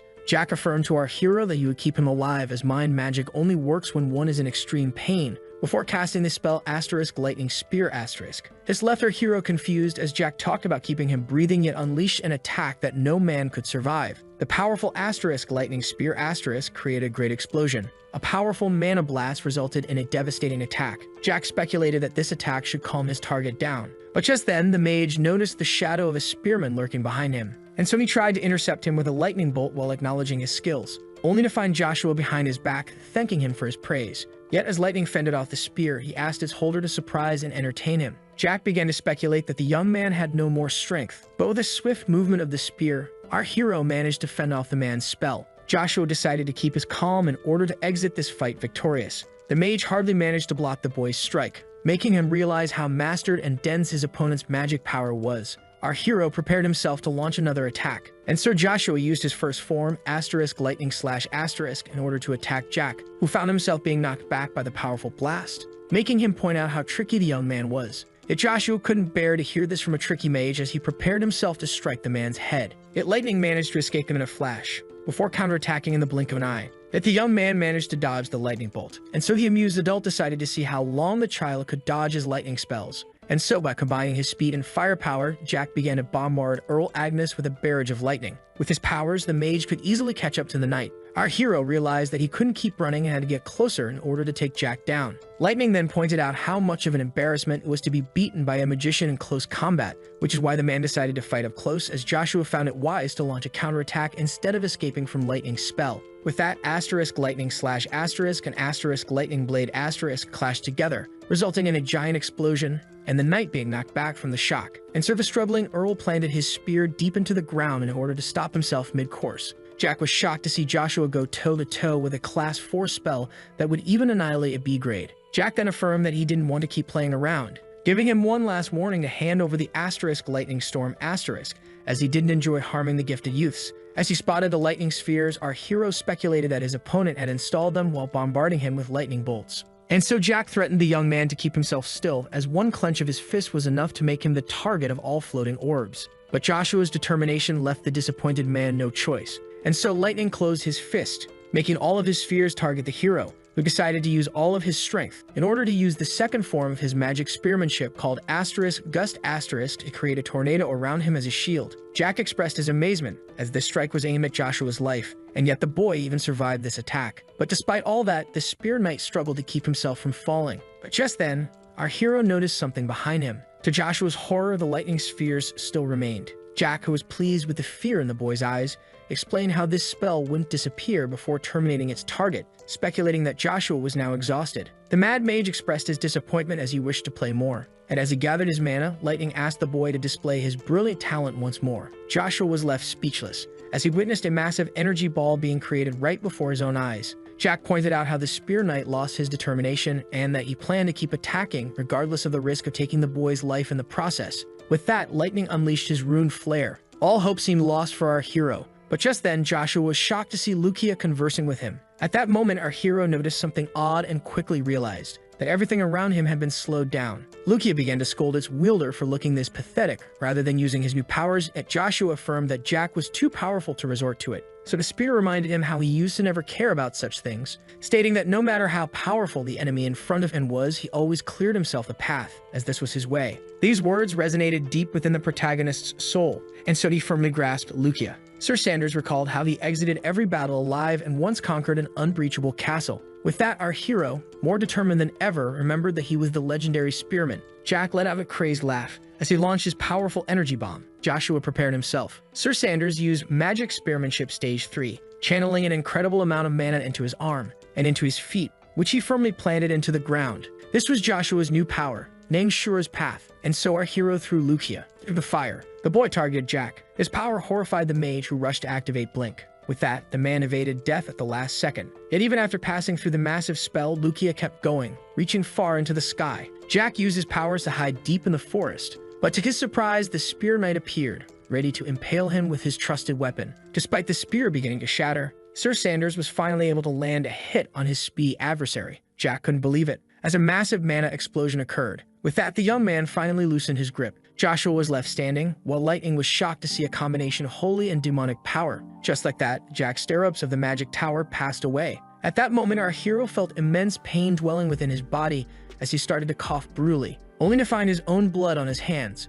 Yet the trembling knight couldn't be more thankful for his fortune, as he would have been the one on the ground if it weren't for Lightning's recklessness. When suddenly, Lightning began to emerge from the deceased mage, startling the young man. This spell managed to knock our hero off his feet while inflicting great damage. The young man couldn't bear it any longer. At the brink of death, our hero began to think of succumbing to the heavenly slumber. But just then, Lucia began to levitate and glow. Lucia asked for struggling Holder to use the mana control technique before the primordial stone was thrown into chaos after consuming the mage. And so Joshua used his last strength to execute the technique, making immense power circulate within his body, when suddenly, all went blank. The next morning, at the Academy faculty meeting room, the particular case of the youngest Agnes was being discussed. The etiquette professor, Baron Sigardum, explained how a name reveal had never caused any issues in the past. Yet the history professor didn't want to treat the boy's family as a major issue, so the Baron explained that they needed to know the truth, as this could be problematic for other students. Before pointing out how he was improperly enrolled in the academy, risking bringing its name down, he asked the headmaster if he shared the same opinion.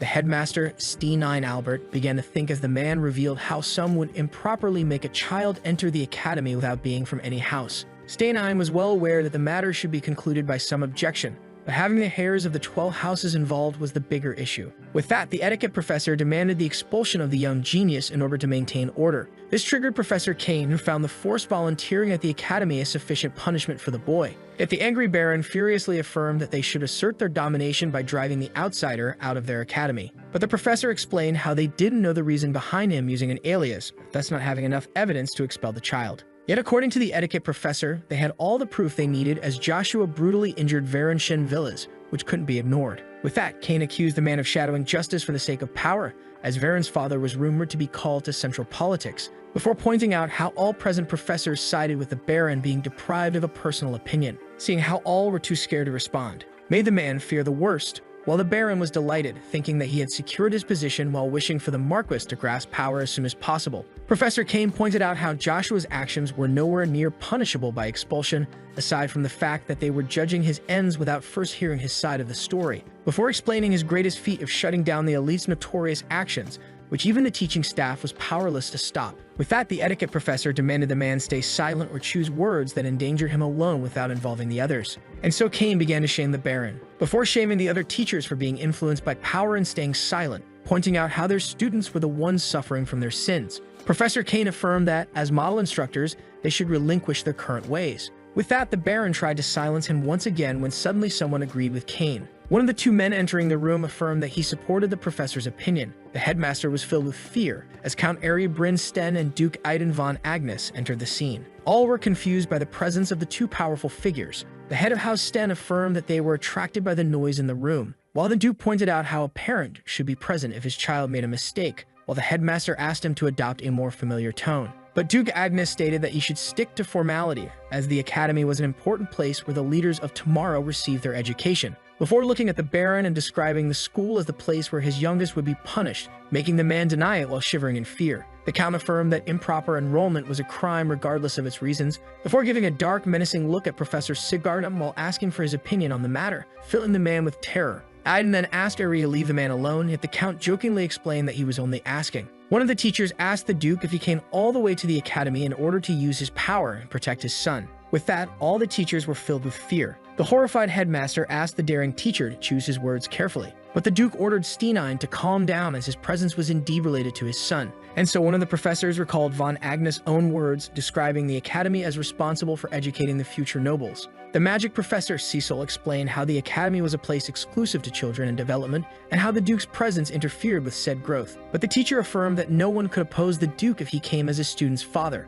The noble's interest was piqued as Cecil explained how entering the school under a fake name affected more than just the students. After hearing this, the headmaster quietly tried to silence the teacher. But just then, the Baron intervened, claiming to support Cecil's opinion, stating how the Duke's presence should be of no influence on their final judgment. This quick change of attitude angered the Count, as this instructor had chosen silence while Amaru was being bullied within the academy. With that, the etiquette professor was left speechless. But Duke Agnes affirmed that his presence wasn't due to his youngest's misbehavior, and when Steenine asked for the true reason, the noble explained how he was on his way to ask House Sten for forgiveness, seeing how Joshua insulted their cherished blade. And when the Count revealed that he was on his way to the academy, Aiden and Agnes rushed there in order to shield his child. Bronsten affirmed that he couldn't easily forgive such an insult, as he hoped that the protagonist had the strength to defend his argument. This made the Duke laugh as he affirmed that his youngest truly was powerful, making the Duke excited to meet him. The noble then turned back to the professors before explaining how much improper enrollment could interfere with the entire academy.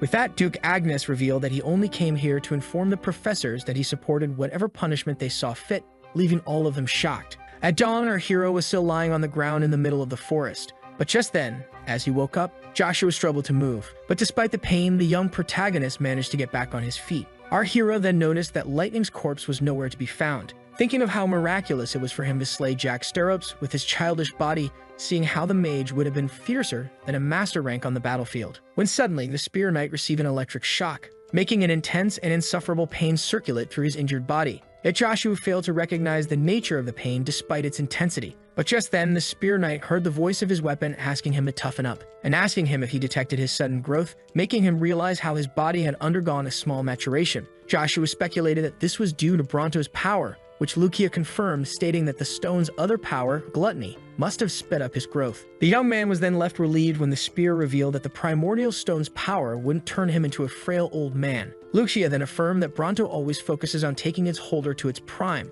which left the young man intrigued. So the demon god artifact explained how Joshua's body, which he should focus on balancing, would fully mature in 5 years as he evolved at an incredible speed. The spear then piqued its wielder's attention by pointing out how there was one more important thing to say. As he turned around, the young man was left shocked by his weapon. As they evolved, Lucia theorized that Bronto had been awakened by absorbing the same force that caused his previous master to perish, speculating a relation between the growth spurt and this power while asking the hero, who was curious about the new jewel, if it looked good. The weapon then explained that this jewel was the Thunder Genesis Stone, a divine artifact with a power that a mere mortal could never hope to fully wield, before revealing how Joshua's curse, which wouldn't be lifted until he reached master rank, had been broken due to this while taking all the credit. Seeing how the weapon put a permanent end to the poisonous war of demonic and holy energy within his body, Sir Sanders decided to ask Lucia about its true identity. The artifact expressed how unsure it was about its holder's reaction after learning the heavy truth, but Joshua affirmed that he preferred the ugly truth since a lying weapon was useless.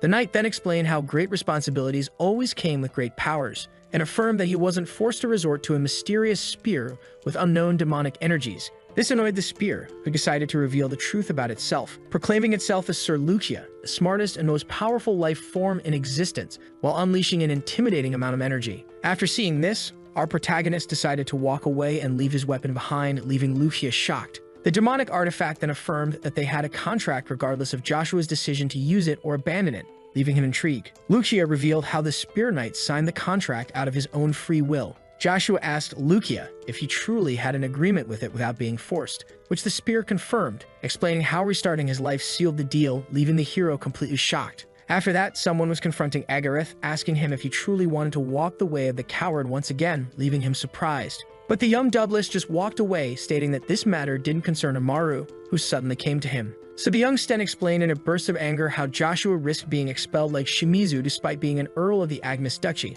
before asking Agareth if he truly wanted to make a regretful choice now that Araxia had been dismantled, seeing how the protagonist revealed himself in order to shield him from harm. Yet Agareth thought that Amaru was speaking of what he ignored, stating how he claimed to understand the pain of seeing one's own brother getting crippled and expelled. As he began to tear up, young Agareth asked Amaru if he truly knew what it meant to be powerless in front of almighty injustice, leaving Amaru at a loss for words. With that, the little Douglas wiped away his tears as Bronze Sten watched in silence, until he revealed how Agareth had always been the object of his envy, leaving him confused. Amaru explained how his older brother was, in fact, a noble among many others, who decided to keep him under control in order to guarantee himself the position of count just because of his talent. Amaru then explained how Shumizu, who quietly left the academy in order to shield his younger brother from harm, was unlike any other, capable of loving another just for sharing blood. The boy then revealed how he invited Agareth for his fantastic older brother, stating that it was now his turn to fight for another. Amaru and Bronstein affirmed that they should both defend Joshua von Agnes as he reached his hand to Agareth. Those words resonated deep in the boy's mind.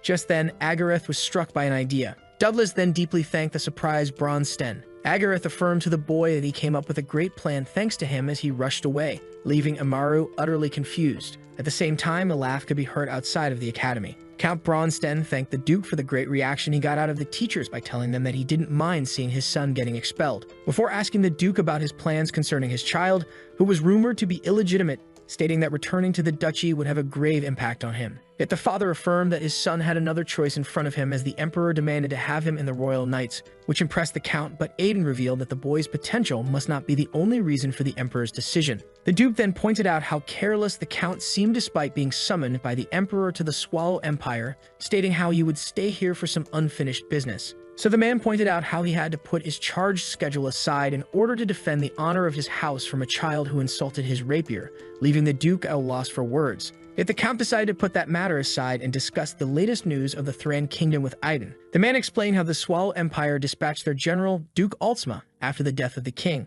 In addition to thousands of soldiers and despite all expectations to see Thran defeated, the battle ended with an immense victory for the kingdom, with the Empire's general being gravely injured. This left the Duke confused as the victorious army only had 50,000 soldiers, with none of them being a master able to compete with the Swallow general. Yet the Count corrected his fellow noble, explaining how there was in fact one master in Thran. The Duke, who realized who this formidable fighter was, couldn't believe it. The Count confirmed that the sole man who caused the Swallow Empire's defeat was none other than Uravis, the Knight of Prominence. At the same time, the protagonist was trying to make something reveal itself, and despite his best efforts, nothing appeared. Our hero was left annoyed by the artifact, which revealed that it wanted to fall into slumber and casually fell asleep. This made him think of how his weapon was called the demonic god's artifact, making him speculate that it belonged to a demonic entity. The demonic gods were the strongest of the demon kings, who were considered divinities by the rest of the demons, surpassing any race or dragon lords at least. Joshua began to speculate that the spear must truly have divine abilities, as it was the only explanation behind his reincarnation. Just then,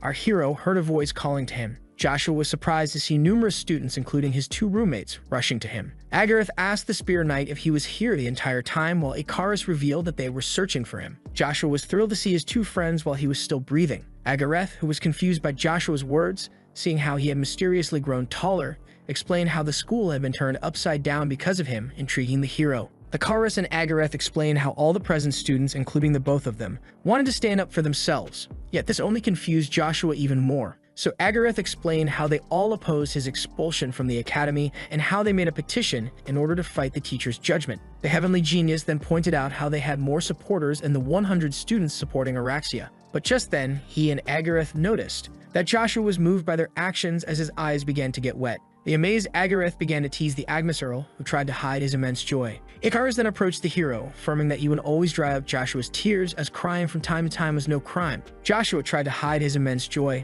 yet couldn't help himself but show a genuinely relieved smile. At the same time, someone confronted Steenine for deciding not to expel the Spear Knight from the academy. The etiquette professor affirmed that in such incidents they should side with the involved 3 from the 12 houses rather than the son of the Duke in order to secure great positions for themselves, before pointing out how Marcus Villas and Cromwell wanted to make a prime minister out of the headmaster, which confused the man, as the second noble had no reason to act, unlike Villas. So the Baron explained how the mercenary king sided with Marcus Cromwell against Duke Pontier, giving him a great advantage over his enemies, before revealing how they should keep the Agnes Duchy under control, seeing how Pontier sent his daughter to Aiden von Agnes in order to receive his support. This made the headmaster think for a moment. The etiquette professor then affirmed that he was ready to personally act, stating how more than 100 students signed a petition that they should keep a secret in order to expel Joshua. But just then, a professor barged into the office, startling Steenine Albert. The alarmed teacher explained how the students were holding a protest in front of the building before asking the old man to check for himself. This rejoiced the Baron, thinking that this supported his argument that the many inferior houses did not want to oppose the 12 houses in order to survive, explaining how the so-called just of their academy wanted the problematic child out of the school.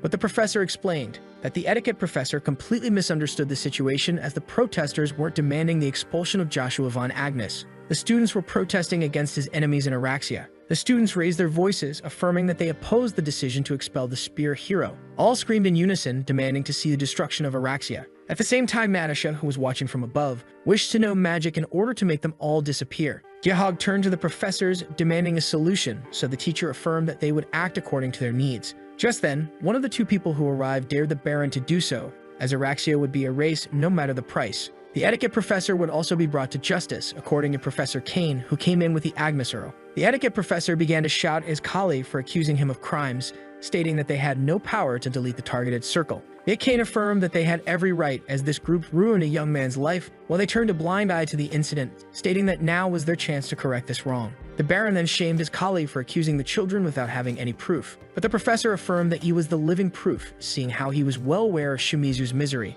An evil, satisfied smile cracked on the Araxia members' faces as the professor revealed how Agareth's older brother came to him for help. With that, the Baron accused the professor of being a hypocrite for acting high and mighty now despite having turned a blind eye all these years. The irony amused Joshua, as it was the bootlicking Baron who accused Professor Kane of hypocrisy. The boy then explained that he would gladly accept the punishment for his improper enrollment, but also affirmed that he wanted to rid the school of its nuisances first. With that, Gihab pointed out how the Duke's youngest would be mistreated as an illegitimate child who got himself expelled from the academy, before turning to Professor Kane and claiming that the mighty Duke would support his illegitimate son's crimes. The boy then menacingly advised our hero to stay in line in order to not taint the name of the Agnes Duchy. These words amused Joshua, as this matter had no relation to his father. And so our hero cut off the boy in the middle of his blabbering, affirming once again that the name of his house was of no importance, seeing how every person involved would get what they deserved. As he displayed his immense amount of energy, Joshua von Agnes affirmed that Natasha, Gihov, and Varen of the 12 houses shall learn to bear the consequences of their crimes by his hand, with a serious and determined look on his face. Gihov was surprised to see himself shivering in fear, and so the scared boy tried to intimidate the prodigy by pointing out how their houses would stand up for them if he dared to harm their children. Seeing this, the Baron stated to the headmaster that they should intervene, making the man think for a short moment. But to his surprise, the man in charge agreed with Professor Kane. Stay and Ein affirmed that they shouldn't have stood silent in front of injustice in a place dedicated to the well-being of children, stating that they should change despite the time that had passed. This infuriated the etiquette professor, who asked his superior if he truly wished to give up his position as headmaster and the promised chair of prime minister over a student conflict. But the headmaster affirmed that status was never more important than pouring one's effort into his duty. The baffled Baron was left at a loss for words, when suddenly, Jahad contradicted the old man, stating that one's status should be his highest priority, pointing out how, despite having more potential than Babel, the Duke would never give his illegitimate son his position and would certainly not risk a conflict with the 12 houses over him.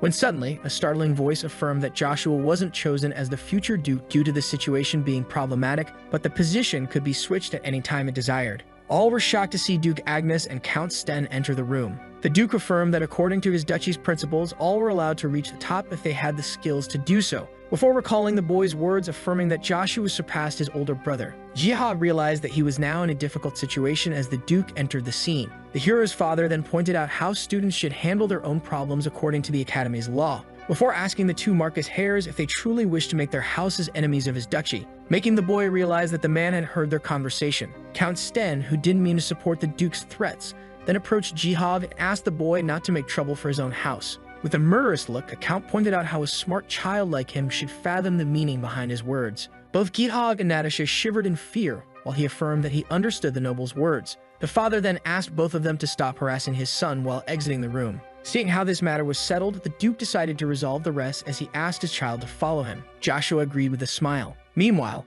at the Imperial Palace of the Swallow Empire, the Emperor asked about his general's wounds. The Prime Minister affirmed that the Duke had suffered more emotional damage than physical damage. With that, the Emperor began to think of personally raising his general's morale, when suddenly one of the knights affirmed that Duke Altsmo was a general who dared to come back alive after being defeated by the leader of Thran. The leader of the Empire's knights, Duke Albert Banmusk, affirmed that such a defeated person didn't deserve the Emperor's emotional support, With that, the present members of the court began to raise their voices, supporting Albert Ban Musk while blaming their humiliating defeat on the Duke. The Duke affirmed that the commander of Swallow's army should have never lost such an easy battle, explaining how losing his one-on-one duel against the Knight of Prominence destroyed their soldiers' morale, leading to their defeat. With that, all began demanding imperial punishment to be bestowed on the man. Varon Velgrace sighed, asking himself about his brother's course of action in a situation where the Duke was trying to get rid of his rival for his own benefit. But the wise man quickly scratched this thought, as he was now the sole leader of the Swallow Empire. And so, to everyone's surprise, the Emperor affirmed that the general wasn't solely responsible for their loss, as no one was expecting the kingdom to have a master that surpassed him. Velgrace then blamed their lack of intel for their defeat, stating that they shouldn't make one man bear all of the blame. All were left silent as the wise man explained how they should now try to refine their strategies for next time. With that, Duke Albert proposed to the Emperor to send him to the front line as the head of an even greater army with 3 masters or more in order to crush Thran in one attack. Yet the Prime Minister affirmed that this would be madness, seeing how their defeat made all the other empires put them under surveillance, forcing Swallow to carefully calculate their next move. The old man revealed how taking the position of observer was now the wisest move for their empire, which His Majesty agreed with before asking about Thran's current actions. The Prime Minister explained how the kingdom accused them of being a criminal empire for breaking the peace agreement in order to make Swallow, when suddenly a soldier barged into the throne room, alerting the Emperor of an urgent matter. After the calm Emperor asked about the said problem, the man in armor revealed that Thran made a public announcement to the entire continent. This angered the nobles, as a kingdom under the Empire's control had no right to make such a daring move without consulting them, as if they were demanding independence. And so Varon asked about the next king. The messenger revealed that Thran's next ruler was their late king's new husband, the Knight of Prominence, who was to be Thran's 17th king. This man was none other than the mighty Uravis. At the same time, the smiling Duke began to discuss with his son how he was summoned to be an imperial knight by the Emperor. The boy confirmed before asking his father for forgiveness, seeing how he wanted to peacefully enjoy his school days. But Duke Agnes was well aware that his youngest never wanted to do so, speculating that he would follow Emperor Marcus' command. Joshua affirmed that he had no other choice, as he was but a citizen under His Majesty's mercy, making Duke Agnes crack a proud smile. With that, the noble got up and asked his son to take care of himself, making Joshua ask if he would be leaving already. But the father didn't respond and instead revealed that he was well aware of his son's intentions. Just then, Amaru's father pointed out how nonchalant the Agnes father and son interactions were, which surprised Aiden. Seeing how they had finished their reunion, Eri decided to speak. As immense pressure appeared, the Count approached the young man, asking him if he knew him. The boy recognized the man as Count Arid Bronsten, a master of Avalon.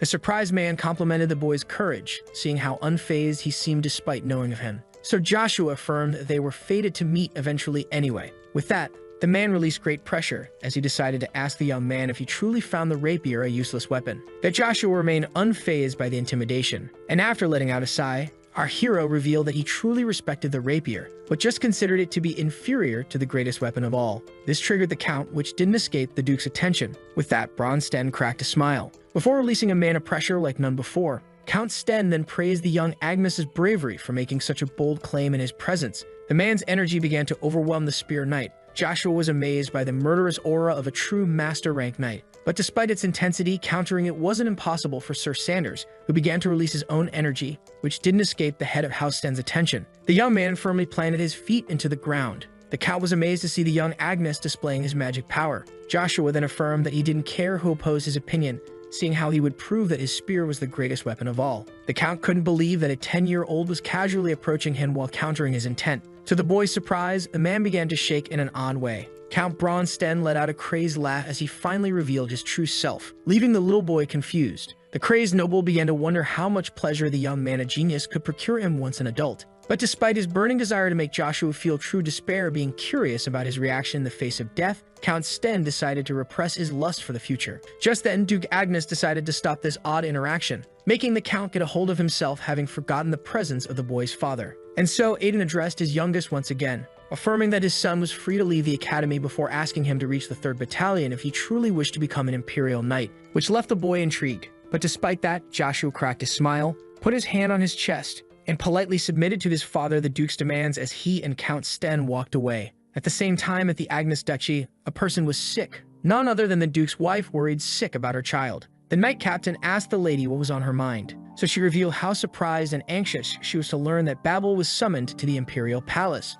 The lady, who couldn't rest well due to her worries, blamed it all on Joshua. Hearing this made Captain Chiffin think in silence, before informing the surprised mother that he would go to the capital. which triggered the Duke's wife, who took this free will as a sign of rebellion. But as he bowed, the knight affirmed that all her plans would be foiled unless he intervened, leaving her alone to face her husband's wrath. Chiffon found it to be a better option than to silently wait for his execution. The worried lady tried to warn him about the palace being dangerous, but the knight calmly interrupted her as he gently grabbed her hand and reassured her that he was to be the least of her worries, as he used to be a part of the Imperial Knight's Order. And as he kissed the lady's hand, the knight captain affirmed that he was ready to put his life on the line for her sake, leaving the weakened Duke's wife charmed. With that, she begged him to return unharmed. Captain Chiffon received his lady's order with a gentle smile. Later at night, our young hero was practicing his spearmanship. Joshua destroyed the training dummy, marking the end of his training session. Just then, the spear knight cracked a smile, thinking of how terrified he was to discover the Count's dark, bloodlusted side. But the young man was mostly curious about his father's request to enter the 3rd Battalion and theorized that it was due to its members being named nobles like the 2nd and 1st. Joshua then realized that his father wanted him to found his own empire and house away from the future Agnes Duchy that Babel would rule, when suddenly our hero felt the presence of an intruder, and so he quickly threw his pole in the spy's supposed direction as he ordered the intruder to show himself. Joshua expected a reaction coming from the darkness. It was only met by silence. The embarrassed young man thought that he was just being paranoid, when suddenly, approaching footsteps were heard from inside the house. The intruder praised the spear knight as he hadn't expected to be detected this time. To our hero's surprise, an injured Zero, who had escaped a critical hit, emerged from the darkness. The boy then asked the informant about his sudden visit, so Zero revealed how he was able to get some of Joshua's requested intel, along with the presence of a problem that intrigued the young spear prodigy. The informant explained that he was forced to leave the capital, which would delay his research, seeing how he was the only man capable of getting intel on someone like Draxiavel Grace. Joshua immediately realized that Zero was to leave for the Thran Kingdom, which left the man in awe, seeing how the boy cleverly grasped the situation with just a few words out of his mouth. The Spear Knight didn't mind the delay, since he would also need more time to find the promised red coin due to the Emperor personally ordering him to become an Imperial Knight. What the boy explained as a simple matter left the great informant in complete amazement. Zero affirmed that the delay was no problem, since he was the least of the Moondoor's worries, which concentrated all its efforts on the problem, and that he would be granted a lot of time to find the coin, before deciding to give the Earl his latest report on the requested matter, which pleased him. The informant even affirmed that what he was about to reveal would leave Joshua utterly shocked, which only excited him more. And so he revealed that Draxiavel Grace, the battle god, was somehow connected to the imperial family that ruled over Avalon. That this great news didn't impress the young man at all. And when the informant pointed out his blank expression, the Spear Knight revealed that he was already aware of this connection. The surprised Zero was shocked to see his client aware of the relation between Draxiavel Grace and the Emperor, yet this wasn't what our hero expected. Seeing how he recalled a relation between the battle god and the 4th prince and not his father, Marcus, which made him wonder. Joshua then asked Zero if he truly believed this intel, which the man found to be highly plausible. Seeing how a connection existed between the battle god's father and the ruling family of the Swallow Empire, this made our hero realize that the Emperor of Avalon was trying to meddle in the Swallow Empire's affairs as he tried to replace its current ruler with the battle god. Draxiavel Grace was an undisputed swordsman who was almost the rank of a master. Count Sten pointed out how Draxia had the current emperor as an uncle, as he wondered if he truly had to trouble himself for the sake of one family, before asking for his opponent's opinion. But the soldiers of the Swallow Empire, who were triggered by the Avalonian master mentioning their emperor, charged at him all at once. This sight pleased the bloodthirsty Count, who suddenly vanished out of the knight's sight, before cutting down the first of the men. And so Count Sten began to butcher his enemies, making them resort to their shield formation. The men then poured their mana into their shields, creating a robust shield around themselves. And after a swift move of the Count's blade, the shields were barely damaged. And so the Count stopped, before praising their solid defense. The master decided to respond to this mana wall with a special technique of his, but just then, a voice reminded him that they shouldn't lose track of their objective and waste their time. Eri was expecting this figure descending on the shield wall. With a swift movement of his blade, Duke Tremblin easily tore through the energy barrier, before unleashing his skill, Slash Strike, in order to finish off the opposing soldiers. Count Sten pointed out that the cloud dust Tremblin had just created was harmful to one's lungs, before praising the Duke for his sharp skills and amazing movements despite his advanced age. Yet Duke Jezhart Khan Tremblin, a mana user who reached master rank 20 years ago, and the 3rd strongest blade wielder in Avalon, scolded the man for taking their duties so lightly, before pointing out how they should be wary, as they were in an enemy empire despite being at its border. But according to the Count, their mission wasn't something as thrilling as killing Verona Van Grace, and that this simple battle didn't even require mana. Yet Jezhart Khan Tremblin screamed that a knight should always give his best performance. This seriousness annoyed Count Sten, who would rather fight alongside Aiden, seeing how his current partner wasn't interesting despite his strength. Thinking of the Duke made him also recall his genius of a second son, whom he was eager to crush once old enough. But the battle-thirsty man was snapped back to reality by the man of age, scolding him for mentioning the name of the Swallow ruler so lightly, seeing how they were ordered to be wary. So Count Sten explained that he did so, seeing how he disliked seeing their country being afraid to the point of following the battle god's plan, especially when he was so sure that Swallow wouldn't be fooled by this kind of plot. But Duke Tremblin affirmed that it didn't matter if the plan worked or failed, as their only duty was to execute their emperor's will and follow Draxia. But the Count suddenly began to walk away while pointing out how they were forced to make the young man the new emperor regardless of the consequences before proposing to move quickly. The shocked swordsman finally realized what Averblant was trying to tell him, as the man warned him about the unpredictable man that was Count Sten. Meanwhile, at the Academy of the Avalon Empire, our protagonist, who just wanted to have proper goodbyes and officially leave the academy, was surprised by Icarus, as the heavenly genius begged Joshua to take him as an attendant, making the Spear Knight ask if he knew the weight of these words. As despite Icarus' past state as a commoner, no one could now deny his nobility, and yet he wanted to become the hero's follower. The heavenly genius affirmed that he wanted to go to the imperial palace along with his new lord. The protagonist began to think and revealed that he would enjoy witnessing Icarus' magnificent growth, making the heavenly genius blush. Our hero then asked his roommate about his true purpose, as he clearly didn't want to become an attendant. So the blue-eyed one revealed that he just wanted to prove his worth to the Agnes Earl. This intrigued the Spear Knight, so the heavenly genius asked the boy if he recalled how he once asked him to work for him, which Joshua confirmed. Icarus explained that regardless of Joshua's house, he was certain that he would one day surpass the glorious family name, and that he had to prove himself in order to stand by his side. The heavenly genius affirmed that after he proved his talents, our hero could use them as he pleased. This pleased our hero, as the great strategist had nothing to prove in his eyes, seeing how he would greatly benefit from someone like Icarus. With that, our hero made his decision, as he turned down Icarus' request with a smile. This shocked the offended boy, who speculated that Joshua didn't see him as a worthy attendant, before explaining that this was a winning deal for the Earl, seeing how he didn't ask for anything in return. But our hero affirmed to Icarus that he completely misunderstood him, as he was the one who wasn't fit to have a great genius like him under his command, before affirming that the only way for Icarus to prove himself was to change Avalon Academy for the better using his own power, stating that he could also ask for help from the others if needed. The young man then explained that there was much to learn in this corrupted place, which would greatly benefit from Icarus' genius. This left the great strategist at a loss for words. Our hero continued as he put his hand on Icarus' shoulder, by revealing that he didn't want to have his friends as his followers. Being called a friend by the protagonist drew an honest smile on the boy's face. Icarus then placed his hand on top of the hero's, and affirmed that he would surely transform the corrupted academy for the better. The colorful flowers were beautiful at this time of the year. A feminine figure was enjoying Mother Nature's gifts. The third princess of Swallow, Urina Velgrace, pointed out to her father how magnificent the flowers grew to be this year, which the emperor agreed with, but the man seemed preoccupied, which didn't escape his daughter's attention. Irina asked her father if he was worried about his brother Dmero. Verona let out a preoccupied sigh, before explaining that it would have been better for his subjects to have his brother as a ruler instead of him, thinking that Thran and Swallow would have become closer under Dmero's reign. Yet Irina affirmed that despite her father's discerning eye, he wasn't omnipotent, before claiming that Dmero's reign would only bring more misery to their empire, which shocked the emperor.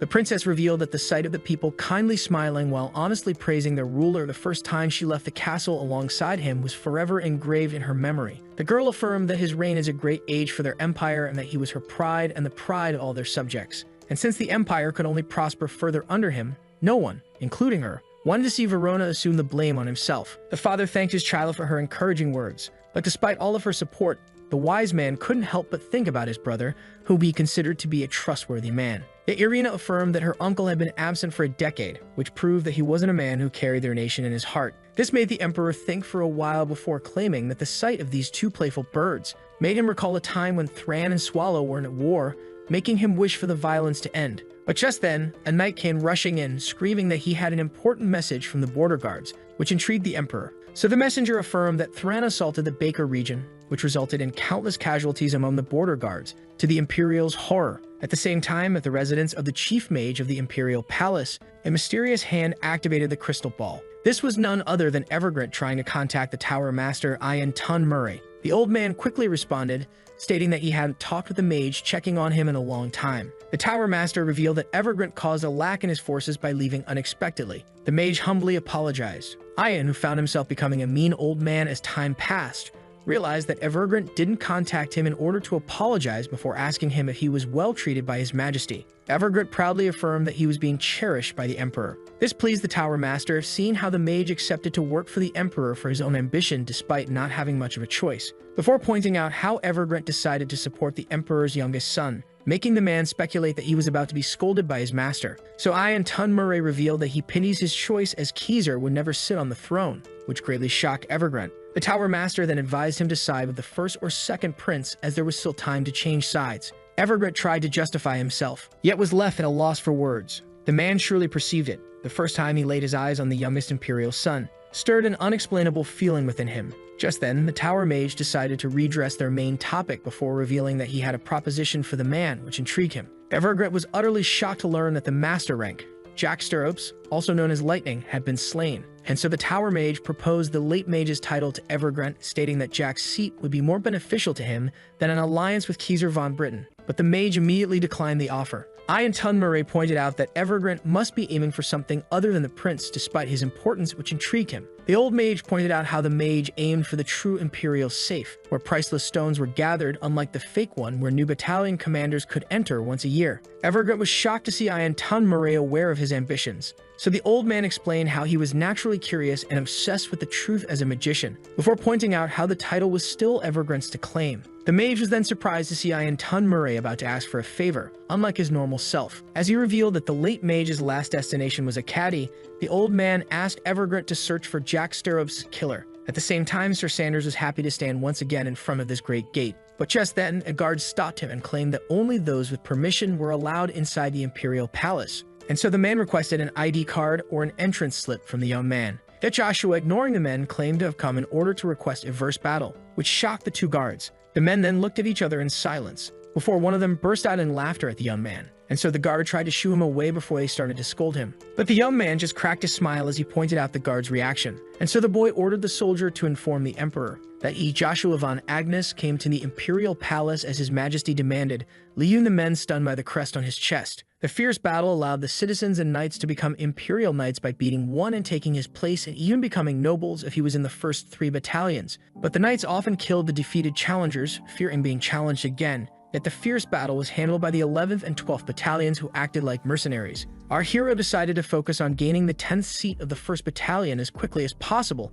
in order to get what he wanted from the imperial safe, regardless of the granted title. Yet Joshua would still welcome his newfound aristocracy while doing so. But just then, the Spear Knight found himself in the Radiant Flower Palace. Our hero ended up once again in this place after walking the road he used in his previous life. Joshua wondered if a certain person was imprisoned here so early on. His eyes were suddenly filled with sadness. But the Agnes Earl decided to focus on his main purpose and address this matter later on. But just then, our hero heard a familiar voice. Joshua couldn't help but take a look behind, having been noticed. The voice presented herself as Sir Sharon von Britten and asked the young hero to converse with her for a while. Sir Sanders' expression saddened further while thinking about this name, as when he first entered the palace as a soldier in his previous life, the girl treated him with great kindness, and despite not perceiving her from the romantic eye, our hero couldn't help but feel thankful to her. Sir Sharon then politely asked the knight for his name, and so the Agnes Earl gathered all of his courage, before presenting himself as Joshua Sanders. At the same time, at the Imperial Palace of Swallow, the Duke opposed the Emperor's decision as it would make them a laughingstock to the other empires.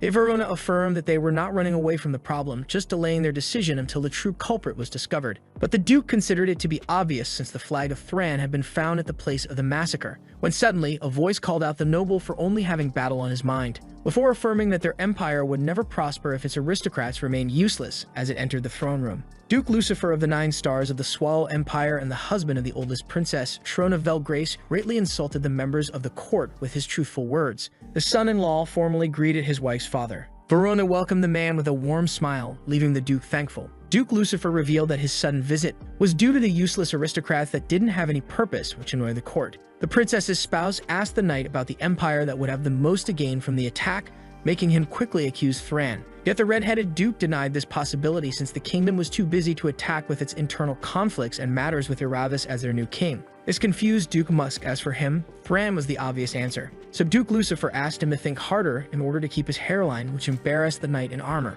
The Emperor then revealed that assaulting them and leaving Thran to take the blame would greatly benefit every other empire. And with the Hueld Empire being too busy electing a new pope, this only left the Avalon Empire to accuse. At the same time, in the Imperial Caltica Palace, the Emperor was informed of Duke Jesuhart and Count Ari's triumphant return, making the son of Avalon ask about the Swallow Empire's reaction. So the man explained how they should just observe them and be wary, as they had made any unusual moves. This shocked Marcus, as battle-thirsty Swallow was handling it with patience. He blamed Verona for it while wishing for Meron to be emperor, since they would have had a better relationship. The man then intrigued his majesty by revealing that he had one more piece of intel to share. And so he revealed how Viscount Vigo, who once requested his assistance, and the man in charge of the Lock region in Aiden's realm, had been slain. As the emperor recalled the man, he asked if Vigo had unveiled their plan with the help of the House of Agnes. But the man affirmed that it wasn't the case, seeing how the Duke was in the capital at that time and how the members of his house quickly contacted him upon discovering the body. When suddenly, the Emperor interrupted the man and asked him if they had unveiled the killer, which alarmed the servant.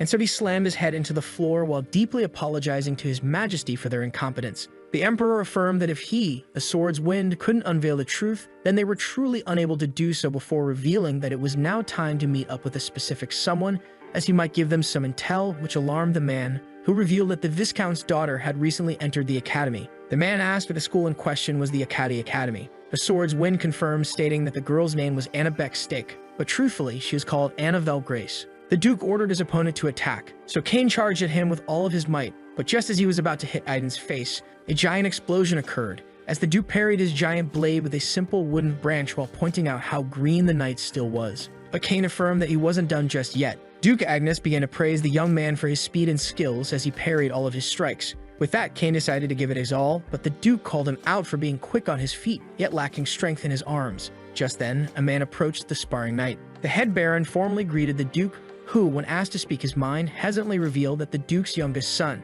went to the Emperor's palace, which shocked the master swordsman. At that moment, Cain was about to land a clean hit on the Duke, which didn't go unnoticed by the angry noble, who quickly overwhelmed the young knight. Just like that, the blade wielder had been sent flying by the Duke's branch, which amazed the injured Cain, who struggled to get up on his feet. But his attention was quickly drawn to the Duke, who pointed out how his son went to the Imperial Palace after all the trouble he had caused. As he released his menacing aura, the man with merciless eyes asked Cain about his opinion on the one he chose to serve. The terrified knight tried to remind the Duke that this was mere training, yet Aiden affirmed that this was all as Joshua requested. The confused, injured man began to wonder what kind of hellish training his lord had asked from the Duke. Cain struggled to regain his stance as the Duke explained how he would attack if he didn't have to parry. The knight tried to attack, but the Duke quickly overpowered him, hitting his hip with the branch. With that, the young man was knocked off his feet. Just like that, Cain was defeated. The Baron tried to intervene, stating that the knight was too fragile for the Duke to take his anger out on. So Aiden suggested using him instead, which silenced the man. The aristocrat then asked about the 12 Houses' reaction after being humiliated by his second son.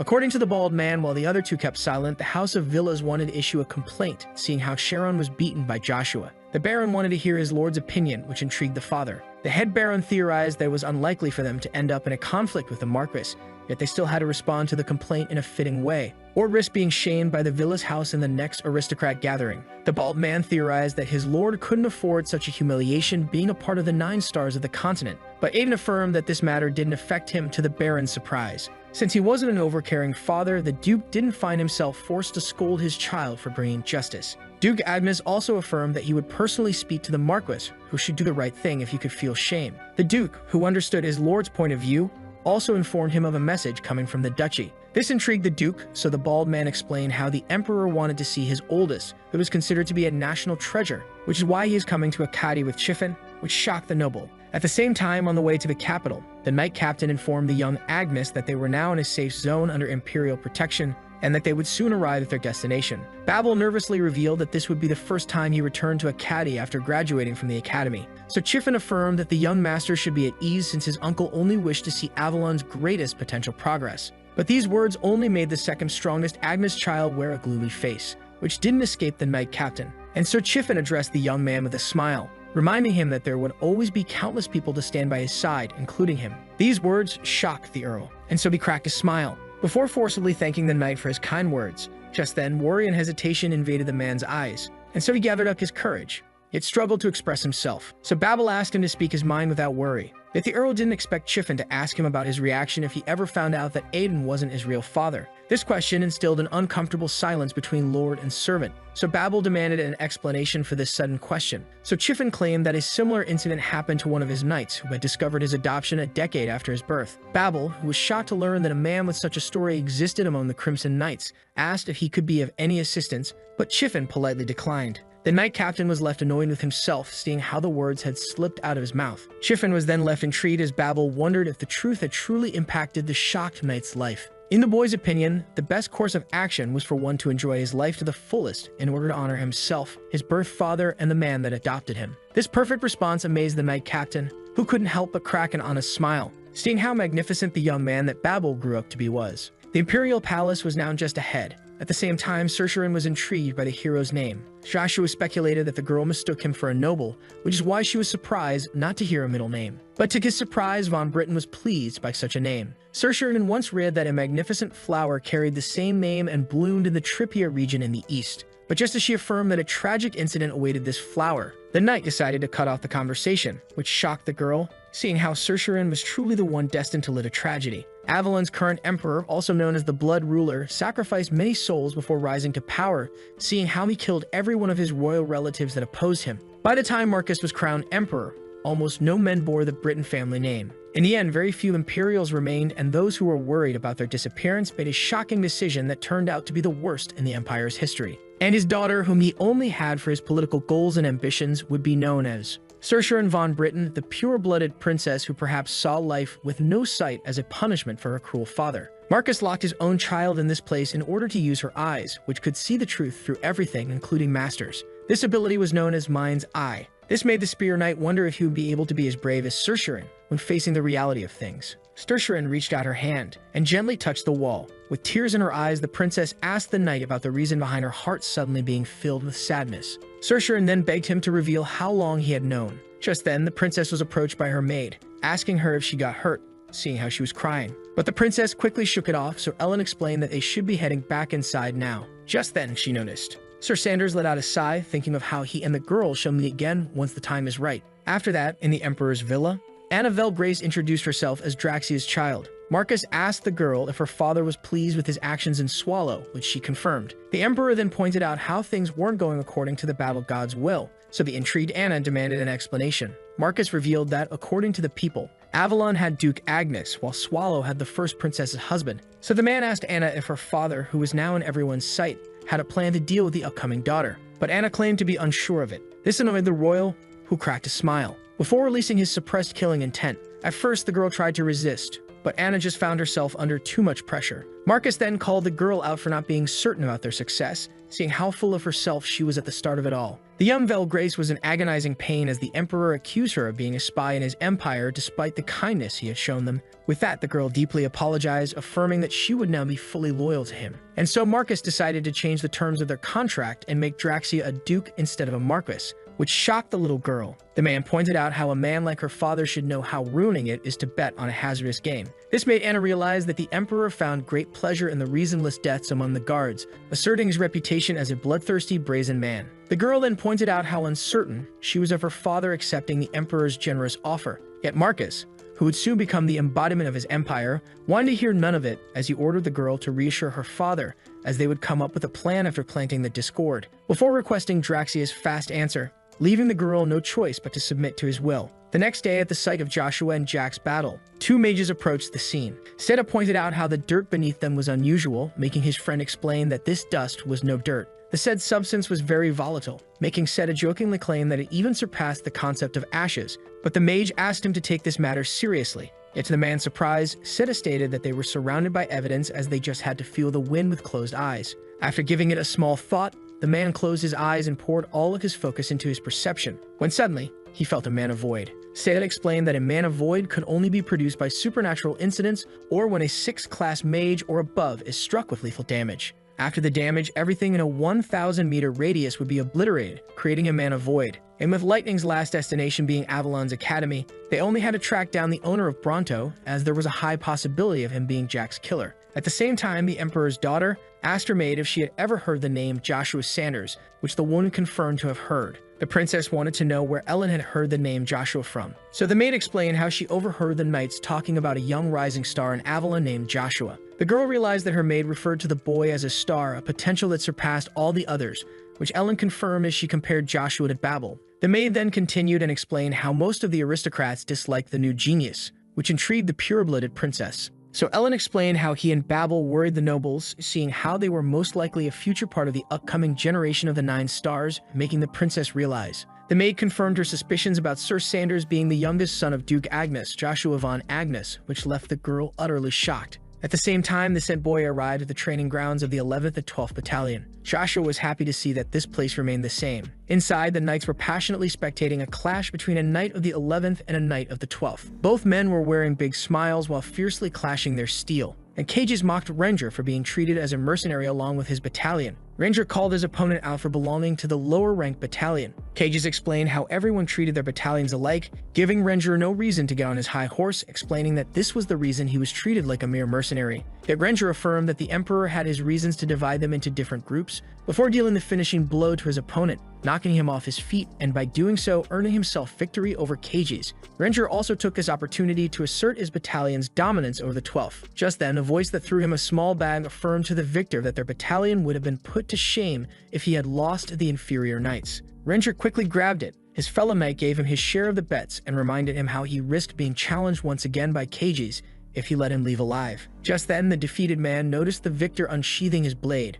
and so he quickly threw himself under his mercy, affirming that he would serve him loyally if he spared his life. This pathetic display pleased the victorious knight, while the other members of the 12th Battalion began to shame the loser for not assuming the consequences of his defeat like a true knight. When suddenly, all were caught off guard by a sudden laugh coming out of nowhere. The knights were even more surprised to see a young man calling their training ground a coliseum that was still the same. Joshua affirmed that he longed to return here as his presence filled his heart with joy. But the knights didn't take him seriously as they tried to shoo the boy away. With that, Sir Sanders decided to activate his Dawn Ring and finally drop the act. All knights were caught off guard by the precious magic relic. With his armor finally on, the Earl revealed that he was here for a verse battle. All men were left in awe as they realized by laying their eyes on the boy's armor that he was the son of Aiden von Agnes. With that, Sir Sanders introduced himself as he requested all potential challengers to step forward. The knights were left even more amazed as they realized that they were in the presence of a great genius and the youngest knight ever to reach C rank and master mana at the age of 10. Just then, a knight asked the spear hero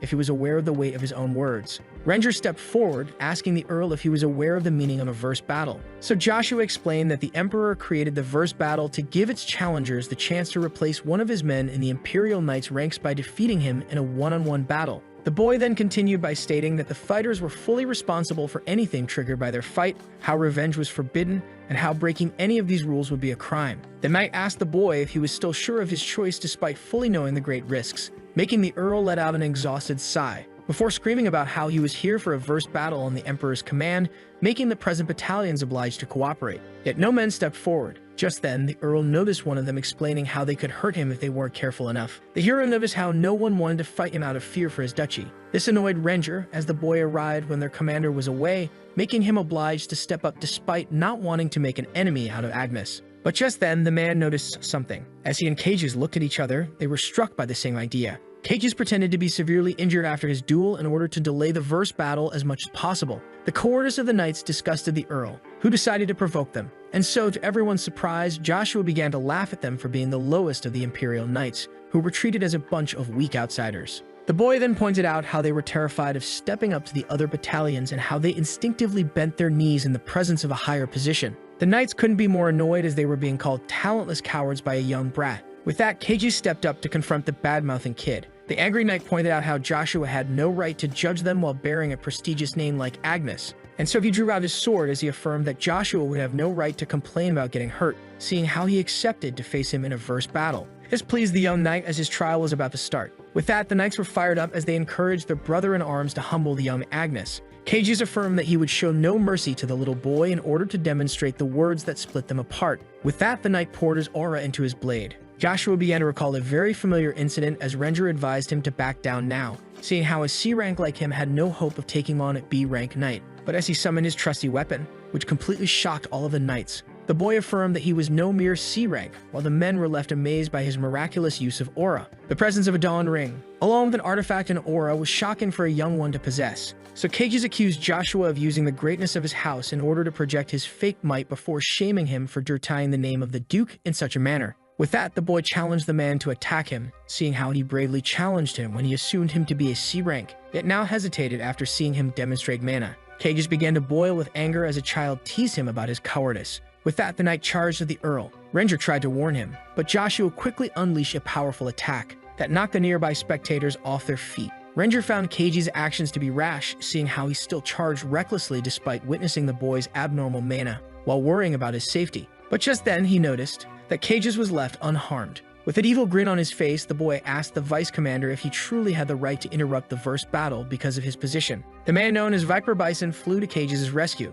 The vice commander of the weakest battalion was shocked to see the protagonist being aware of his name. Joshua affirmed that he knew about the Crimson Bison of the Imperial Knights, which left the man honored to see his fame reach Avalon's greatest young genius. Viper Bison asked the Earl if he was aware of the verse battle's regulations, which piqued the young man's curiosity. So the vice commander revealed that the said battle could only occur when a commander or someone of his position spectates the confrontation. Joshua was left annoyed, speculating that the Crimson Bison was trying to stop his fight. But the vice captain affirmed that since this battle was the will of the son of Avalon, he had no right to oppose it, as he offered himself to be Joshua's new adversary, which left all of the knights shocked. Yet Cages refused, as this fight concerned him and Earl Agnes alone. Viper Bison praised the man for his performance, but just as he was about to explain the consequences of his loss, Cages interrupted him, recalling the vice commander's own words as he asked them to guard their knightly pride at all costs, regardless of the ugly truth. But Viper Bison affirmed that there were things far more precious than pride, seeing how his underling risked his position. Before pointing out how Cages could never take care of his daughter if he returned to being a mercenary, pointing out how family was priceless in the face of a knight's pride, leaving the man annoyed and speechless. Joshua began to applaud the vice commander, who was about to sacrifice his position for his underling, seeing how he would become a regular knight instead of losing his job. Viper Bison called out the boy for talking with such confidence regarding his victory, so the boy pointed out how he must have noticed the raging gap between their strengths. Ranger, who realized how special the young man's power was certain that he had an even stronger attack in reserve. Seeing this, all the knights tried to take the vice commander's place in this duel in order to protect his position. But the Imperial Knight, who could only see them as his dear brothers in arms, affirmed that he must be the one to take on the Agnes Earl, pointing out how he was ready to give up his position if it meant protecting them from harm and how this would only make them closer. Sir Sanders was pleased to see Viper Bison still being the same man who triumphed by his side on the front lines, seeing how he was the superior whose underlings completely trusted him and how he was someone that made Joshua want to join the Imperial Knights in order to fight side by side with him. Viper Bison then addressed the young Agnes and revealed that even if he defeated him, he could only take his position by getting the upper knights who outclassed them to approve. Just then, Joshua accused the man of separating the fighters due to his meaningless pride, which left him utterly shocked. And so, as he summoned lightning, Sir Sanders made a promise that he would complete in 5 years. Our heroes swore to make the two present battalions the greatest knight battalions in the whole empire in 5 years. The young man began to display great power that even the vice commander struggled to stand firm against. To the Crimson Bison's shock, an aura blade had been formed. The Spear Knight asked the vice commander if he would accept to fight with him. At the same time, our hero's older brother formally greeted Emperor Marcus. The Emperor pointed out how this was the first time he saw his nephew since his graduation before asking him about his age. Babel revealed that he was 15 years old. Marcus pointed out how even the greatest of the Knights of Avalon, Duke Agnes, wasn't C rank at this age, while Babel was already B rank, making him speculate that he would see the boy on top one day if the younger brother wasn't present, which made a chill run down the Earl's spine. The Emperor affirmed that Babel must always remain Avalon's greatest talent. Just then, the young man noticed the servant appearing with a bottle on his plate. The bloody ruler presented the potion as a gift to the young genius in order to increase his mana and ordered him to drink it, yet the boy had his doubts. Yet the dictator affirmed that this was an imperial order, leaving Babel no choice. With that, the first son of Agnes was forced to comply, and so he opened the bottle and drank its inside. Suddenly, Babel felt a shock within his body as he fell off his knees. Just then, the bloodthirsty ruler approached the trembling teenager as he gently placed his hand on the boy's head. Marcus revealed that they had met many times, yet his memory was erased before revealing that it was now time for him to keep the promise that he made. The Emperor affirmed to his secret child, Babel von Britten, that he must maintain his position as the Duke's heir at any cost. The brainwashed boy submitted to his true father's will. With that, 5 years quickly passed then, with the shocking events of the imperial palace being buried into oblivion. After these 5 years, an elegant young man arrived. hoping to not being too late. The knight commanded to salute their commander. The grown-up Baron Joshua Sanders, who commanded the 11th and 12th Battalion, finally arrived at the scene. When our hero went back in time, the continent seemed to be filled with peace, but many devilish plots existed underneath. Egret had an empire that could be considered as superpowers, with the first being Avalon, ruled by Marcus von Britain, who secretly allied himself with the battle god, another superpower.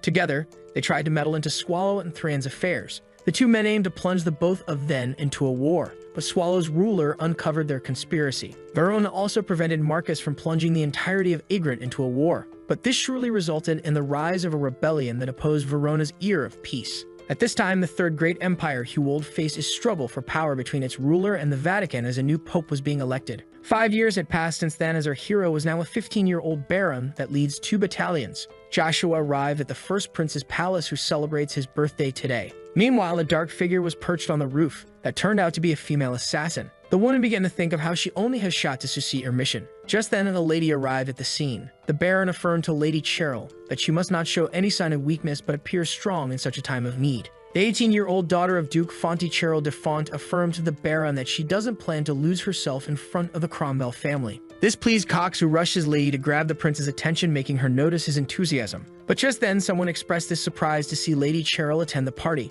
Natasha Moon Brory and Jihab Don Cromwell, who were now both 21 years old, began to make fun of the redhead due to her house falling apart and accusing her of not being invited. This annoyed Cox, as they were met with an unpleasant welcoming party. The angered man, who couldn't help but notice the lady's frustration, hoped that she would get a hold of her emotions. To the bully's surprise, the daughter of Duke de Font politely and calmly greeted the children of the Marquis. Jihab was left disappointed by this blank response. With that, Lady Cheryl tried to go on her way, seeing how she was expected inside the palace. But just then, the young man addressed the Imperial Knight in order to remind him of Marcus Cromwell's order to maintain a tight security. After letting out a frustrated sigh, the knight demanded to see Lady Cheryl's invitation. The offended Duke's daughter couldn't be more annoyed. This also triggered Cox, who began to scream at the Imperial Knight for treating the house of a duke as such, stating that Imperial Knights had no right to meddle into important families' matters. Gihog then pointed out how a noble family on the brink of ruin wasn't of any importance, before suggesting that the both of them return to their duchy instead of ruining the prince's birthday, before adding that they didn't even have a home to return to, as it had been destroyed by his family,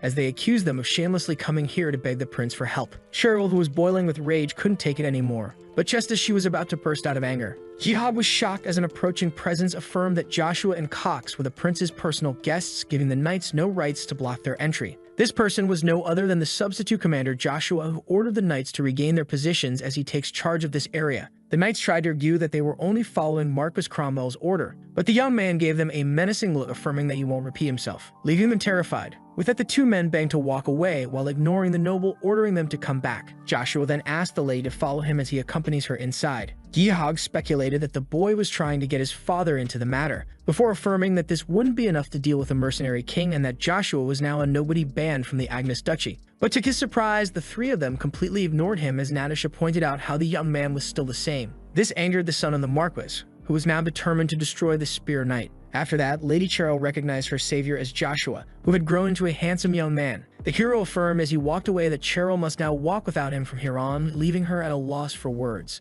His usual nonchalant personality didn't escape the Duke's daughter, and so she watched him walk away. But just then, the lady invited the son of Agnes to share a dance with her at the party, making him stop. Yet the hero refused, seeing how he was on guard duty, which Cheryl found to be a ridiculous excuse, but our hero considered it to be of the highest importance. The protagonist then turned to the lady and affirmed that he was no longer a part of his birth house, as he was now the Baron Joshua Sanders. Our hero thought of how the lady was in a hurry, seeing how she risked losing her home to Marcus Cromwell and the mercenary king, but decided to focus on the matter ahead first, since he had an urgent problem to resolve today. With that, the protagonist began to talk to an invisible presence, asking it to reveal itself, seeing how he didn't bring any reinforcements. But to his surprise, the Spear Knight was only met with silence, when suddenly he noticed the assassin attacking him from behind. Joshua successfully blocked the surprise attack, forcing the attacker to regain some distance. The assassin demanded to know the young man's identity, seeing how he was able to perceive her concealed presence. But Joshua ignored the question and asked Asia Sestrophy to stop her attempt on the first prince tonight. Just then, the assassin felt shocked and alarmed, seeing how she never revealed her real name to any human, making her even more curious about his true identity. As she unleashed a powerful mana attack, Joshua, who predicted this outcome, resorted to his own strength. And by using his new artifact in the form of an earring, he shaped his aura into the form of a dragon. The assassin was shocked to witness dragon fear emitting from the young man. With that, she ceased her attacks and placed her hand on her chest. Aisha Sestrophy asked the master of the great man his forgiveness, as she wasn't aware of him being the Black Master. The young man, who had been referred to as Black Dragon by the Swift Fighter, revealed his desire to punish Aisha for attempting to hurt him twice, yet decided to show her mercy, seeing how she wasn't aware of his identity, before asking her once again to cancel her killing plans for tonight. Aisha had no choice but to submit to the Black Dragon's will. Joshua then explained that she needed to escape the capital as soon as possible in order to evade the Black Wind tracking her down for her failure. But when she tried to discuss this order, our hero took it as a sign of rebellion and threatened to punish her entire race of dark elves if she didn't submit to his will. Aisha had no choice but to immediately obey. Just like that, the assassin disappeared out of sight. Joshua couldn't help but crack a smile, seeing how Aisha was still as naive as she was in his first life, and how she immediately mistook him for Black Dragon. This dark elf, destined to become the Queen of Assassins, was hired to kill the first prince on the night of his birthday. But her failure to accomplish this mission with an unknown initiator resulted in a permanent scar, which is why he didn't want to stain her perfect record with tonight's failure. Joshua wanted her to run as far as possible, since she would grow into an outstanding ally. Our hero was sure to meet the future queen one day. Meanwhile, the said queen still believed that she had met the real Black Dragon, thinking of how those who hired her didn't expect such a mighty individual to appear in a caddy. And despite now being a fugitive, Aisha couldn't help but crack a smile, seeing how this failed mission became the key to her freedom. Meanwhile, back at the birthday party where many nobles had been invited, some began to talk about work and wealth, while others began an argument to see who would have the honor of dancing with the first prince. On the other hand, some began to gossip about Lady Cheryl and her falling house in front of the powerful Marquis Cromwell,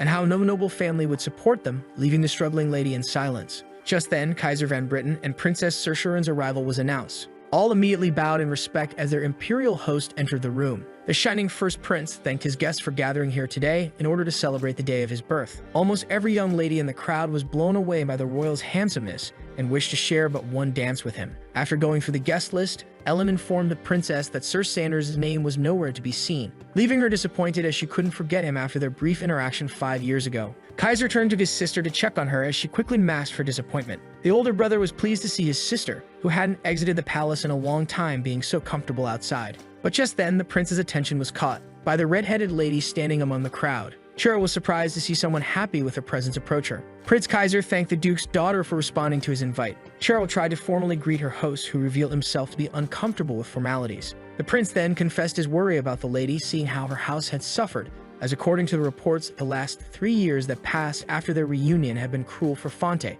which shocked the young lady. Kaiser had really looked forward to this reunion, as he invited Lady Cheryl to be his dance partner, to everyone's surprise. The nobles began to gossip in annoyance, seeing how the royal wanted to dance with a representative of House Fonte. Cheryl was now put in a tough spot, as accepting the prince's invite would create envy in all present ladies' hearts, creating more enemies for her house, which she couldn't afford. And so the girl politely declined the Imperial's invite. The disappointed Kaiser asked for the reason behind this refusal. But as Lady Cheryl struggled to justify herself, Joshua arrived, affirming that she was already promised to dance with another. Kaiser wondered if the young man belonged to the Imperial Knights. Our hero presented himself as Joshua Sanders, to everyone's surprise. The princess was shocked to hear this name once again. While the nobles began to talk about how the young man was a great genius from Agnes of the Empire and the youngest knight ever, and how he had strengthened the weakest Imperial battalions, seeing how the houses of Fonte and Agnes maintained an amicable relationship, all began to assume that the lady attended in order to ask for Joshua's help in her time of need. As both men revealed to be honored to meet each other,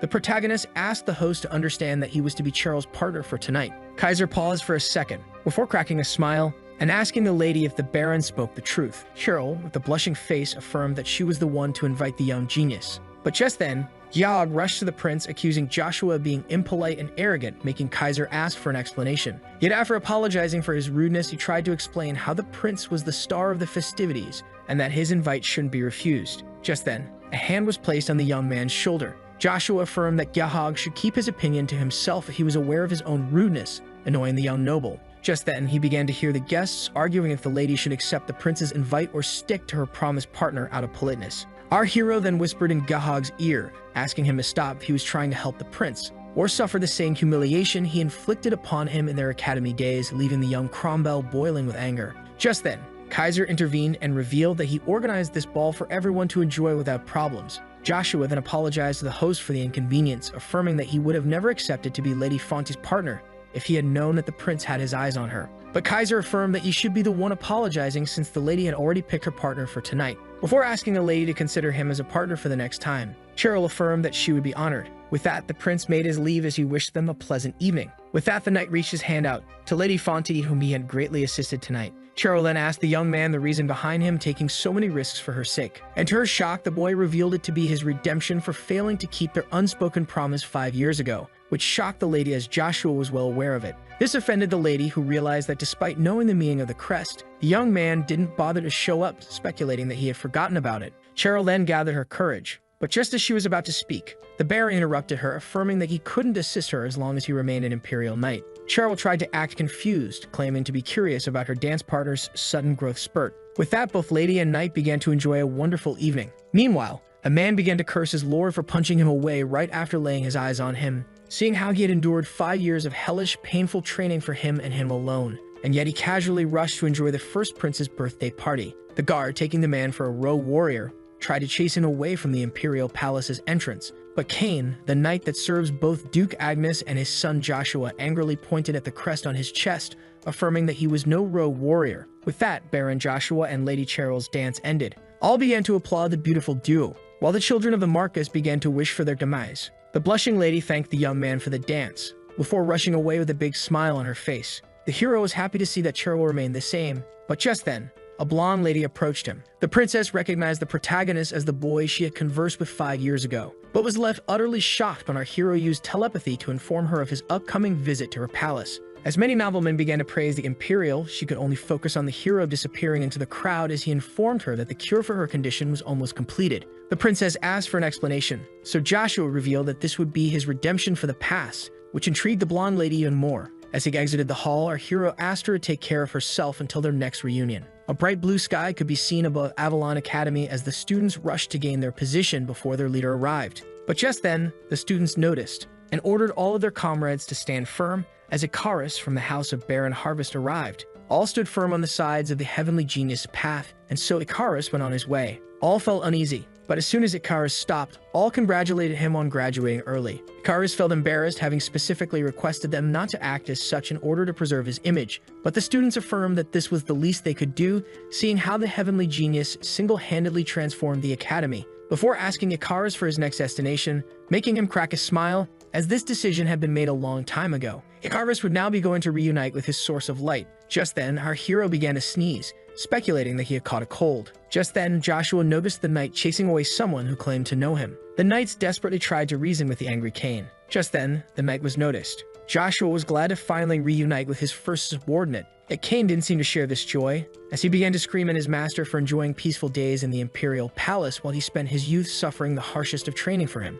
Joshua tried to apologize, but Cain affirmed as he wiped the tears from his eyes that it didn't matter now as they were finally reunited. The young man then pointed out how Cain must have become really powerful, seeing how he had come to find him himself. This caused a switch to happen inside of Cain, turning his tears into a pretentious laugh as he affirmed to now be second only to his lord. Joshua was shocked to see how much the knight had changed in 5 years, making him wonder if he should make some changes to his plans. But just then, one of the knights arrived, apologizing for interrupting his commander's reunion. Our hero was surprised to learn that another guest waited for him, which was none other than the heavenly genius, who was quickly recognized. Joshua was shocked to see Icarus in front of him. The heavenly genius's smile completely enchanted the blushing Cain. The knight then affirmed that he had heard about Icarus being the best student to ever attend the academy and also being the one who refused to work for the greatest names, including Britain. As he confessed his surprise at learning that the heavenly genius was a lady, the knight asked Icarus for the chance to escort her, but Icarus refused to be called a lady. Cain then introduced himself as the Baron's first knight and asked Icarus to refer to him as Kai, which made the heavenly genius feel uncomfortable and disgusted. This called for a pinch in the ear. Joshua intervened as Cain was making Icarus feel uncomfortable, forcing the knight to apologize. The heavenly genius then reminded the hero of the promise they made 5 years ago, recalling how Joshua would allow her to work under him if she changed the academy, which she did. The smiling spear knight affirmed that he remembered well, and pointed out how he would have started to look for Icarus if Icarus didn't come looking for him, as he was desperately in need of his strategist. A sincere smile was drawn on the heavenly genius's face, and as they bumped fists, Icarus pointed out how Joshua still talks in an embarrassing way. This made Cain feel left out, and so he joined them. affirming that he expects the grand strategist to take care of him. The heavenly genius expressed how fond he was of his new name, making Cain smile. With that, the knight was caught off guard as his lord decided to talk about their plans for the future. Joshua revealed his desire for him to meet the emperor and go to Reinhardt, and for them to go to the Fonti Duchy, leaving both Cain and Icarus shocked and confused. Silence reigned in the great imperial palace of Caltica and Avalon. The emperor seemed upset, making the present nobles feel uncomfortable. Just then, the emperor burst out, expressing his lack of words, seeing how their empire, renowned for their knights, doesn't have a single challenger to enter the master duel, making them the laughingstock of their neighbors. This revolted the son of Avalon, as his empire should always be number one. And so he turned to Duke Agnes in order to ask for his opinion. Marcus wanted to know what Aiden thought of the fact that Avalon didn't have a single knight to enter the master duel, but just before he could express himself, a voice suddenly affirmed that this would bring dishonor to their name. This was none other than the commander of the 12th and 11th battalions, who volunteered to enter the master duel. Baron Sanders then formally greeted His Majesty, leaving his father completely silent. Joshua affirmed to the emperor that he wanted to take part in the master duel in the name of their empire. Marcus pointed out how this duel wasn't any kind of competition, before asking the Baron about his age, which he revealed to be 15 years old. The emperor cracked a smile at the thought of a teenager entering such a prestigious tournament, before pointing out how the protagonist always stood out from the others and asking him to prove his worth in front of all the nobles gathered here. At that moment, lust began to rise in the heart of a man. Count Sten wanted to seize this opportunity as he was eager to see how much Joshua had progressed. But just then, he noticed Duke Agnes looking at him. His cold eyes made the Count feel uneasy. This made the Count mumble and complain, as the Duke still tried to protect his child despite relinquishing him, while the knight tried to remind him that they were in the Emperor's presence. But just then, all were shocked as Joshua revealed that he had some demands before demonstrating his worth. Our hero affirmed that he wouldn't enter the master duel if his demands weren't fulfilled, which intrigued the son of Avalon. Just then, some of the nobles intervened, shaming the Spear Knight for growing proud and arrogant and forgetting his place in their hierarchy. When suddenly, the Emperor ordered them to shut up as he unleashed his menacing aura. Joshua was shocked to see that the Emperor would grant him anything he demanded except stripping him of his title of Imperial Knight, leaving him in complete silence. This silence confirmed the Emperor's doubts, who wouldn't accept releasing Joshua, and when the Baron explained that one who entered with the verse battle was free to leave, the Emperor deployed his mana once again and affirmed that his word was the only law that mattered. Yet our hero wasn't fazed by the Imperial's pressure, which didn't escape Marcus' attention. In the end, the Emperor agreed but decided to make a demand himself, picking the young man's curiosity, when suddenly, the Emperor attacked the Imperial Knight out of the blue. The attack that was about to hit the young man in the face resulted in a great explosion in the throne room. The explosion was so intense that most of the nobles were knocked off their feet as rubble began to fall from the walls and ceiling. Many couldn't understand the events that had just occurred. The Baron then opened his eyes to find Joshua blocking the Emperor's attack with his spear. Marcus took a good look at the young man, before cracking a smile and bursting into laughter as he couldn't be more entertained. Our hero then made Lucia disappear. Marcus turned to the boy's father and affirmed that for the first time in his life he felt jealous of him. Aiden kept silent. The Emperor, who wanted to check Joshua's aura blade, found himself getting blocked by a mind sword, which was an ability that exceeded a rank, meaning that he was already on a master's level. With that, the Emperor regained his seat, and realizing that the Baron must now be treated as an adult, he swore to release him from the Imperial Knights if he met his expectations. Joshua promised the man not to let him down. At the same time, Lady Cheryl was preoccupied. Just then, she was informed of the presence of guests that she allowed to enter.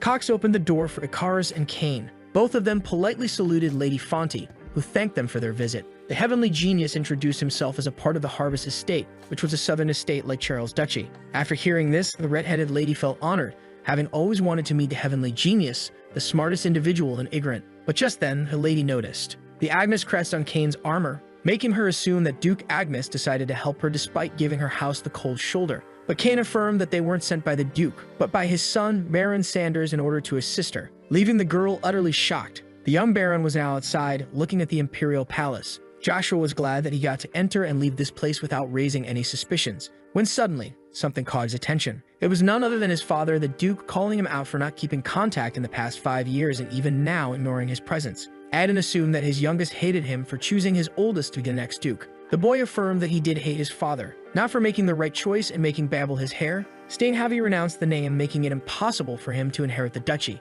Joshua affirmed that he could never dislike his father over such a matter, making the Duke realize the true reason behind this resentment. The Spear Knight confirmed the Duke's doubts and affirmed that he resented him for treating him and his mother as outsiders despite his great power. But when Aiden tried to justify himself, he was left unable to speak. as his child smiled at him and affirmed that his hatred disappeared as soon as he saw his mother's bright smile. With that, our hero bowed to the great Duke and thanked him for instructing Cain and treasuring his mother, before revealing his desire to meet him once again, a desire shared by both father and son. Just then, the Agnes reunion was interrupted by the knights who refused to believe that Joshua was leaving them. All rushed to the commander, trying to get an explanation. Seeing how the knights came for his child, father decided to go on his way. Just then, Cages noticed that their commander was with his father, but Ranger affirmed that this was of no importance at the moment. Viper Bison wanted to know the reason behind Joshua's choice to leave so suddenly, speculating that he was trying to abandon them, his subordinates. So the Spear Knight revealed that he never saw them as his men to lead, leaving all of them utterly shocked. But then continued by revealing that he considered all of them his brothers in arms, relieving the startled men. Joshua affirmed that he had his reasons to leave before ordering them to go back, as he would come to get them at the right time. Just then, Viper Bison asked his commander if he would try to stop them if they decided to follow him. Having known the Spear hero for 5 years, the Crimson Bison was well aware that his commander had a justifiable excuse to leave and that the path ahead of him could be lethal for them. Joshua stood in silence as his subordinate correctly asserted the situation. The protagonist then turned to Bison and expressed his gratitude with a genuine smile. Bison couldn't believe his eyes. But just then, the members of the battalion, now aware of their commander's intentions, decided to act properly. Ranger affirmed to the Spear Knight that they would always stand by his side as his brothers in arms. Cages added that they would stay here and wait for him to make them once again the greatest battalions. All unsheathed their swords, stood firm and raised their blades high in the sky in order to salute their commander, Baron Sanders. While our hero has a big smile on his face seeing a like on this video that helps Mamoru make more juicy content for his viewers, activate the cheeky little bell, and I'm out.